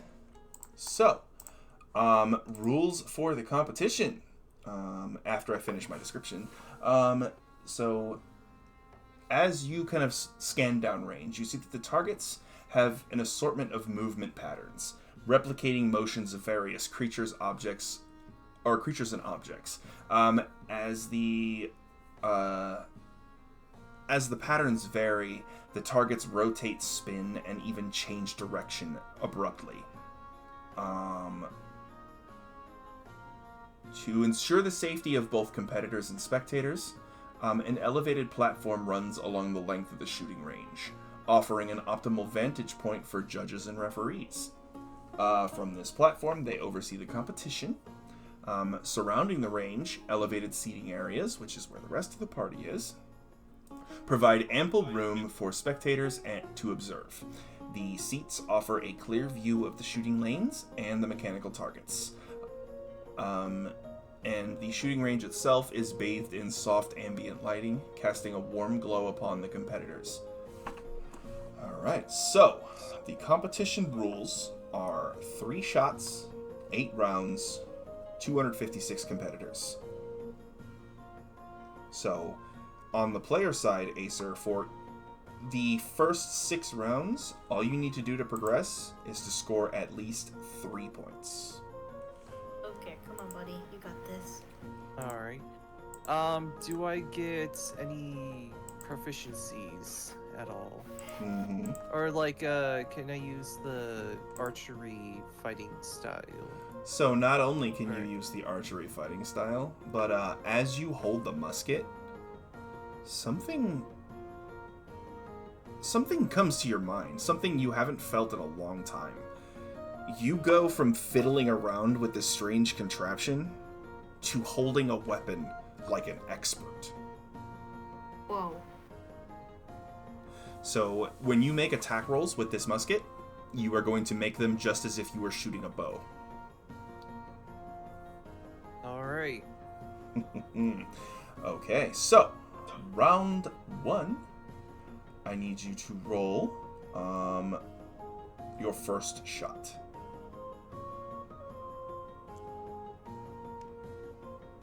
Six plus 8.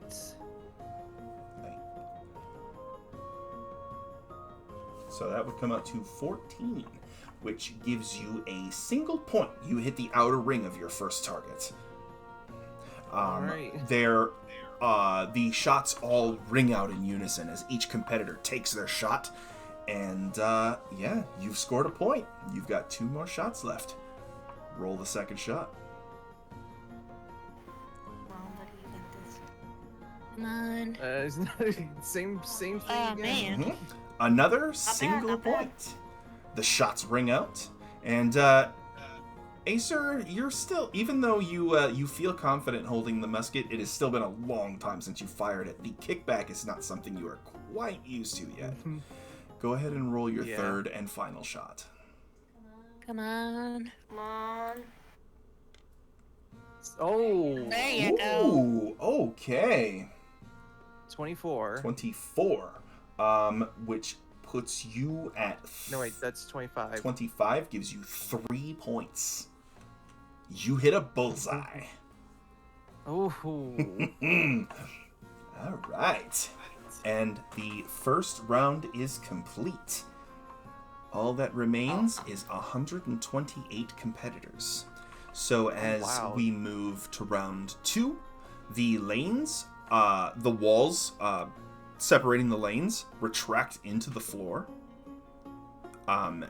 You hear some mechanical whirring underneath the floor, and the walls re-emerge. 128 lanes on this floor, as opposed to the previous 256. So, as you prepare to line up your shots, this target is moving a little more erratically, just slightly harder to hit. Go ahead and roll an attack, or your first shot. 17 again. Nice! There you go. 17 plus 8, right? 17 plus 8. 25. A bullseye on the first shot. 3 points.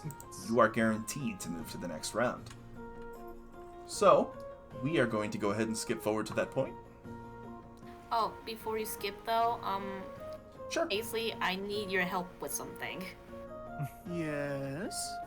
So from my bag, I pull out this sheet, and it has You could tell this was a bed sheet from the inn, but you could tell there was a obnoxiously wrong with charcoal, and it's Acer's face, and it says "Go Acer."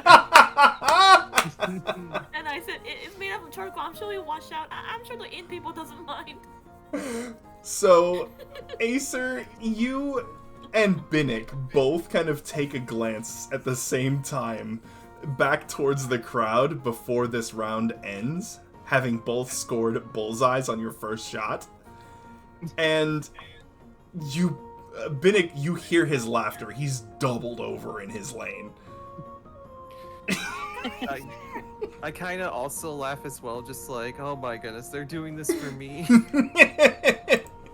Alright, we move to round 3. The walls again retract into the floor, and raise again, revealing 64 lanes. 64 competitors remain. Alright, Acer. This target is ever so slightly harder to hit. Go ahead and take your first shot. Come on. Oh, no. That is a complete miss. Yep, your musket ball sails wide and strikes the back wall. You kind of feel a little bit off about that shot. You adjust your footing and your stance and go ahead and take your second shot. Okay, that's better. 16 plus 8 puts you at a 24, which is another bullseye. Alright, 3 points. Nice. Okay, so we will move forward. You and Binnick both are continuing forward. A couple other competitors seem to be doing really well too. There is a lizard folk with a very striking pair of amber eyes that seems to be holding this musket like an expert as well. And a Goliath woman who is tattooed head to toe and completely shaved bald on top of her head. She's got a slim build, but she's a Goliath, so she's like 8 feet tall. And this musket is almost undersized in her grasp. And on round 4, only 32 competitors remain. The lanes rearrange and raise up, and this target has a completely new movement pattern. Go ahead and take your first shot. Come on, nat 20. No, but it is. Ooh, a 24. That is a bullseye, my friend. You're doing really well. You, Binnick, and the lizard folk and the Goliath, all score bullseyes on your first shots. Ooh. Meteora and Pasley and Sophelia, you are actually seated. So Pasley, you are seated on one side, Sophelia on the other, and Meteora in the middle. And Pasley, you are sitting next to a huge guy. Gray skin, tattoos just like the woman on the course, and in his lap is the biggest toddler you have ever seen. That's a big That's a baby. big baby. That's a big baby. And as the Goliath woman scores her bullseye, he loses his mind and he says, "Go, Keen Armor, go! Show him why you are known as the Keen-Eyed!" And on Sophelia's side is a single lizard folk gentleman decked out in like animal hide and feathered, like kind of a headdress that's woven into the scales, and he sees the lizard folk on the course land a bullseye, and he says, "Excellent, Meoth. It is exactly how I taught you. You are going to win this for sure." Alright, so we come down to round 5. This time there are only 16 lanes, 16 competitors. The competition is thinning out. Acer, this new target setup is really fast. Go ahead and take your next shot.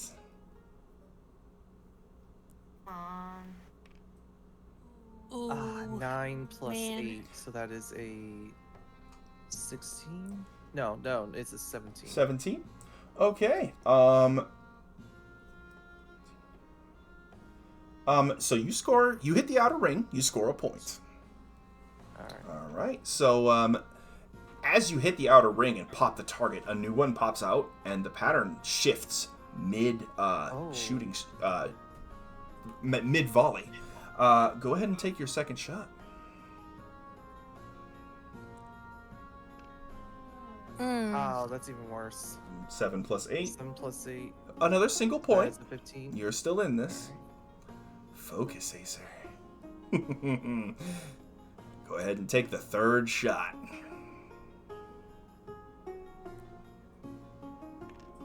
Ooh, that's better. Nice! That is a soft 12. 20. Yeah, soft 20. So that is a, so you hit an inner ring and you score 2 points. You are moving on to the next round. Yay. Oh, that was scary. All right. The competition shifts, or the lane shifts, and you see that only 8 remain. Oh boy.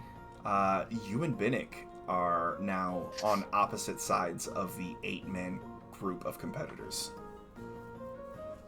So, this new target pops out, and quite an erratic movement pattern indeed, and the target is reinforced on the back. So go ahead and take your first shot.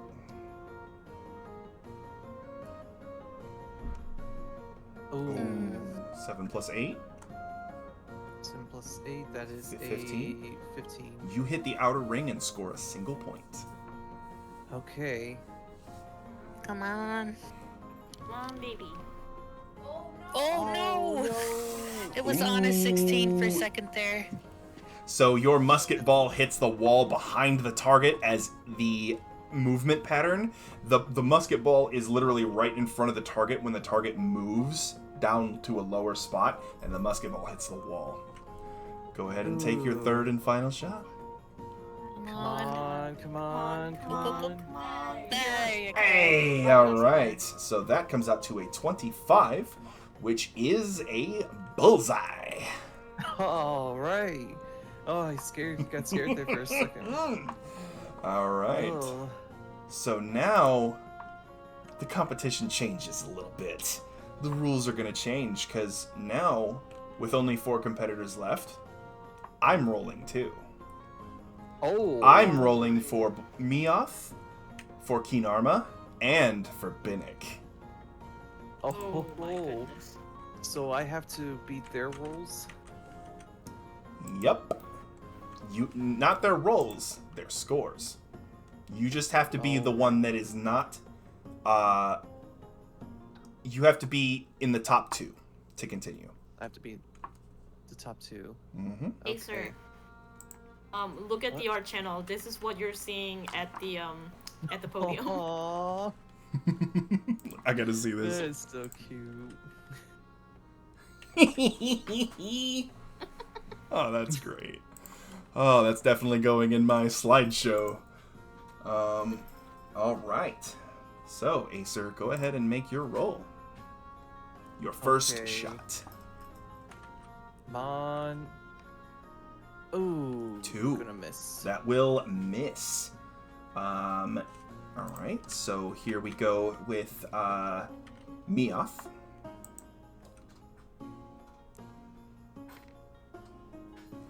Okay. Mioth has a +6. So they got +6, a okay. 14, which is a miss. Oh. So I'm going to be tracking the points. Alright, Let me go so- ahead and make an extra space. Acer. Alright, let's do semi-final. Acer 0. Mioth 0. Kinarma needs to make her roll. She also has a +6. Ooh, Okay. that is a. That is not 22. a. No, that is a bullseye. She got 3 points off that bullseye. Oh boy. And then there's And Binnick. Here's his roll. He has a +8. Ooh, And he gets a bullseye! Alright, so... Oh dear. Alright, Acer. Second shot. Make it count. You got this, buddy. Okay, 13 Okay. plus 8. that's a 25. 25, which puts you at...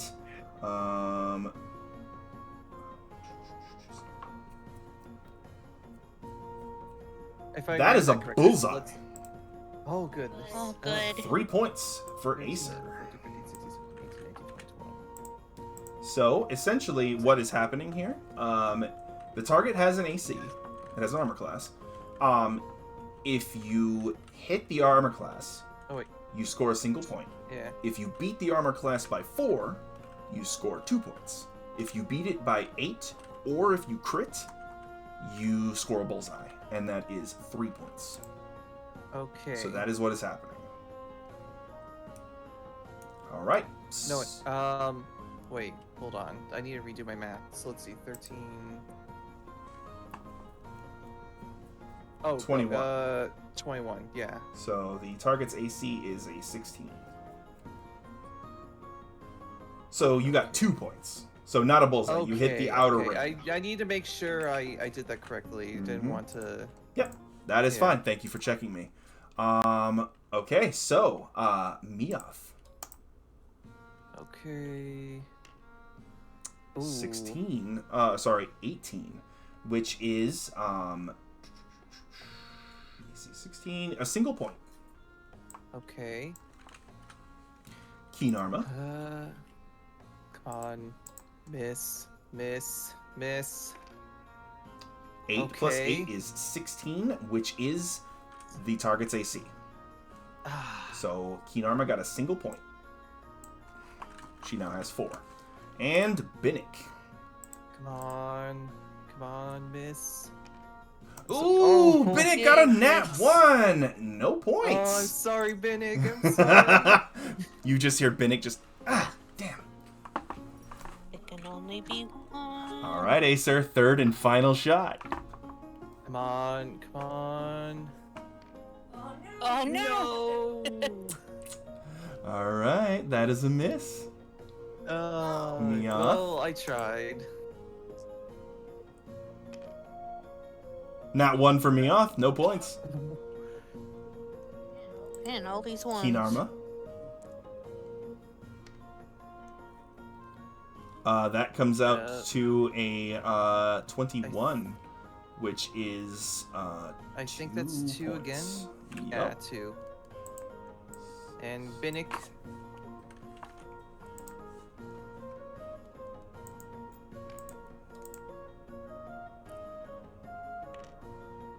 All right. 10 plus 8 is 18, which is a hit. Single point. Unfortunately, Acer, you have been eliminated from the competition. Aw. It's You did all right. well. I did Very good. well. You did very well. All right, but the finals still remain. Oh. It is Binnick versus Keen Arma for the final. So Acer joins you guys in the stands. He steps away from the competition to watch from the sidelines. Along with Miaf, the lizard folk walks up to you, musket shouldered, and just holds out a scaly paw and says, "Good competition." Indeed. I extend my hand out to them as well and shake their scaly hand. Where are you from? I can't say I've seen a metal man before. I've been around. I remember being from Mercia, though it's not from here. Mercy, okay. Yeah, My brother and I are from Bonmuru. We are jungle hunters. We're starting to kind of incorporate the more recent ideas from the outsiders, because our tribe is a little more insular and traditional. But my brother and I wanted to branch out a bit. Very interesting. Alright. Final round. Keenarma the Keen-Eyed versus Binnick the Tinker. Come on, Binnick. You could do this. Alright. Keenarma's first shot. Ooh, she got a 4, plus her 6 is a 10, which is a miss. Come on, Binnick. Come on. Come on, Binnick. Keenarma 0, and now Binnick, first shot. And Binnick gets a... Oops. An 8, plus his 8 is a 16, which is not a hit. Which is... The target's so AC is close. now 18. This target is moving so fast and so erratic. Alright, they are both currently at 0. It'd be quite interesting if they both got 0 through all 3 shots. Keenarma gets a 13 plus a 6, which is a 19, which is a single point. Alright, 19. Alright, Come on, Binnick. You can do Binnick, it. You can Binnick, do come on, it. Binnick. Come on, Binnick. 14 plus his 8, which is a 22, which comes to 2 points. He hits an inner Alright, ring. He's in the lead. He's in the lead. Yep, and final Come on, shot. Binnick. Keenarma. Come on. Come on. Oh. She misses. If Binnick Come hits. on, Binnick, you just need to... Hey, Yes. Binnick wins with a total of 24, which makes it a 2-pointer. Yes. All right. As the walls retract and the crowd cheers, Binnick shoulders his musket and walks over, shaking hands with Keenarma as they approach, and good competition. That was a lot of fun. Acer, my boy, you made it quite far considering how long it's been. Indeed, 300 years takes a lot out of you. That it does. So this would not be the first time I've won one of these competitions, and the prize is, well, one of these. And he holds up the musket and kind of wiggles it, and he says, so I'm going to give you mine. Ooh. You sure? Absolutely. I already have one at home. However, I did win, so I'm keeping the ammunition as my prize. I see. Don't worry. So I'll be able to forge my own. Yes, these musket balls are not cheap, and sometimes it's just a chore to make them. Yeah. So Keenarma, her husband and her child, her son, run down to the field and just embrace her, and they all cheer. Meoth and his brother are kind of chatting about what went wrong, what went right, kind of trying to figure it out. And the three of you are allowed to join Acer down on the firing range. I also say, hey, by any chance you want to meet the rest of my group, Binnick? Oh, sure. Absolutely. Alright. I come down and, or go up to meet you guys. I just figured we can go down there. Mm-hmm. Oh, you can Yeah, go. let's go down. Okay, let's go down. All right. Yeah. So Binnick sees Meteora first and says, "Ah, yes. I hope you enjoyed the show, my dear." I did. You're amazing. Well, I try. And And I kind of see where Acer got it from. oh, you do me proud with that. And I don't believe we've met. Binnick looks over to Sophelia and to Pasley. Fellow Avon folk.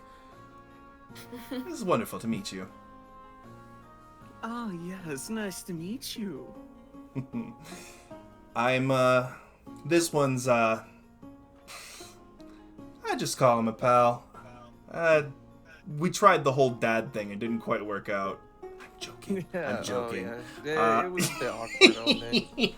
But, yeah, it was a little. But, so what brings all of you to Eisenkranz? Because I think the only one I know is local is, of course, Acer. Honestly, just the festival. I never experienced them before, so I got a little too excited when I heard about it. Well, Alzenau's festivals are quite bombastic, we will say. It's quite the something.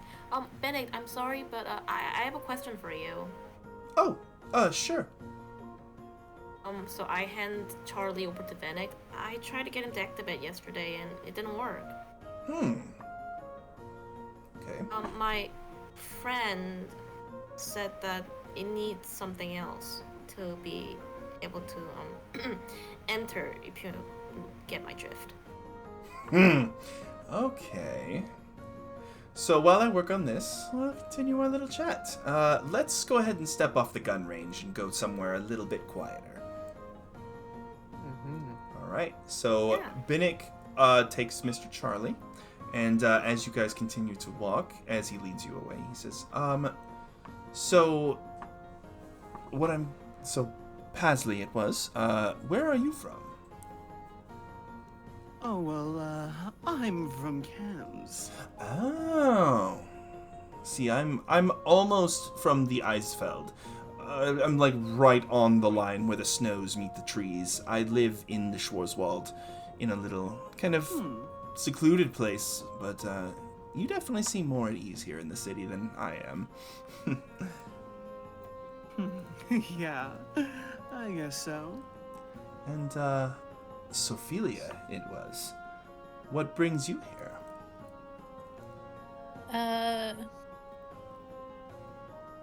It's a long story. Fair enough. I'm definitely very far from here. Have you heard of a place called Lamora? Lemuria? Yes, though that is quite far. That is a very old land. Yeah. Some say that is where the human race, got their start, was over there. Yeah. Well, it's a nice place. It's not too different from the weather from here, but maybe a little more stormy, but it's not too bad. Indeed.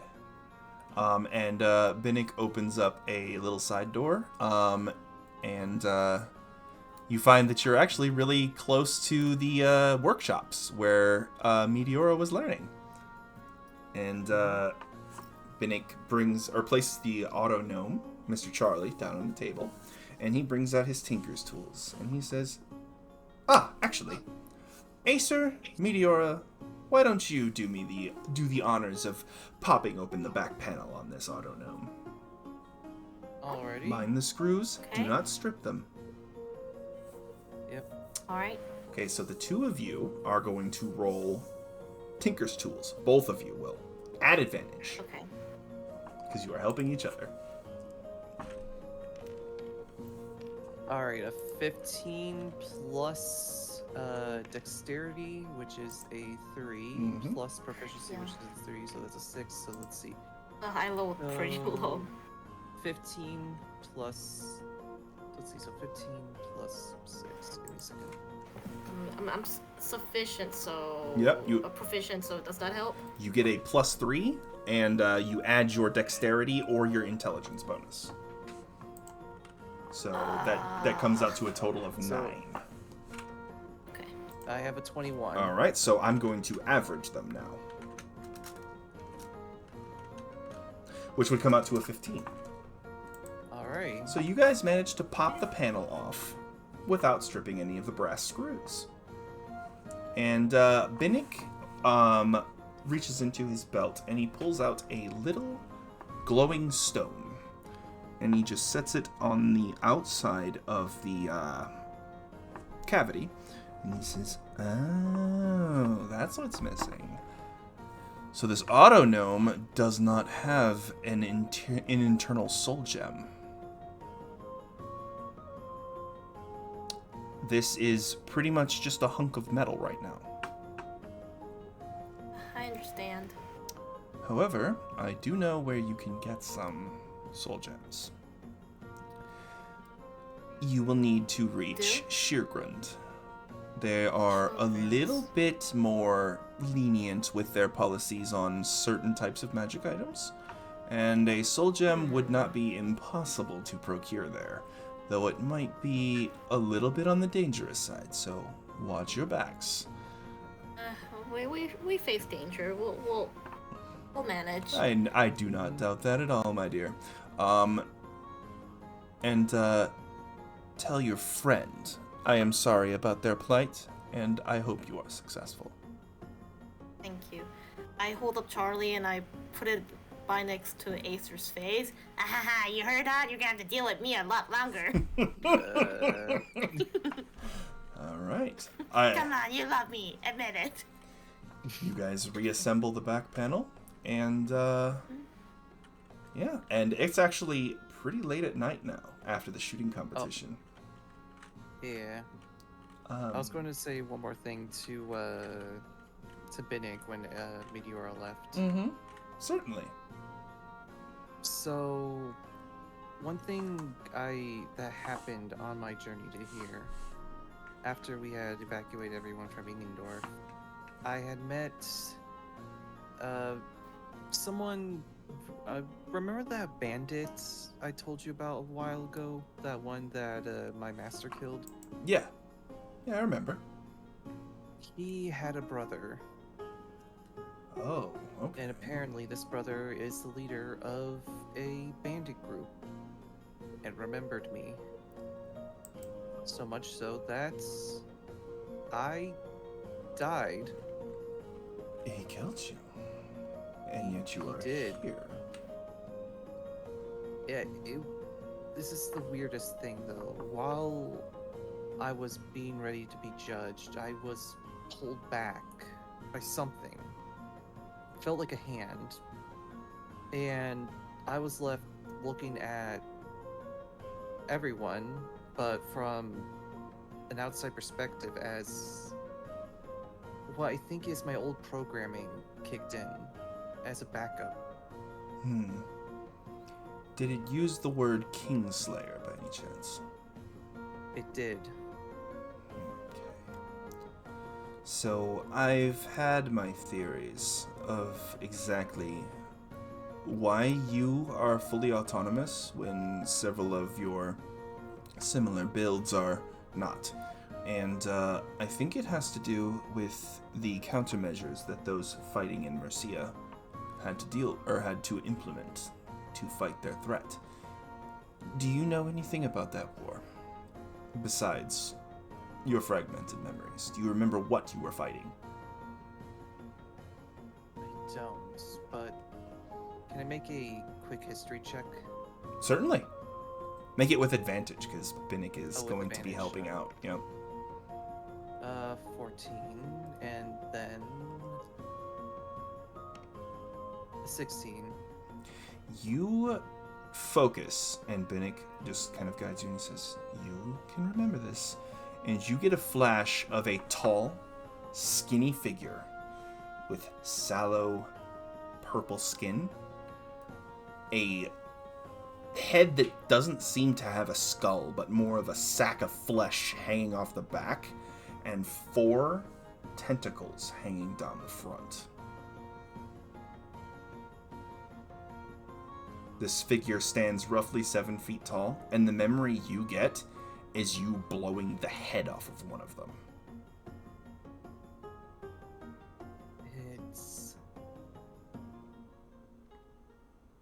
It's something. I remember bits of it. It was a brutal war. I suspect that the tales of the Mind Flayer infestation in Mercia were true, and that is what you were fighting. Yes. So, my theory is that the Kingslayer program, or protocol, was implemented to give you full sentience because your non-sentient compatriots were being kidnapped and reprogrammed by these creatures to fight their creators. A fully sentient automaton would not have this problem. Also, the fact that you do not rest means that your dreams could not be interfered with by these creatures' psionic powers. It makes you a pretty ideal soldier to fight something like that. Indeed. I want you to stay in touch if you can. I will be returning home after I leave the festival. I'll be in the city. I will not be attending the ball or the auction. I don't really have much of a flair for the fancy, but I will still be in the city. I'm also doing my own research as well at the moment. I have a theory that I could possibly pull the AC-154 program out and use it in combat. And how do you propose to do this? I take out the Necromancer gem out, and also grab the Necromancer book that I have. I have a theory it may be in this. Okay. Well, I am no wizard, but I can still make a little sense of this. So this gem is an adequate power source for what you have in mind, I believe. However, the method of actually accomplishing this connection between you and your other you is interesting. If you ever end up in the Dunenwait, there is a nomadic wizard who wanders those sands. If you happen to come across him, he may be able to help you. He's only known as the Hermit. Indeed. But he may be able to help you out. He is known to have been a student of a certain Vexus, and he points one of his talons at the author line of the book. One of the few students that thing had. Before it turned itself into a lich. Yes. So, yes, if you come across this hermit, please make sure to be careful. Do not trust fully, but learn what you can from him. I will do as you say. All right, my boy. I do believe it is time to turn in for the night. Indeed. And here, I grabbed my sending stone that Meteor gave me, and I give it to him. This will be useful for contact. I may not have one of these on my own right now. However, my group does carry more of these sending stones. Okay. With this, I'll be able to keep tabs on you as well, to make sure that nothing happens, and if something does happen, I will do my best to send help. Alright. Okay. Well, I'm staying on the other side of town, so I will catch you later. Indeed. It is good seeing you again, old friend. Likewise, my boy. I will be offering my thanks at the Temple to Order within the next couple days, and I will be departing at the end of the festival, so if there's anything else that comes to your mind, please let me know. Will do. I give him a big hug before leaving. He wraps his arms and his wings around you again, and embraces you. And that is where we're going to end tonight's session. Ooh. All right, so we are going to go ahead and pause the music. And before we start our own offline conversation, I would like everybody to be able to plug their stuff. So we will go in order of who's on the screen, but in reverse this time. So, Rose, is there anything you'd like to say to chat? No, just thanks for sticking around. This was more of a roleplay kind of session, which hoped you guys had fun along with us. And have a good night. All right. Pasley, Gold Double, go ahead and plug your stuff and tell chat where they can find you. Oh, well, you can find me on Twitch here as Gold Double. Hopefully this coming week I'll actually stream. I'm working on that stream schedule. Probably tonight or tomorrow. And if you want to know if I am streaming, make sure to follow me on Twitter at goldpiplup64. That's where you can find all updates about me streaming, just anything about me in general. You can find it on there. Yeah.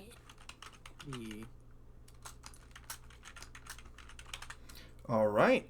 Summer Leo, go ahead and tell chat where they can find you and plug your stuff. Okay, so I'm Leo, or known as Leo on both my Twitter and my Tumblr. My season 2 for my webcomic Blair Rock has been updated, so you're welcome to check it out and find out. I will be opening up store soon, so hopefully I'll be selling my merchandise as like the last time. So yeah, come and check it out. All right. And lastly, Maxwell Sunstrider, go ahead and tell chat where they can find you and plug your stuff. Hello, I am Maxwell Sunstrider. Currently not streaming at the moment. However, I will be planning to stream this month. Yeah. I will be, yes. I don't have a specific date yet. However, I will be sure to post it on my Twitter, at Max_Sunstrider. All right. And I have been your host, Cult of Nothune. I stream right here on Mondays, Wednesdays, and Sundays. Currently on Monday, we are playing The Legend of Zelda Twilight Princess. We have just reached the City in the Sky, so we have 3 dungeons remaining until we've beat the game. On Wednesdays, I am streaming Darksiders. We have taken out the 4th of the Chosen, and we are making our way through the Black Throne right now. And then, of course, on Sundays, we stream D&D right here. A Scourge of Crimson is the name of the campaign, and we would love it if you would continue to watch our sessions and enjoy. Well, thank you all very much for watching, and hope to see you back here next time. Have a good night, chat. Have a good night. Bye.